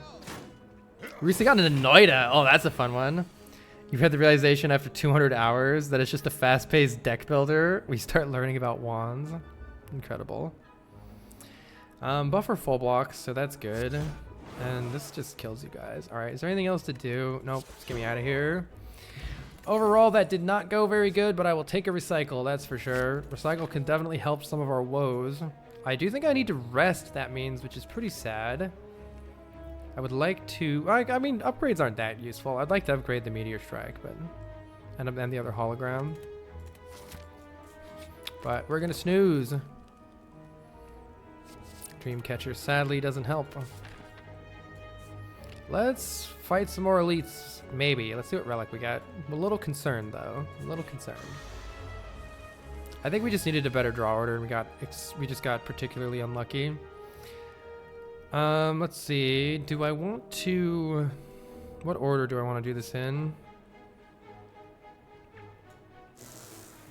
Let's take the energy right now because I can draw cards. See, it's like I'm playing a different deck. It's like a different deck. Oh, man. The Snecko giveth and the Snecko taketh.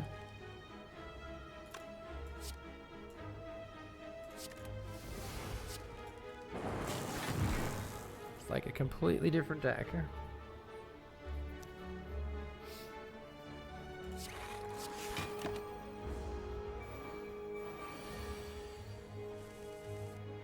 Meteor Strike Rainbow is pretty fun.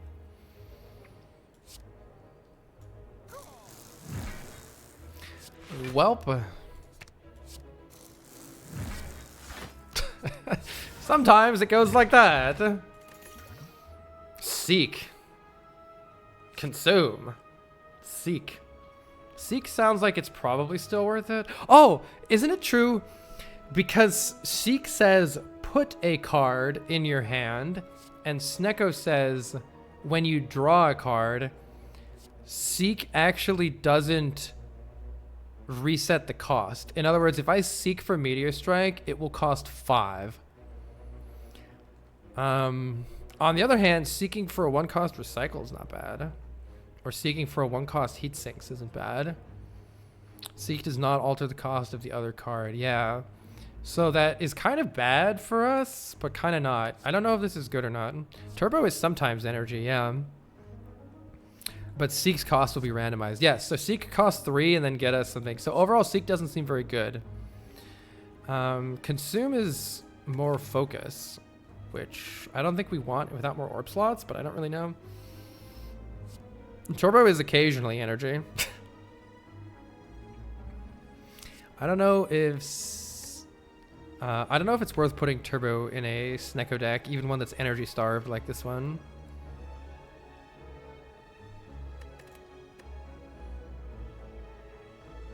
Consume actually doesn't evoke an orb.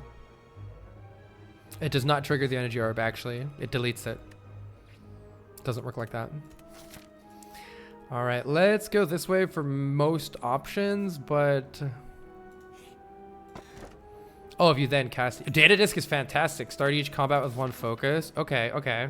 I think we could try to take 2 more elites here. Let's see how the first one goes, and then we can decide. But I'm not going to take the Burning Elite. Okay, let's see if Book of Stabbing goes okay. It's looking good so far. We have infinite energy right now already. So, do I want to rebound Meteor Strike? I don't think so. I want to get some blocks so I don't take any damage. We don't currently have any way to block. So let's first try to actually get some block here. That's good. You draw some cards. Doom and Gloom Compile Driver is my best card draw here. Alright, we have some block. Or do we? We kind of almost have block. But we also kind of don't have block. But we almost have a kill.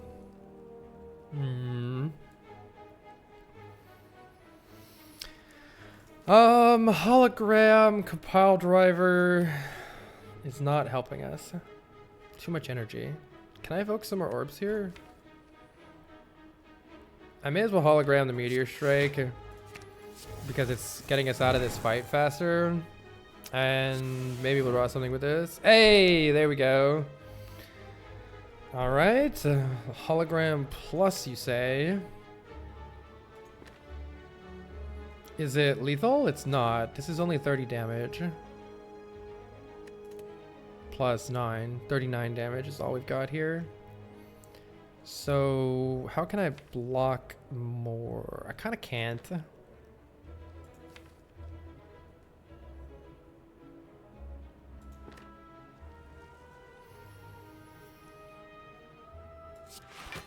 That's not bad block.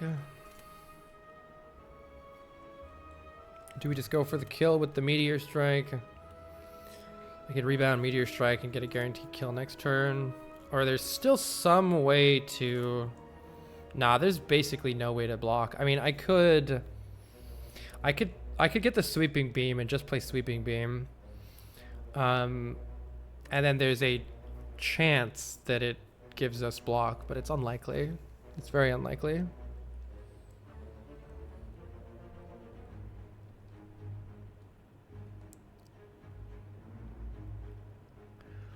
But I don't think we're taking more damage anyway. What's still in the... Oh, it doesn't let me see what's in the draw pile still. What's the hotkey for draw pile? Okay, you can still use the hotkey for the draw pile. Let's see. We're probably not taking damage next turn. But it's always possible. Now with 6 energy, there's like no way we're taking damage. I'm gonna just greet it with the Sweeping Beam here. It's unlikely to matter, yeah. It didn't end up mattering. Alas, we tried.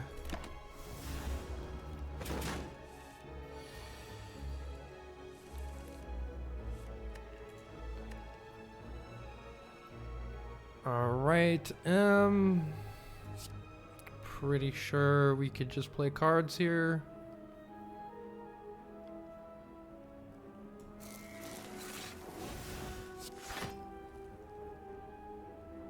Draw some cards off of that. 2 0-cost Meteor Strikes. Ice Cream! Energy is now conserved between turns. That is going to help our long-term consistency massively. Nice Cream. Do we need Sunder for the minions here? It's like okay. But I'm not sure it really is adding very much. Okay, question, though this is a scary path. Combat, elite, combat, combat. But if we can do it, that's the most value, that's the most strength that we can gain. And it'll give us some chance to get potions too. There's a chance we get some terrible draw orders and die. That would be pretty tragic.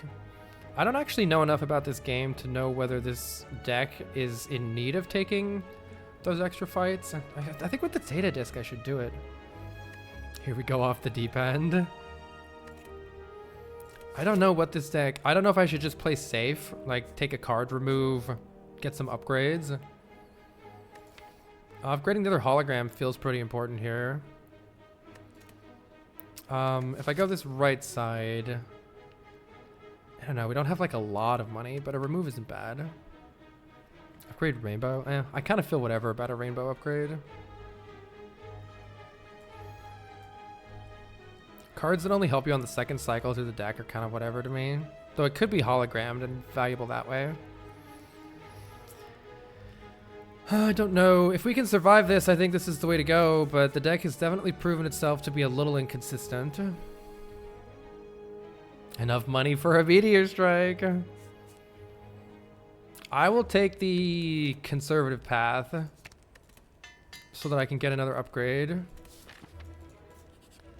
I don't know if it was wise or not. I think Capacitor Plus is really good for us here because we already have a defrag, a data disc, a rainbow. I think we want this capacitor, and a aggregate's great too. If the deck gets bigger, aggregate becomes better. Equilibrium is bad, I think. Having more orb slots makes us evoke the energy orbs less. Yeah, that's bad. But how are we blocking? I don't understand the block plan without capacitor. Reinforced body, sure, but you're not guaranteeing that every turn, are you? So how are you planning to block otherwise? Consistently? I don't see it.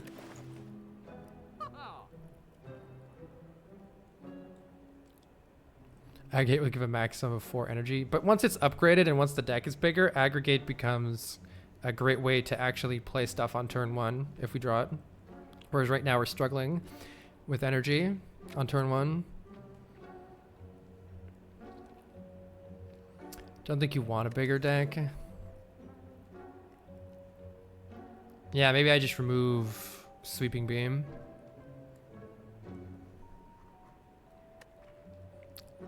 I don't know enough about playing with high energy decks to know how you can block consistently without Frost. Especially because we've already got Focus. It seems unwise. It seems... Oh, I can't quite afford the remove. Darn it.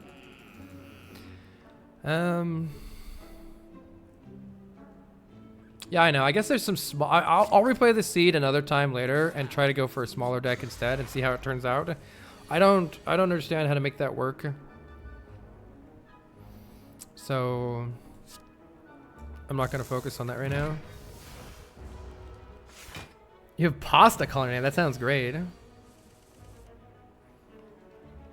Yeah, Frost makes... Focus does make them evoke for more.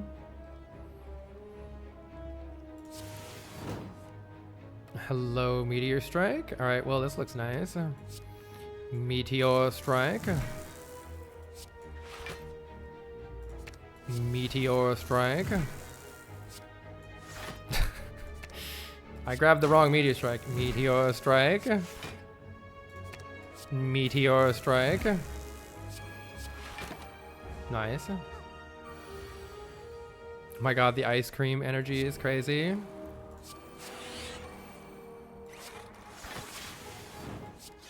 Meteor Strike. Alright, random bullshit go, I guess.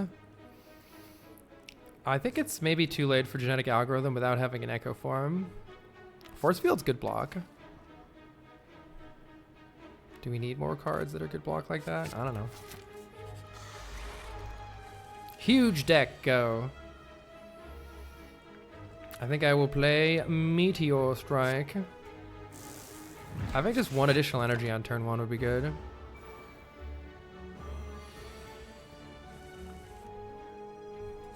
Huge energy gain. Okay, what are we doing? Do I have heat sinks in play? No, I don't. So I do want to... I guess let's see what we're drawing here. Do you want to make sure we're blocking here? We have the Giga energy. Doesn't really matter whether I evoke the orbs or not right now. It's all kind of whatever, I guess. I don't want to put too many dazes in the draw pile, so let's just block enough for this turn and then probably stop playing cards. I'm not taking any damage, right? No. I don't think I need to play any more cards. Genetic Alley was good to like 3 nodes from the Act 3 boss. It's definitely not true unless you have Echo Form. Let's see, we have a 0 cost Meteor Strike, so that's good. But we also need some Blanc here. Surely Scrape gets us good things. God damn it, Scrape. I'll just take Buffer, then I don't have to think.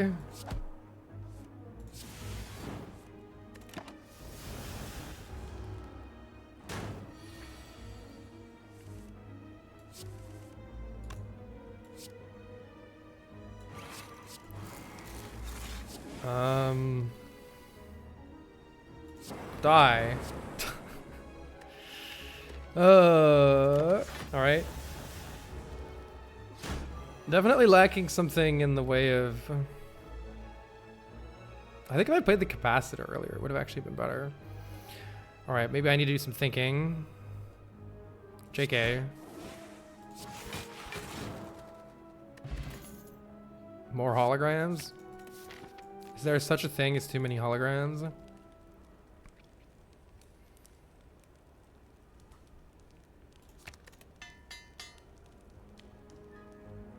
Are you taking a break from Dark Souls for the moment? Yeah, we should have waited before doing the DLC.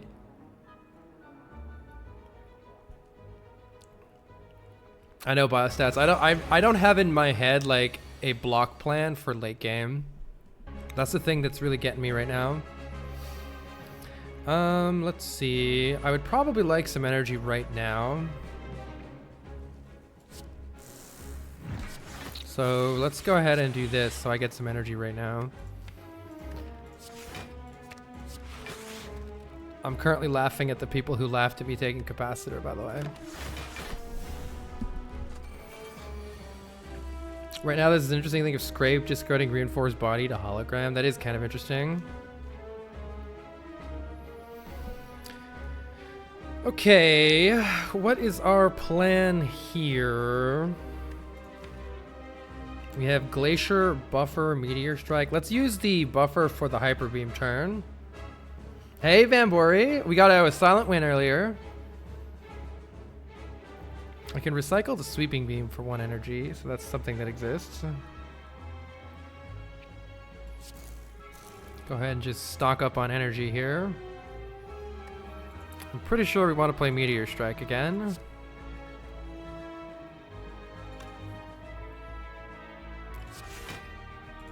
And I think we also want to play Glacier again for block. I don't think we want to redraw that super much. Let's see. I could also just play the Meteor Strike again, and that would give us enough block right now. Have some issues blocking next turn though, but we don't have to block next turn, right? So isn't that how this fight works? I forget how this fight works exactly. I don't think we need to block next turn, so let's just block this turn and be happy.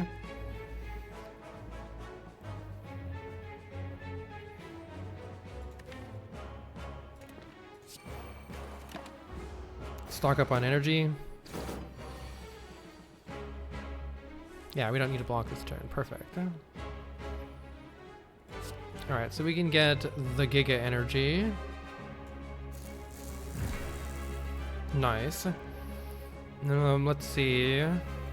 Next turn. Looking okay. I like Rainbow Compile Driver here. And then let's get our heat sinks in play and our defrag in play. Oh my god, this deck is crazy. This deck is crazy. If only we had calipers. Calipers would be good. I can rebound the reinforced body, but that's kind of bad because it takes all of our energy. It's kind of a problem with reinforced battery or reinforced body. Let's just kill this and get. Let's just kill everything and get a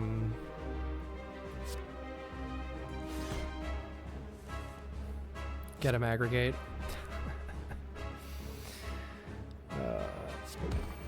Alright, get this guy out of here.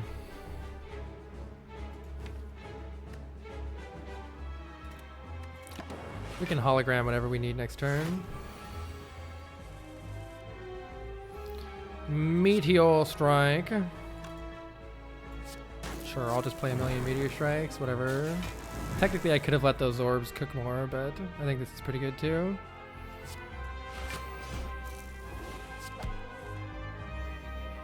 The Bouffaire is here. Let's just play it. I should have used hologram before doing that. Whoopsies. Don't think it matters so much though. Probably didn't need the aggregate. I don't want to lose a buffer. We're not losing the buffer. Don't want to play that. How about I just recycle dual cast? Looks like we're pretty good here. Meteor Strike. Hologram. Meteor Strike. Hologram. Meteor Strike. Oh, what a silly deck. Holy crap. It's so silly. I love it. Hey, get back here. Oh no, not Hyper Beam. What will I do? I might as well. I want to play this before spawning. If we got calipers, this deck would be insane. Oh my god. All right. I mean, Fission Plus could be pretty fun in this deck for acceleration. But do I need 3 Meteor Strikes? Yes. Answer to that is yes. Holy shit. My god. I think I'd probably just take Slaver's Collar here. Runic Pyramid with Snecko is very weird because your hand gets clogged with all the worst cards. If there's any deck that could afford to play all of them anyway, it's this deck though. There's a weird way where Runic Pyramid could actually work in this deck with 3 Meteor Strikes in it. Have you seen the beta art for Meteor Strike?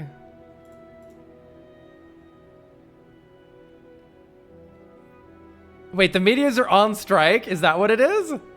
Is that what this is? That's cute. Don't do it. I'm gonna replay this seed afterwards and check Runic Pyramid, but yeah, I'll just take Slaver's Collar here. Helps for boss fights. They're on strike. I love that. We beat Act 2.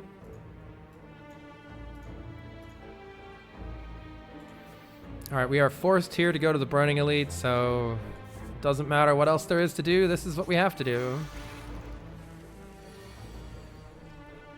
Sick. Can I just kill them on turn 1 here? Almost. Rebound, Doom and Gloom, Sweeping Beam, Doom and Gloom, Hologram, Doom and Gloom. Is there enough mana for that? Yes, there was anyway. Rebound, Doom and Gloom, Sweeping Beam, Doom and Gloom. Yeah. Well, that was sick. Double energy. I don't know if we need that, but it does sound funny. Double energy. All right. Upgrade a card. That's good. I can upgrade the hologram.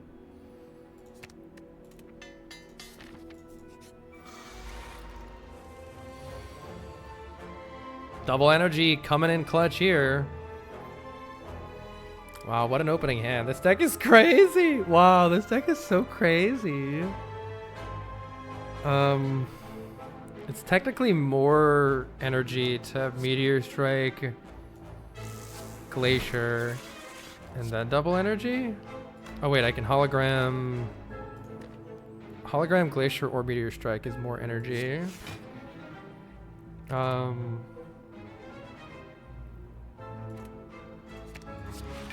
probably don't need to do this, but whatever. There's some energy for next turn. All right. Meteor Strike! Meteor Strike!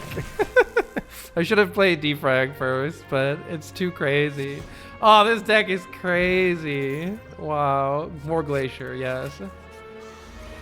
Who wants a small deck when you can just keep adding cards? All right, all of you who said aggregate was garbage, where are you at? I can hologram it and do it again.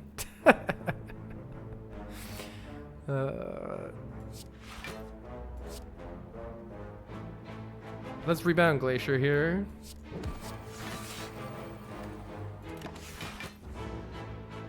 Still here, still debating it. All of you who said capacitor was garbage, where are you at now?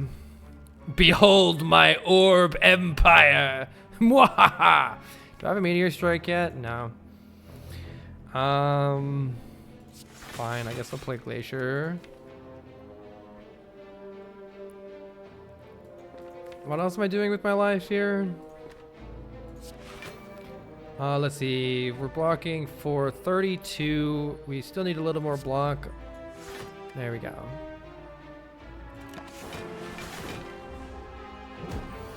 Scrape for 0 meteor. It would have done nothing. I would like to play some meteor strikes now, please.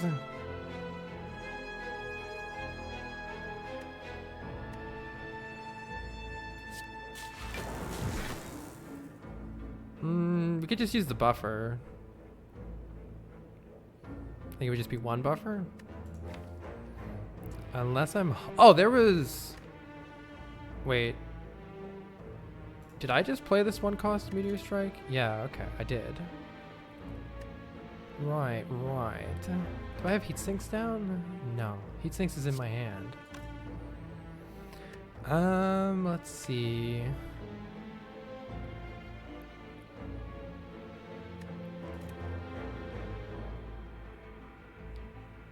Let's just use the buffer, whatever.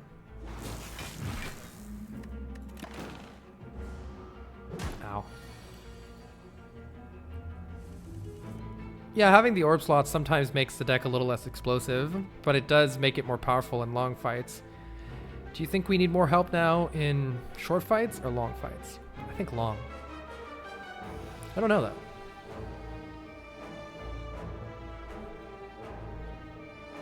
Yeah, I gotta remember the wrap.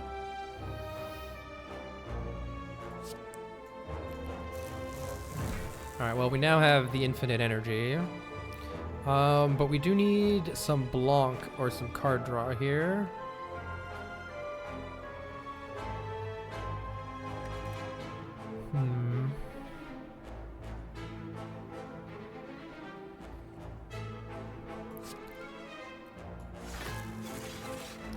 How much is Glacier actually blocking for? Oh, I probably could have just gotten a kill, huh? Not sure, actually. No, maybe not. Let's see what Sweeping Beam draws. Doom and Gloom. I'll do it. Let's see. Currently blocking the wrap and buffering that, so we can just focus on winning here.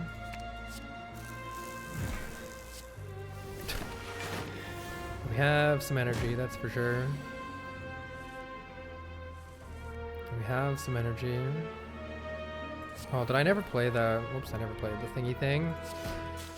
Doom and Gloom, Hologram, Doom and Gloom. There we go. Liquid Memory seems like it's very good here. Fear Potion is doing some more damage occasionally. Dex Potion's not doing that much for us. I can foresee some like weird situation where the Fear Potion is doing a bunch of extra damage. Dex Potion's okay too, I don't know. Hologram plus. Am I at the point of too many holograms? I have no idea. Apparently not.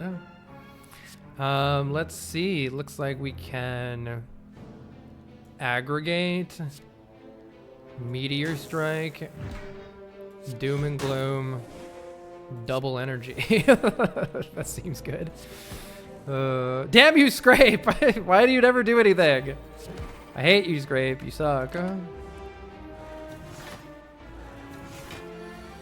Alright. Let's see. Meteor Strike, Hologram, the Meteor Strike, you guessed it. But then let's hologram. Oh, yep, it's the meteor strike. What a stupid deck. Oh my god, what a stupid deck. You need to get a skim. Well, if I got one, I would take it. Weak potion. On a really bad turn, weak potion could help. I wonder if it helps more than the fear potion. I don't know. They both seem fine. I wonder if this deck wants more card draw. If we can't get skim, but we can get compile driver, maybe we just take compile driver? Take the card draw that you're offered, not the card draw that you want. Do we upgrade meteor strikes for damage or what? Starting to like rainbow upgrade more actually. So the deck is getting bigger. I mean, rainbow hologram rainbow is pretty fun. What does this deck actually need to upgrade? Aggregate's pretty nice. I'm gonna upgrade the rainbow. It works well with these compile drivers that I just added. For instance, right here. I should definitely take buffer in case I get bonked though. I should definitely play buffer, I mean. So I could do hologram rainbow and fill up 3 more orb slots, but I think it's better to play the buffer in case we get a giga bonk to the face here. Also, I do need to remember I can save energy. Have you played the official mod where he plays boss monsters? No.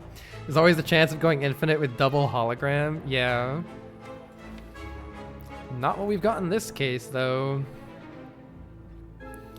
Let's see. I will take your free orb. Thank you very much. I feel like I need to play this meteor strike.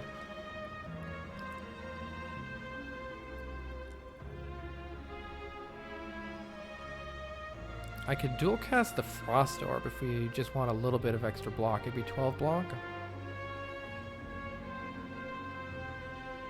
It's not that great. This hologram costs 3, which is annoying. What if I just hologram force field? That's 17, 20. We'll lose 1 buffer then. If I do meteor strike, hologram force field. What if I do meteor strike glacier though? That's 7 plus 6 is 13 plus 2 frost orbs is 19. You're still losing 1 buffer, but then I get meteor strike in play. That's better for sure.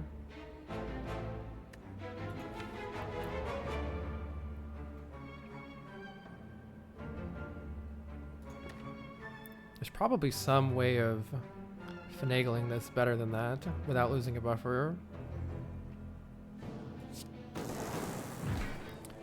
But I really want that meteor strike in play.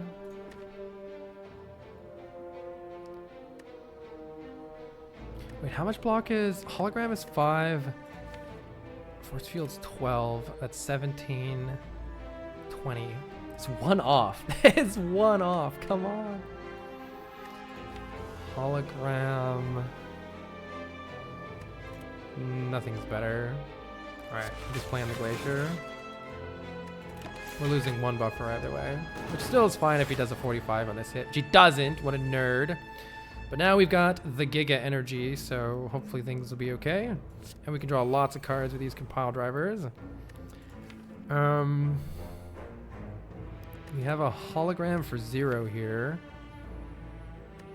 That would allow us... We do want potentially more energy before I double energy, right? Let's play the meteor strike first.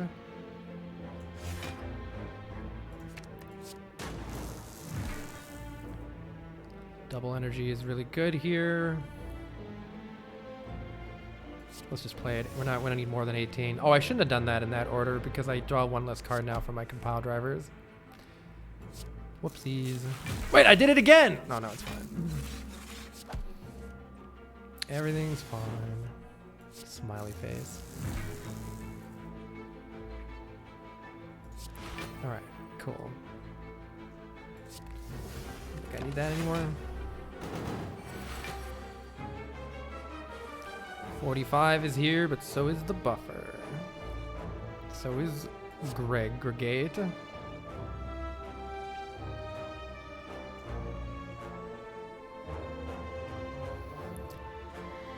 Let's see what sweeping beam draws. Nothing.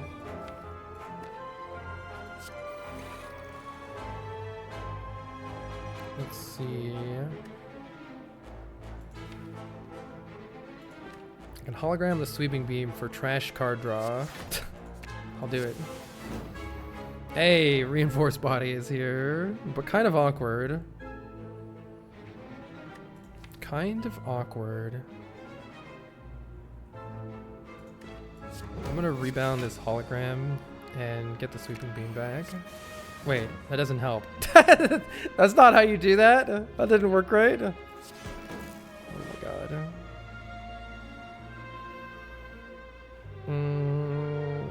It's kind of awkward here because if I play reinforced body, we're losing quite a bit of energy.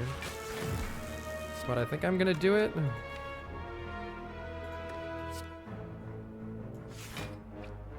I guess I'll have a dark orb. Oh no, it doesn't matter actually. Yeah, it doesn't matter. I'm doing it to save the buffer. I might not be worth it.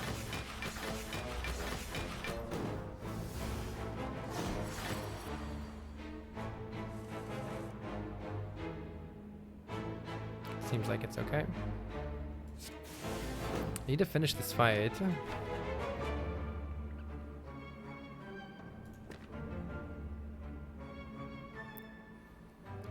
I think we're blocking enough with 2 glaciers, so let's just play a bunch of meteor strikes.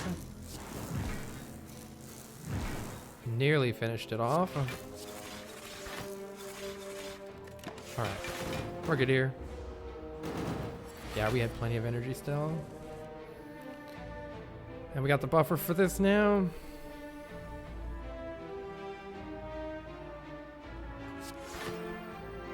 Should have recycled these burns or something, I don't know.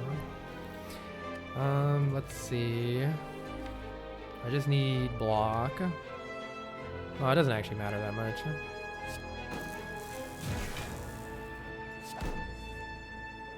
It only deals 1, interesting. So it doesn't really do very much. Get these burns out of here.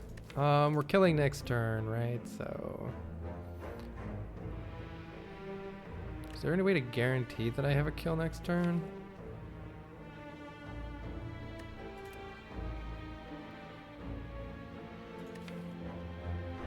Rainbow, hologram, rainbow is a kill next turn no matter what.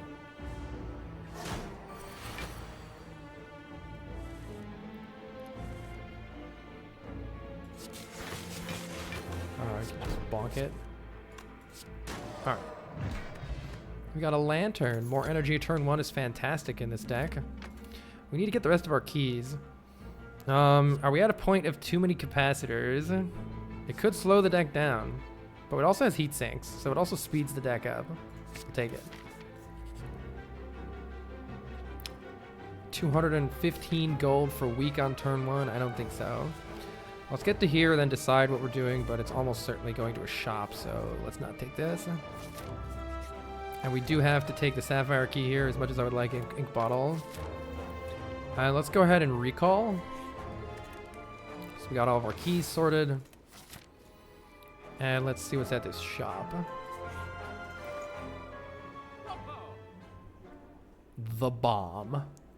Anchor's not bad against the heart and the shield and spear, and against the time eater. Anchor's good while we set up. Power potions could be huge. It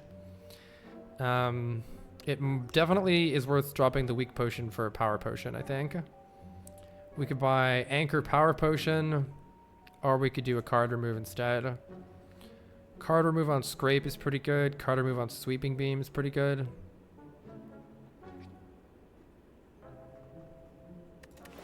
Power potion could single-handedly solve a fight that we're going to lose, so I think it's important to get the power potion. And I actually can't afford the anchor on top of that, so looks like it's card remove or liquid memories. I think liquid memories is pretty good though. Oh, a second reinforced body seems good. It's kind of weird. Reinforced body is both good and takes all of our energy and is terrible. Is scrape worse than rebound? Ah, scrape isn't mastered. Scrape isn't mastered though.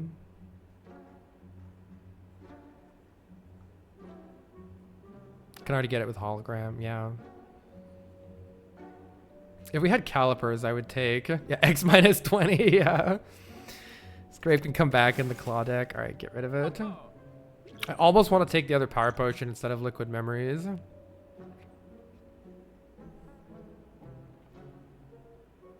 I don't know what's better. Let's save our money, I suppose. Fight an elite. It is Repto. I was a little worried about this fight. Let's see how it goes.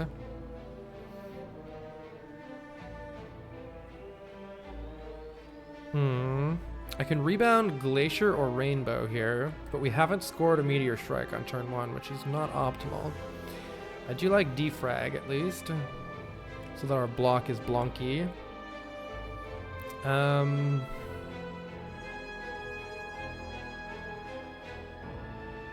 Static Discharge could actually do things here. We're just gonna have to see how the draw turns out next turn. I'm definitely playing this defrag. Do I want more Frost for next turn? Or do I want more Orb types for Compile Driver for next turn? I'm not sure which is better. Could rebound the Glacier. I think that's what I should do.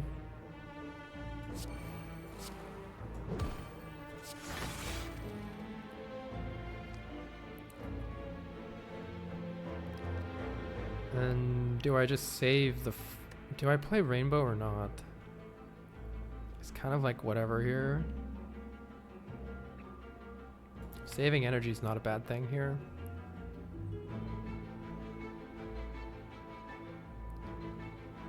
How's the Snecko swap been? It's been really fun. I think I misplayed this, but I don't know what which order does it go in when you play this? I think the lightning's up front. It's not very consistent to kill any of them with Rainbow.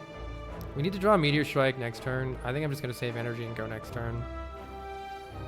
You know what I should have done? I should have taken 1 damage. Can I still do it? Oh my god, am I taking exactly 1? I'm taking... Alright, clearly set up.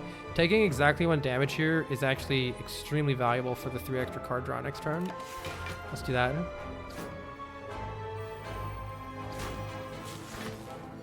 Three. Alright, the Meteor Strike is here though. The Meteor Strike is here. The buffer is useful too. The buffer reduces the cost of the force field. I probably want the evocations right now, so I'll wait on capacitor. 24 damage is perfect here. Let's see where the lightning orbs go. Oh my god, the lightning orbs are perfect too. Thank you, lightning orb friends. Okay, we probably want to... what do we have in the discard pile? Rainbow is pretty nice. Let's see. Glacier generates us 2 additional energy, taking us to 6 energy.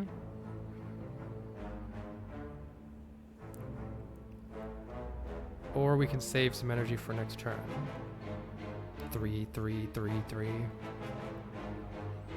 Didn't do the Pandora's glitch? No. I don't know how to do that. I'll play the Glacier and draw some cards. See what we draw. See if it changes anything. The capacitors are here. Let's see. If I play buffer, how much damage do we currently have incoming right now? We have 32 plus 18 is 50 damage coming in right now.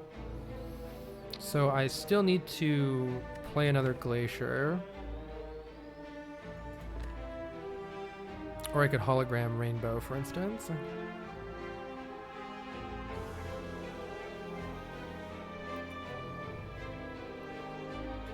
Play Glacier. So that's we could play. So buffer. We want to make sure we full block this so we don't use the buffer. I'm looking at capacitor. Or no, I'm looking at hologram. Oh, I can't hologram the Meteor Strike. Yeah, it costs way too much.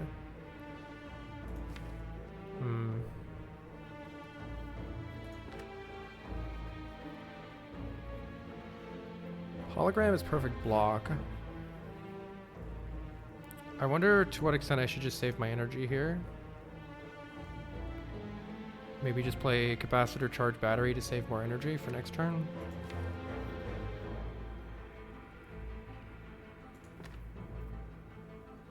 Can always liquid memories the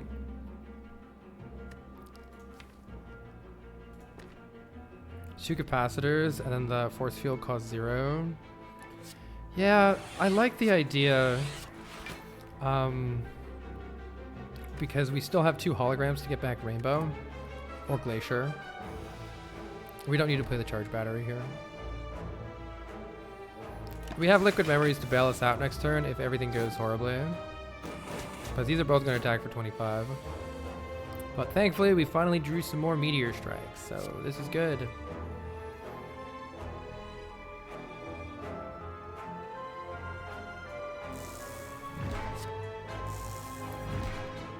The energy has arrived.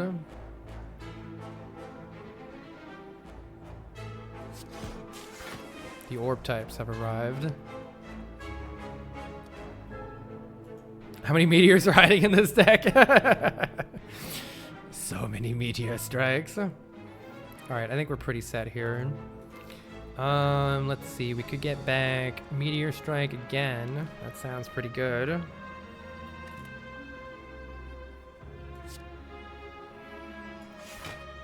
Just focus on finishing off this fight here.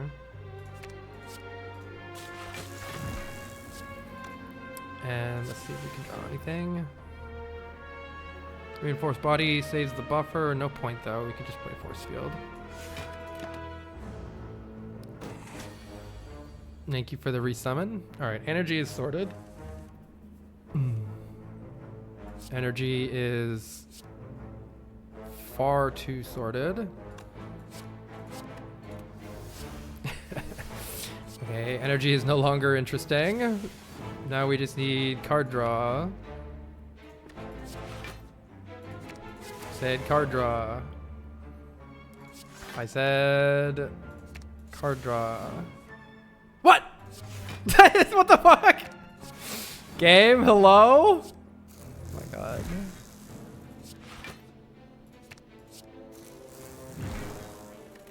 I thought I was like, I thought I misclicked something there. Oh my god. Alright, we found the good stuff. Doom and Gloom is here.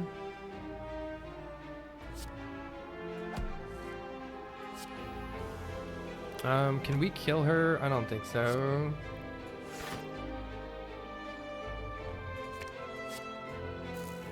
Just kill the little ones and block.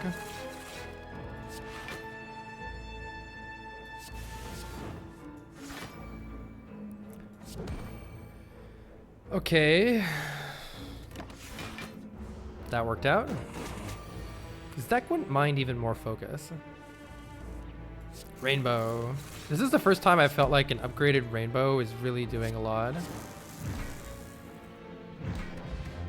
Ancient Tea set for extra energy. That can actually be pretty useful. I think that could actually be big in this deck because on the big boss fights, we're going to have 2 energy turn 1. That helps us get started.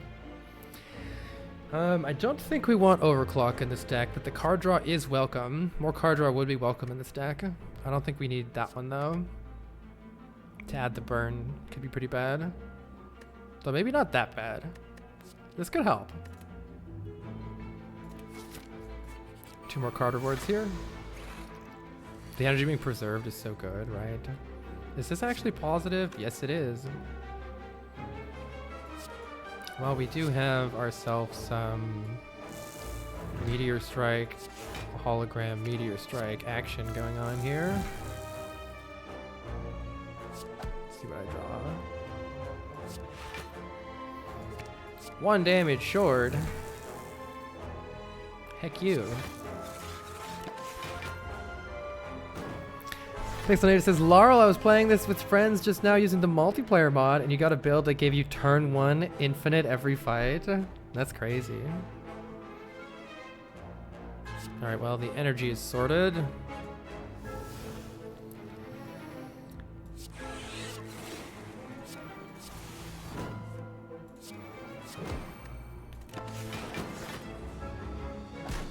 Lost a buffer. Tragic.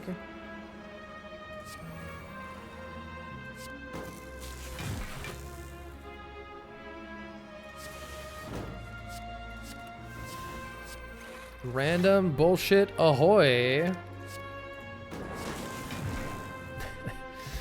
Alright, second rainbow? I kind of want to do it. Cool-headed's not bad either. Second rainbow? Sure. Kurogafan says, Carl, did you know there's a character in Hyrule Warriors that can summon a belly-flopping fish? Oh, that sounds cute. Do I regret adding the rainbow now? Maybe.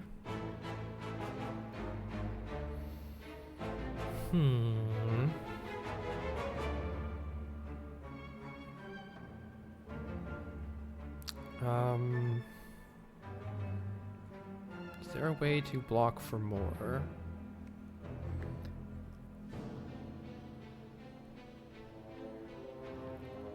Force field blocks for 12. Rainbow doesn't block for hardly anything, unfortunately. Not great hand. I'm noticing if I play the static discharge, oh, it's not quite enough. I could play force field hologram. Nah, it's not quite enough. Looks like we're getting bonked a little bit here. Can't seem to find a way around it. It's more block to just play the force field.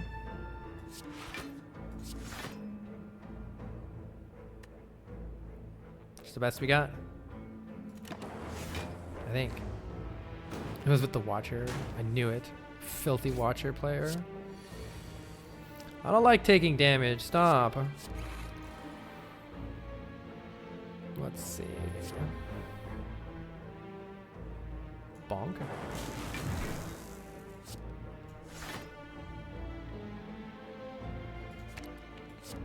Bonk. Okay. We have reached the play all the cards in your hand spam mode.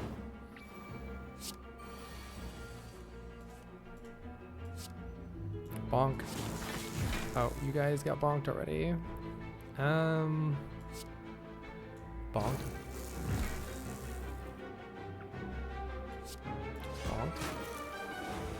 Bonk. I have the buffer so I don't take damage. I don't think we need a third capacitor. That is enough capacitor pluses for this deck. All right, we can get a little bit of healing, or we can smith something. We can get some extra damage by upgrading the Meteor Strike. I don't know how important that is. We can get some extra block with the Reinforced Body upgrade. That's pretty much it. Or we can upgrade the other Rainbow for lots of orbs. But 12 orbs, you can't get that many, unfortunately. You can only get 10. So the third capacitor is not as good as the first two, that's for sure. Aggregate is also a good upgrade. Yeah, Aggregate is a good upgrade. Get the energy going early. I think it's Aggregate or Rainbow for me here. Aggregate might save our ass on turn 1, so I like that idea. Time Eater is coming up here. This is going to be an interesting fight. We need to be a little careful here. Very happy to see Defrag Glacier turn 1 here. We can also Meteor Strike and get a bunch of energy. Force Field's pretty nice here too, so we're definitely playing this Defrag. And we need to get our energy cooking, so let's play this. But I think after this it might be... Let's play Hologram, or let's play the Glacier first here.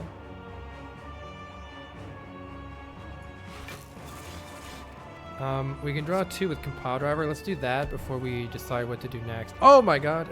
The Infinite Hologram Loop is not as good against this guy. This nerd. Lots of energy is welcome here. Well, let's just make sure we're full blocking otherwise.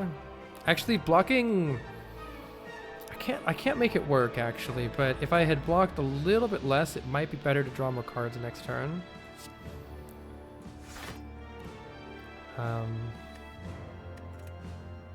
Yeah, it doesn't quite work. Okay, 5 cards next turn seems good. And we got our energy sorted now. So now the only issue is going to be actually generating block. The buffer will help with that, and so will Hologram and our rainbows if we can find them. We gotta be careful here. There's not too many cards that we can play. I'll play this to draw 2. Let's see. I would like to block 8 so that we don't take any damage here. So I think we can achieve that with Hologram Glacier here for our final cards. It could be useful to cook a Dark Orb, but how long is it really going to cook right now? We need the capacitors. Frost will be welcome next turn. And we saved a buffer there, that's good. Alright, finally we have the capacitors. And I put the question to you who told me not to take the capacitor, how you would do this fight without them. I feel like it would be very difficult without those capacitors. Meanwhile, I have this. I have this to help. Alright,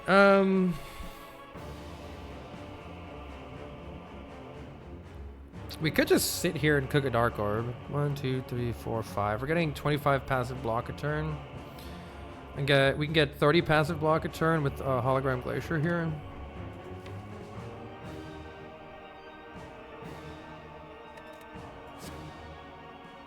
Is that good enough?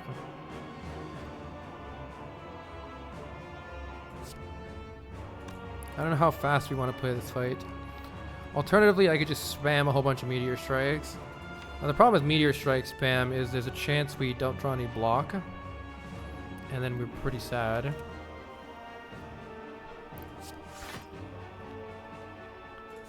So, I'm gonna set up...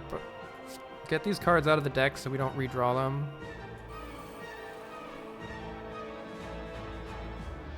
I think I'm pretty happy with just cooking the 1 Dark Orb.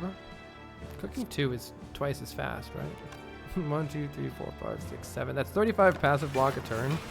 I'm pretty happy sitting on this. Let's see what we can do with 35 passive block a turn. Well, a nerd immediately attacks for 45, but with just 1 Glacier, that's 10, 20, 35. We're already there. We don't have to play anything else. Though I will play the double energy to get it out of the deck so we stop drawing it.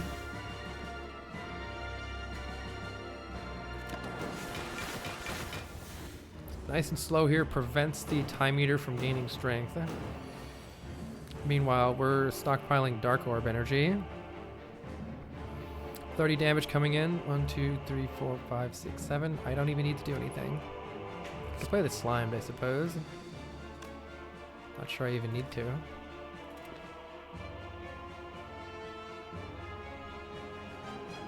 Could recycle it for 1 additional positive energy, right? Yeah, the Dark Orb isn't cooking that fast, so I don't know, but I'll keep doing this for now.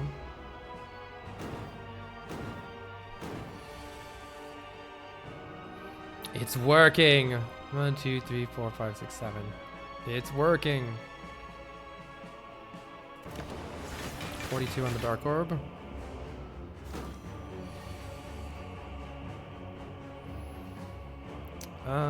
Do I want to ditch some slimes here? Does time meter scale without triggering the clock? No, that's why I'm not triggering the clock. Time meter's only scaling is to gain additional strength, which is particularly bad on the multi-hits. And so that's why I'm not playing any cards, while my Dark Orb gets bigger and bigger.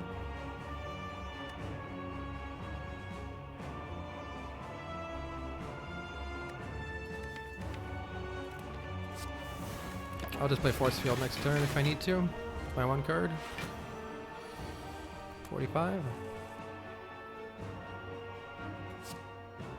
Oh, it's actually going to deal damage to me. Dang it. Man. I don't want to lose my buffer. I forgot it gains 2 strength when I do that. T stands for time meter.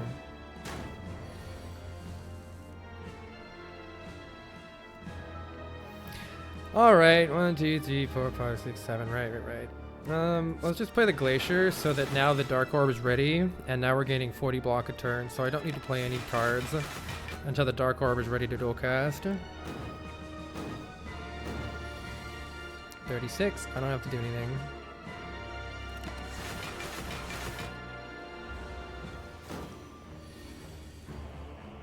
$36, I don't have to do anything. Let's just play Slimed.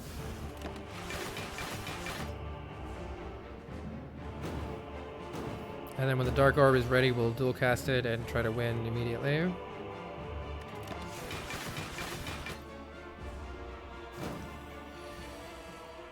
Dark Orb is sizzling.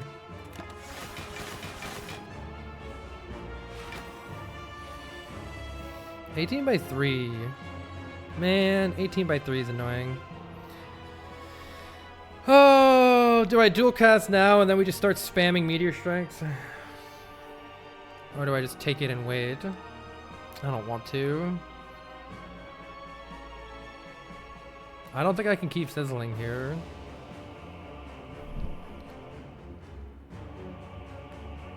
I don't want to take 20 damage or whatever.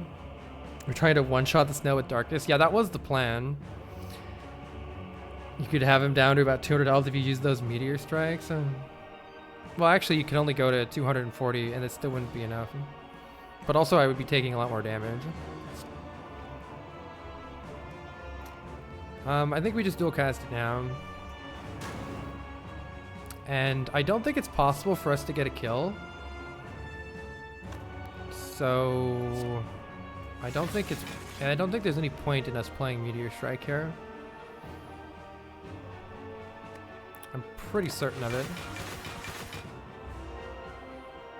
Let's just get a new Dark Orb. New Dark Orb, get. Do I have a rainbow in my discard pile? I do. Wouldn't be the worst idea to get another rainbow. Though maybe the one Dark Orb is all we need. We'll see how it goes. Reinforced body for 55. We still don't need to do anything.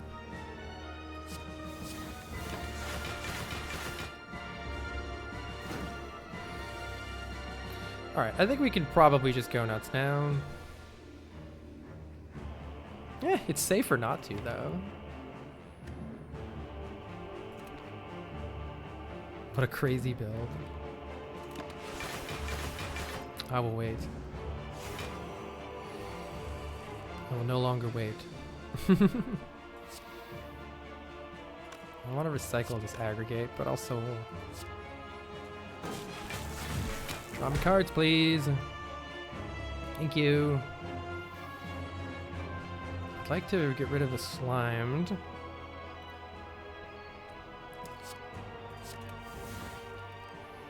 And may as well play 2 cards here. Do I want to just... I don't know.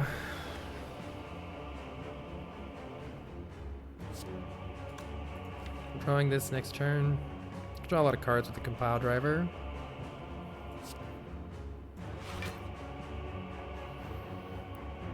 Dealing damage is nice, but then it gets rid of all of our frost orbs. That's why I'm kind of not doing that. Oh, whoops. I actually took some damage there. I should have played the other glacier. Damn it. I didn't count that right.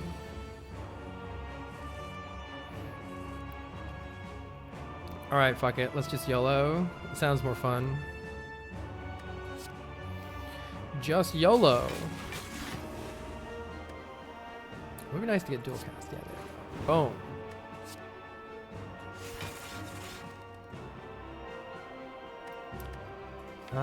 Let's see. Dual cast, rainbow. Let's take a power driver, try to get more meteor strikes. Alright, let's just bonk meteor strikes.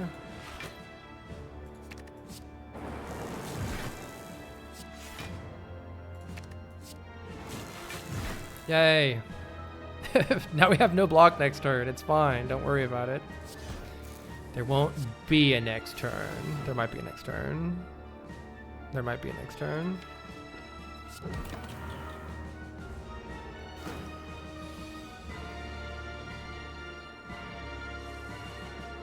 Whew. This is why I never did this, by the way. Look at how much damage is coming in. And it could be difficult to block depending on what you drew. Alright, GG. Who is up next? It is the Awakened one, aka the Bird Nerd. We do have aggregate turn 1 and enough holograms to block, so that's a good start. Aggregate for 11 sounds good. Let's see what we get with our sweeping beam. Doom and Gloom is great. We can hologram the doom and gloom, or the aggregate. I'll just hologram the doom and gloom. Get these birds out of the way. And then I can hologram the hologram to gain a bit of block here. Maybe I'll end with another aggregate. Let's see, it's either that or another doom and gloom. Do I want more energy, or do I just want the nerds dead? Kinda just want the nerds dead.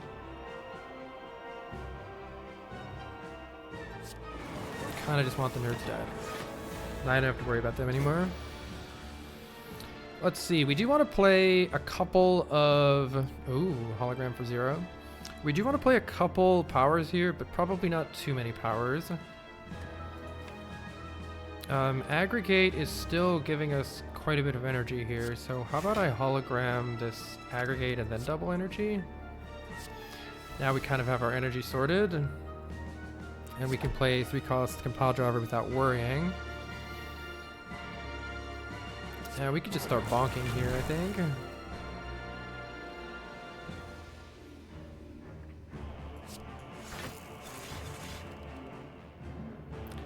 I don't think I need to play the buffer yet.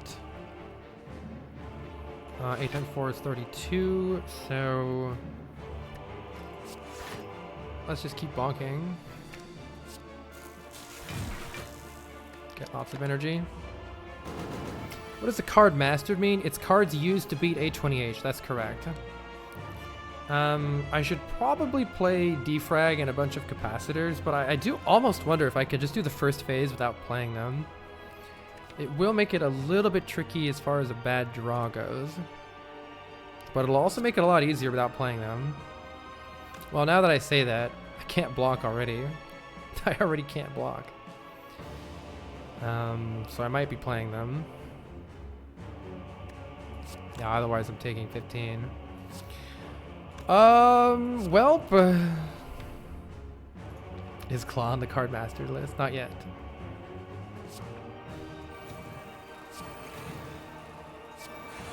I would like to draw stuff that makes me not die. I guess I'm just playing powers now. Surely it'll all be worth it. Let's see, is hologram glacier blocking enough this turn? Let's hologram the 0-cost hologram first, and then let's hologram glacier. Oh, I might need a little bit more energy than that, right? Can recycle the charge battery. Hologram the 0-cost hologram, hologram the glacier. There we go. Let's recycle the expensive charge battery. And let's get bonking. That was fun, but time will tell whether this comes back to bite me or not. So far, it continues to be fun. Just keep bonking. Does it count colorless? Right now I just have the Bane cards, but I may change it. I don't need the aggregate anymore. Get it out of here.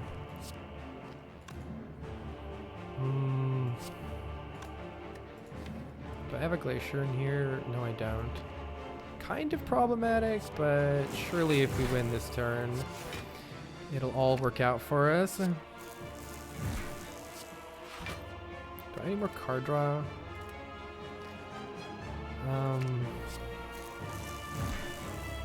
It's fine. Alright, next turn we want to kill so that we don't get this massive multi-attack.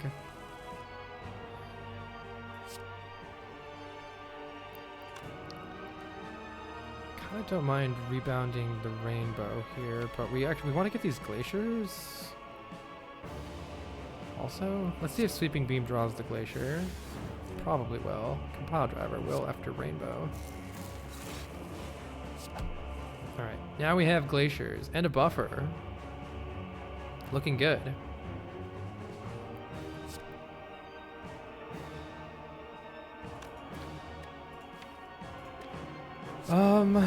Let's rebound the glacier so that we always have some block next turn. And then let's hologram meteor strike to finish the fight. We'll finish this phase of the fight. Now we can play the buffer, which gives us some safety. And we can start with a whole bunch of frost orbs. That should make us pretty safe. I wouldn't mind a dark orb too. And while we're at it, let's just rainbow so we get some good stuff. Okay.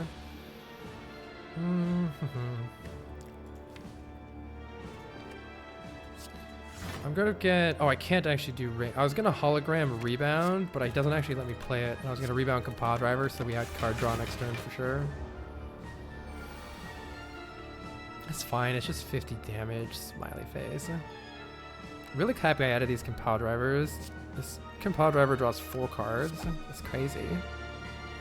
That's very good. Alright, let's just bonk.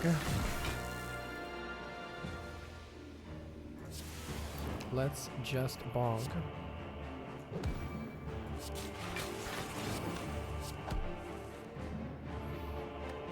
More bonking. More bonking. More bonking. I don't even know what I'm dual casting, just dual cast it.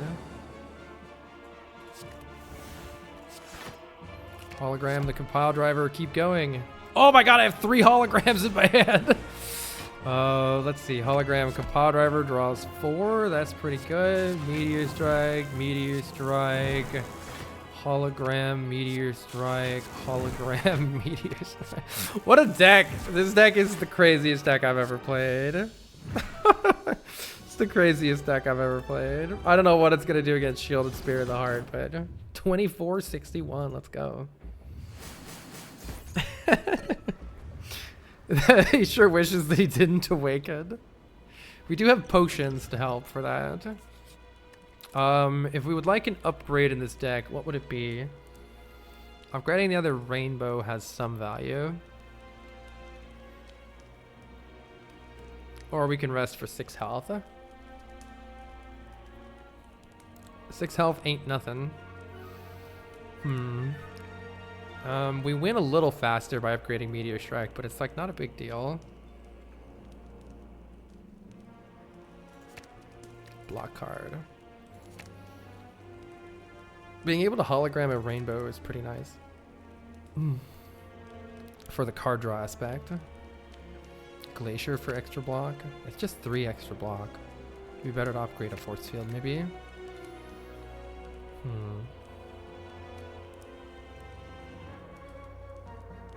I think it's rainbow or we rest for 6 health. I think the 6 health is probably better, but rainbow's fun. Heat Sinks Plus is kind of good. It helps ramp the deck fast. Duplication Potion, I think, is possibly a game-winning potion here. Duplication Potion on our Defragment Plus in the Heart Fight is going to go a long way for increasing our output. And also if we make like an Echo Form with the Power Potion, it could be good. However, the Liquid Memories is better in the Shield and Spear fight, I think. The Duplication Potion is probably still good there. Heat Sinks Plus has some cool potential.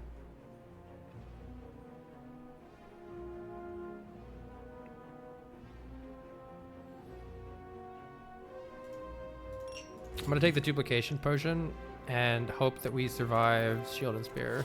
A bad draw order could be really bad here. We do have the 2 energy from Ancient Tea Set to help. Hopefully we don't need our potions here.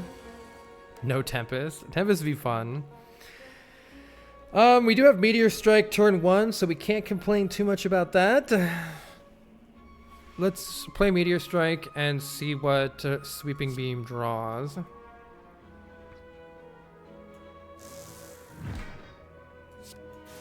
Rainbow would be nice here. Glacier is nice here too. It gives us more orb types for this. Question is, do I want to play this capacitor or not? There's some value in evoking the orbs right now for energy, but there's also value in getting energy from them next turn and every subsequent turn. So both have value here. I might draw Heat Sinks, so let's evoke for the fast energy, and hopefully we draw Heat Sinks. Darn it. I could rebound a force field. Next turn is looking very scary though. We still have sweeping beam here. Let's see what the sweeping beam draws. Buffer is great. That is going to help us not get bonked by this guy, but it's still going to make next turn rough. Yeah, this is still rough for next turn. The static discharge actually can help us out a bit here by evoking our frost orbs next turn. Shield and Spear are horrifying, yeah. I mean, you could just like burn a dupe pot right now to like quadruple buffer or something, but I think we save it. I think I should play... It's tricky to play. Playing Capacitor or not right now is tricky. Getting the static discharge channeled orbs to evoke these frost orbs could be important next turn, depending on how bad our draw is. We could rebound force field next turn to ensure that we at least have some block for next turn. 12 block next turn.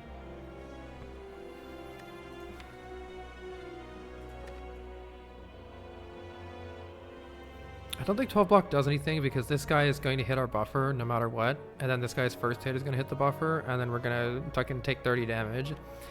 I see us taking 30 damage almost guaranteed next turn. Duplicating the buffer would save 20 of that. I don't think we should do that though.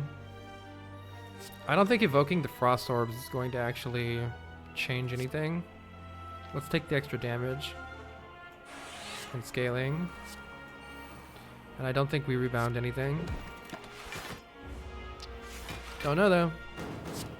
2 burns on top. It could have actually been smart last turn to take 1 damage if it was at all possible to do so. Unfortunately, this is a fantastic hand. We can draw a lot of cards here. We have a hologram and rainbow cost 0. So that was pretty much ideal. Cabal Driver draws 4 cards. That's pretty huge. Let's start with that and see what we get. We have heat sinks, double energy. Holy shit. This is looking fantastic. Couldn't have asked for a better set of cards. Let's play heat sinks. Let's just play double energy for the 10 here so that I can actually just play things and draw more cards here. Aggregate, you are giving me 3 energy. Nice job. 3 energy for 3 energy. Let's see. This is looking very good though. What's the best target to hologram here? Probably Compile Driver to draw 4 more. And then we're gonna get 1,000 more holograms.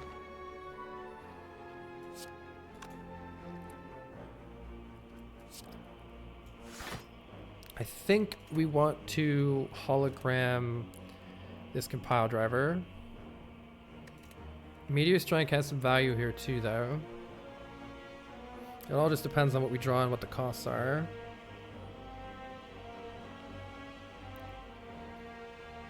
I think we need the Compile Driver. See what we draw. Oh, it's only 3 here. 0 cost hologram is a great start. You had a free Compile Driver? Ah, fuck me.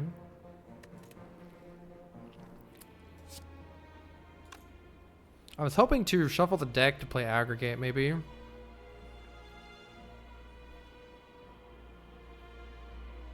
What's our cheapest hologram? 2. Yeah, this is now tricky.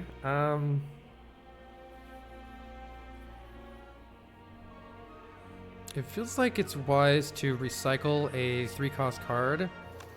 The rainbow or the aggregate.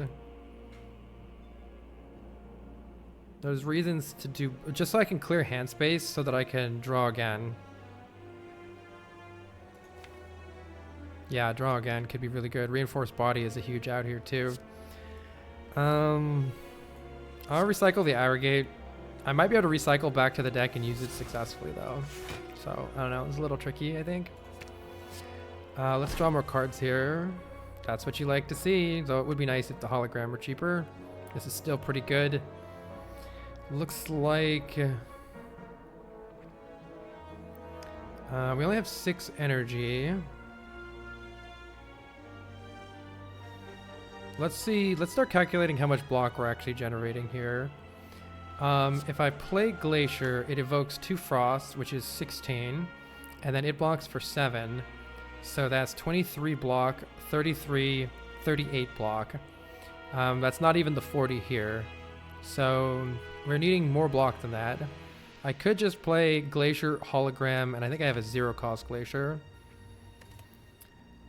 Glacier, Hologram, Glacier, but then I can't play Meteor Strike and next turn looks bad. Oh yeah, 48 with the 2 Frost Orbs, you're right. We're looking pretty good then with the block. I think I need to play this Meteor Strike. I feel like I think we need this energy scaling next turn. And I should just try to come up with a good strategy based on this. Let's see how the block is looking now. It's already almost there. There's 61 damage coming in and we have 51 block. So I can just hologram the free Glacier and we're there. There's also the damage from the burns. Okay. I think that's good. Yeah, that's a full block. Hollow the 0 hollow. Yeah, we could have gained a little extra from doing that. Good point. We can always just buffer this hit, so I think it's more important to deal damage and get some more scaling going here.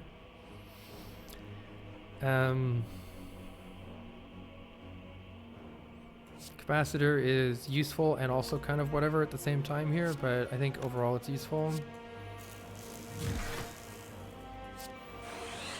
Especially because we're drawing cards. Let's go. Let's see. Is there a kill on this guy? I'm not weakened, right? But I do have -1 strength. And don't quite have a kill on this guy with Hologram Meteor Strike. Hologram Meteor Strike. So there's no way I'm getting a kill. But we're getting a lot of block just from all these force fields. So I think we're pretty set here.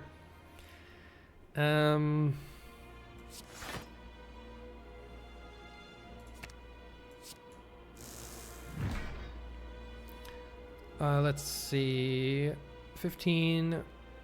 We still need a little bit more block here. I can hologram 0-cost hologram.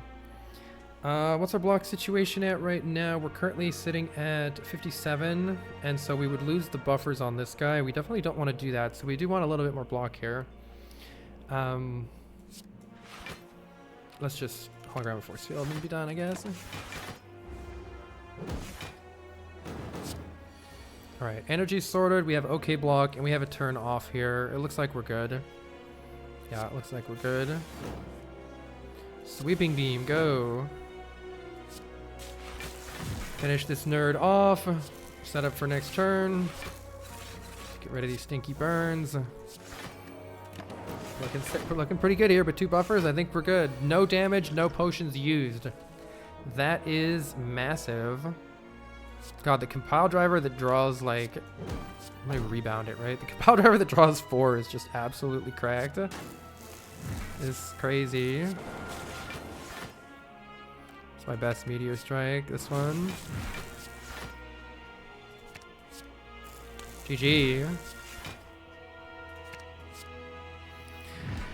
All right, we got a bag of marbles for our trouble. Not going to do very much. Defragment plus is huge. I'm going to dupe one of them. We have Giga Focus now. This is looking very, very good. Oh my god, this is the coolest defect run I've ever played. I love this character. All right, what do we have on turn 1 here? We do have a Meteor Strike, so that's something, but there's not that much else going on here. I can draw 3 cards by recycling Sweeping Beam, so I'm going to start with that. Recycle Sweeping Beam, draws 3, and then we can look at our Power Potion. Double energy is here, that's good. Let's see what's inside the Power Potion. Oh, oh my god, dude.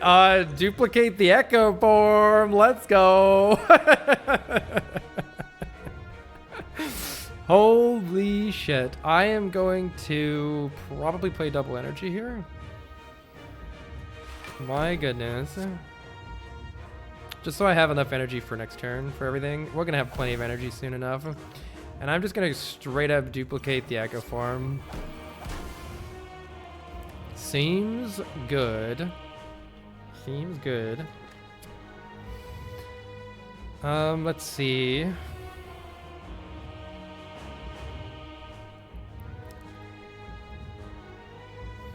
What else is useful to do here? I can play the Meteor Strike a whole bunch. Like I can play Meteor Strike and then I can hologram the Meteor Strike. I could play Capacitor Meteor Strike. I think I want to play this Capacitor. I think I'm pretty happy with this.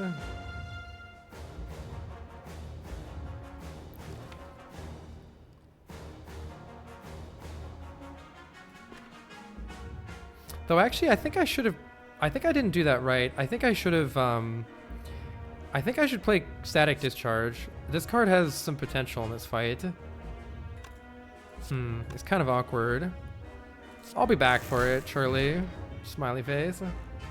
There's still a chance we get bonked for a lot on this turn. The draw could be really bad. I didn't see a way to ensure the draw was better with what we had. We do have Echo Form, so let's keep that in mind. We have 2 copies of Echo Form, so we can play 2 cards twice. Reinforced Body is Giga Block, but it would be very nice. What if I play double Defrag, double Rainbow? How's that looking for us? We're gonna take some Beat of Death from that. Scale so hard it won't matter. Well, you do have a lot of damage coming in early on here.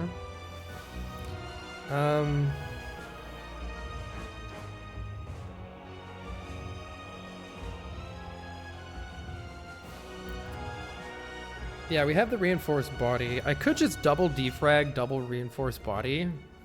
I like the idea of having the Rainbow, though, for depending on what we draw next turn.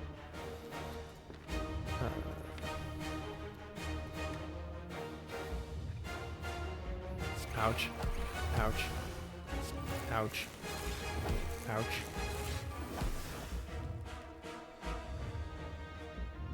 I don't want to play... I mean, I think I'm going to do it, but playing this feels a little bad. I don't have to play it yet, though. I can play Meteor Strike first for block.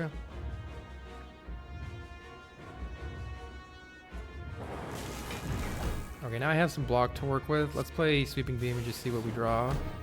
Hello, Aggregate. How are you doing? Alright, well, I guess I'm losing 15 energy, but it's fine. It's fine. We got plenty. Hey, Otters. Alright, double Echo Form. Don't forget that. Alright, good. Glacier's finally here. Double Glacier sounds pretty good.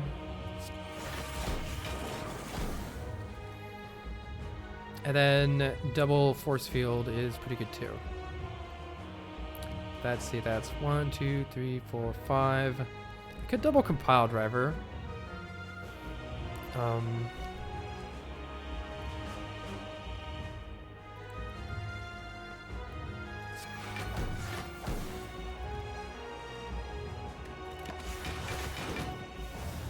Ouch, my face. Alright, I think we're pretty safe now. Now we can just set up and do whatever we'd like.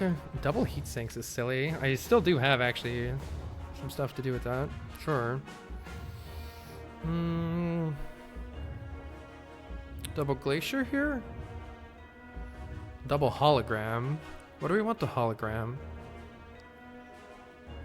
Doesn't matter that much. I do want Static Discharge back in play.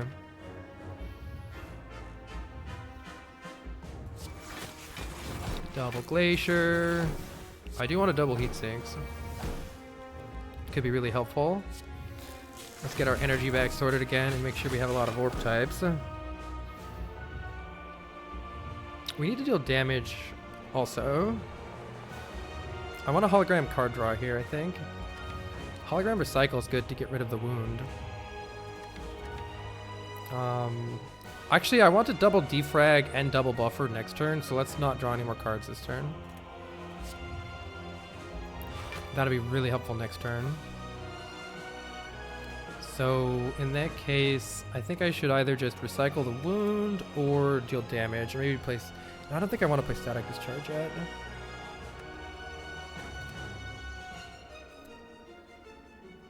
I'm going to recycle the wound. I don't want to draw it anymore. Alright. Mostly deck cleanup, but I think that's okay. We're going to have Giga Focus this next turn, and we should be pretty set.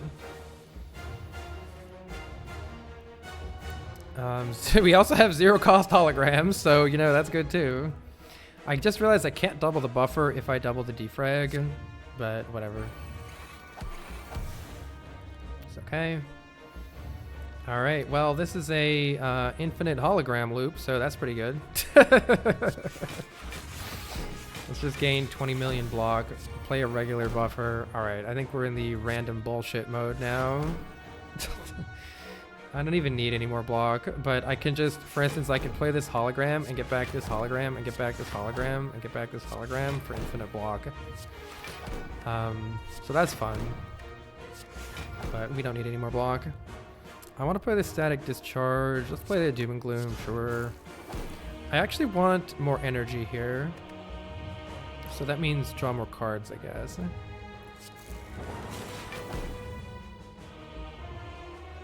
Draw me more cards, please.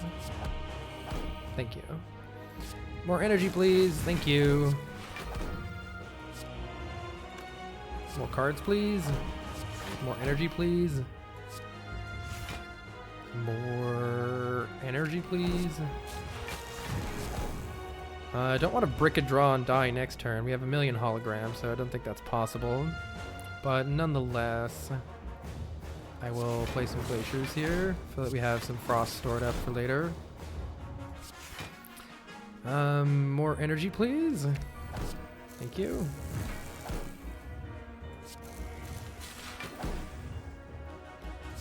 Cool. Almost cap damage. Looking pretty good here. Hollow gets you, any hollow gets you back into the infinite until you shuffle. Oh, that's a good point. Figure we don't need to worry about this one though. I think we're good here. Let's just spam attacks. Let's just spam them. We got another one. Double meteor strike. Triple meteor strike. Quadruple meteor strike. Shit. That's pretty fun. That's pretty fun. Hey, it's like exactly perfect block. I guess let's gain a little bit of block so I can play some cards without thinking for a second. Okay, now I can play cards without thinking again. Yay. Who wants to think? Let's get some card draw. Hologram Rainbow. Hologram Compile Driver. Draw me cards, please. More energy, more rainbows, more cards, more meteor strikes, and more better.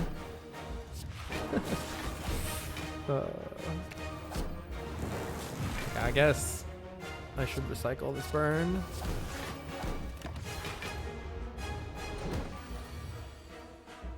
Ice cream MVP, absolutely. This, I wonder how this deck would have gone without ice cream. Certainly would have been interesting. I can double hologram, sick. Compile driver and hologram. Wait, I can get the hologram back from its own hologram. That's crazy. Double rainbow. Hell yeah. Rebound the compile driver. Meteor strike. Hologram the meteor strike.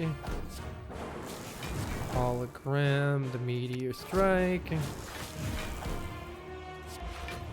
Rainbow. Card draw. Card draw. Where's card draw? There it is. Card draw. These compile drivers were like also low-key MVP here. Compile drivers did so much. It's actually crazy how much the compile drivers did. Okay, I think it's already dead. I think I can stop now.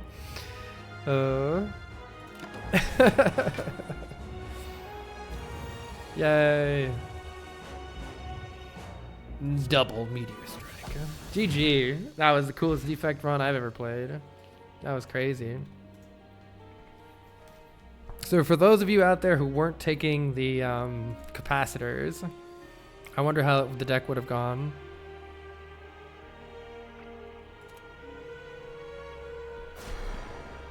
GG's. That's the first time I've ever felt like Rainbow significantly improved my deck. Is Snecko Eye the best boss swap? I think that Pandora's Box... I mean, Pandora's Box obviously has the potential to be the best boss swap, right? But on average, which one is best? I don't know. What do you think is the best one on average? It might still be Pandora's Box. I want to get a Pandora's Box swap.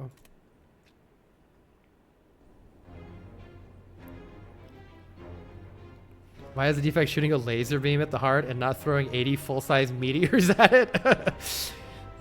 Meteor beam. That was sick. Sick run. Defect is sick. Defect is sick. All right, how many cards did we master that run? Quite a lot. Holy shit. We mastered 1, 2, 3, 4, 5, 6, 7, 8, 9, 10, 11, 12, 13 new cards. Bringing the total to 130. However, on the defect, we still need to master Claw. We got a lot of stuff, though. I want to do reprogram. I'm not going to rest until I win with the freaking reprogram deck. Foos, thank you so much for the gift sub. Gemini Pie says, can I recommend Brutal Orchestra? I've never even heard of it, but I'll add it to the game list. This weekend, we'll be doing a on-stream vote. Anybody present can vote. And anybody present then or now can submit a game to add to the voting list. Probably next stream, I will actually have the list available for everybody to see. So that'll be a lot more useful. Is Relic Swap really a good initial choice? You're always too afraid to take it. I think especially on the defect, it's a good option. And the reason for that is the defect normally starts, I don't know where it shows you this, Relic? Starters. Yeah, the defect starts with this, the Cracked Core, channeling 1 lightning. Channeling 1 lightning does almost nothing in the heart fight. And towards the very end of the game, it does almost nothing. So the Cracked Core is good early. It's definitely good early. That lightning is good damage at the start. But having 1 extra energy is usually about the same amount of extra output. Like playing an additional block card, playing an additional strike is close to what your lightning is doing. So I think on the defect in particular, a boss swap is a good option. Certainly it can be a lot better, but there are some swaps that are really freaking annoying though. Like there's some really, really annoying relics to swap into. For instance, if you swap into Busted Crown, I would just abandon the run. Like it's winnable, but it's pretty garbage. Yeah, and Tiny House, and Slay the Spire 2, Tiny House seriously needs to let you upgrade the card instead of it being upgraded at random. It needs to do something else if they're going to make a relic like this. It's just not as good as the other ones. So that's kind of a feels bad. You can also boss swap into Black Star and then die to the first elite, which feels pretty bad too because Black Star doesn't actually do anything to help you at the start of the game. But any of the energy swaps are pretty good. Busted Crowd can be fun. It can work out. It's more random than usual. So yeah, I think if you're not afraid to abandon a run off of a bad swap or die really fast, boss swap can really pay off and be awesome, especially on defect. Getting Sozu or Ectoplasm is worth. Yeah, both Sozu and Ectoplasm also do kind of feel bad. I actually hate Sozu more than Ectoplasm, to be perfectly honest. But I hate both of them a lot. Not having potions or money is awful. Yeah. What is mastery? It's a mod. You can use the exclamation mastery command for it. The mod will show the text not mastered above any card that you have not included in an Ascension. Well, you can set it actually. I have it set for 1 copy in Ascension 20. So I have to beat the heart in Ascension 20 to master a card. But it's part of the mod options here. Let me see if I can pull it up for you. You can change it to any Ascension level and any number of copies of the card. So you could say you have to win with 2 copies or 3 copies of each card. And you can also set it so that it starts on a particular day so that you don't have to like use a new account or anything when you do it. These are all of the mods that I'm using. They generally just provide information during the game that's useful. None of them change the game in any way other than RNG fix, which makes it more random. All right, G freaking G, everybody. Thanks again, Griffin, for the 84 months. That is a heckin' lot of months. Thank you, Dwick. Thank you, Atmos Starfish, for the 79 months. Thank you, Sinova. Thank you, Taguch. Thank you, Yuke, earlier. Sorry I missed you. Fu says it's probably been submitted, but watching you play Ori in the Blind Forest would be exceptional. I feel like it might never get enough to vote, but I keep dreaming about it. I think Ori actually almost, so in order to win, something only has to get into the top 10 actually. So anything from the top 10 can be chosen.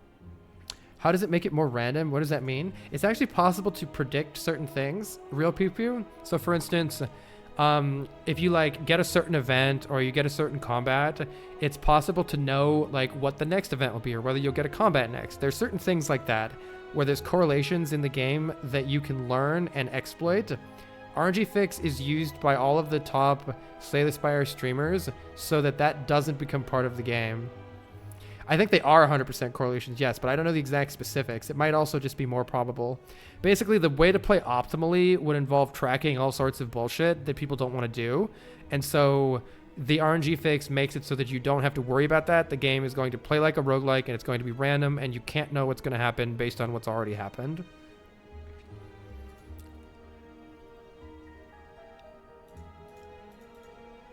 I think people probably have personal opinions about whether they would prefer one way or another in that regard.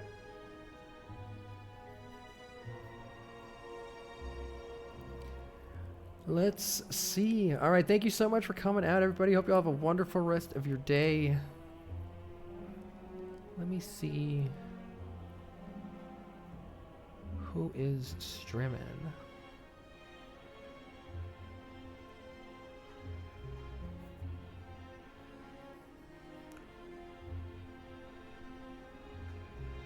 I'm gonna go raid one of my favorite streamers from when I was a kid. He's literally been streaming for over 20 years now. Perhaps the best player in the world at Warcraft 3, Grubby. See you later, everybody. Have a wonderful day.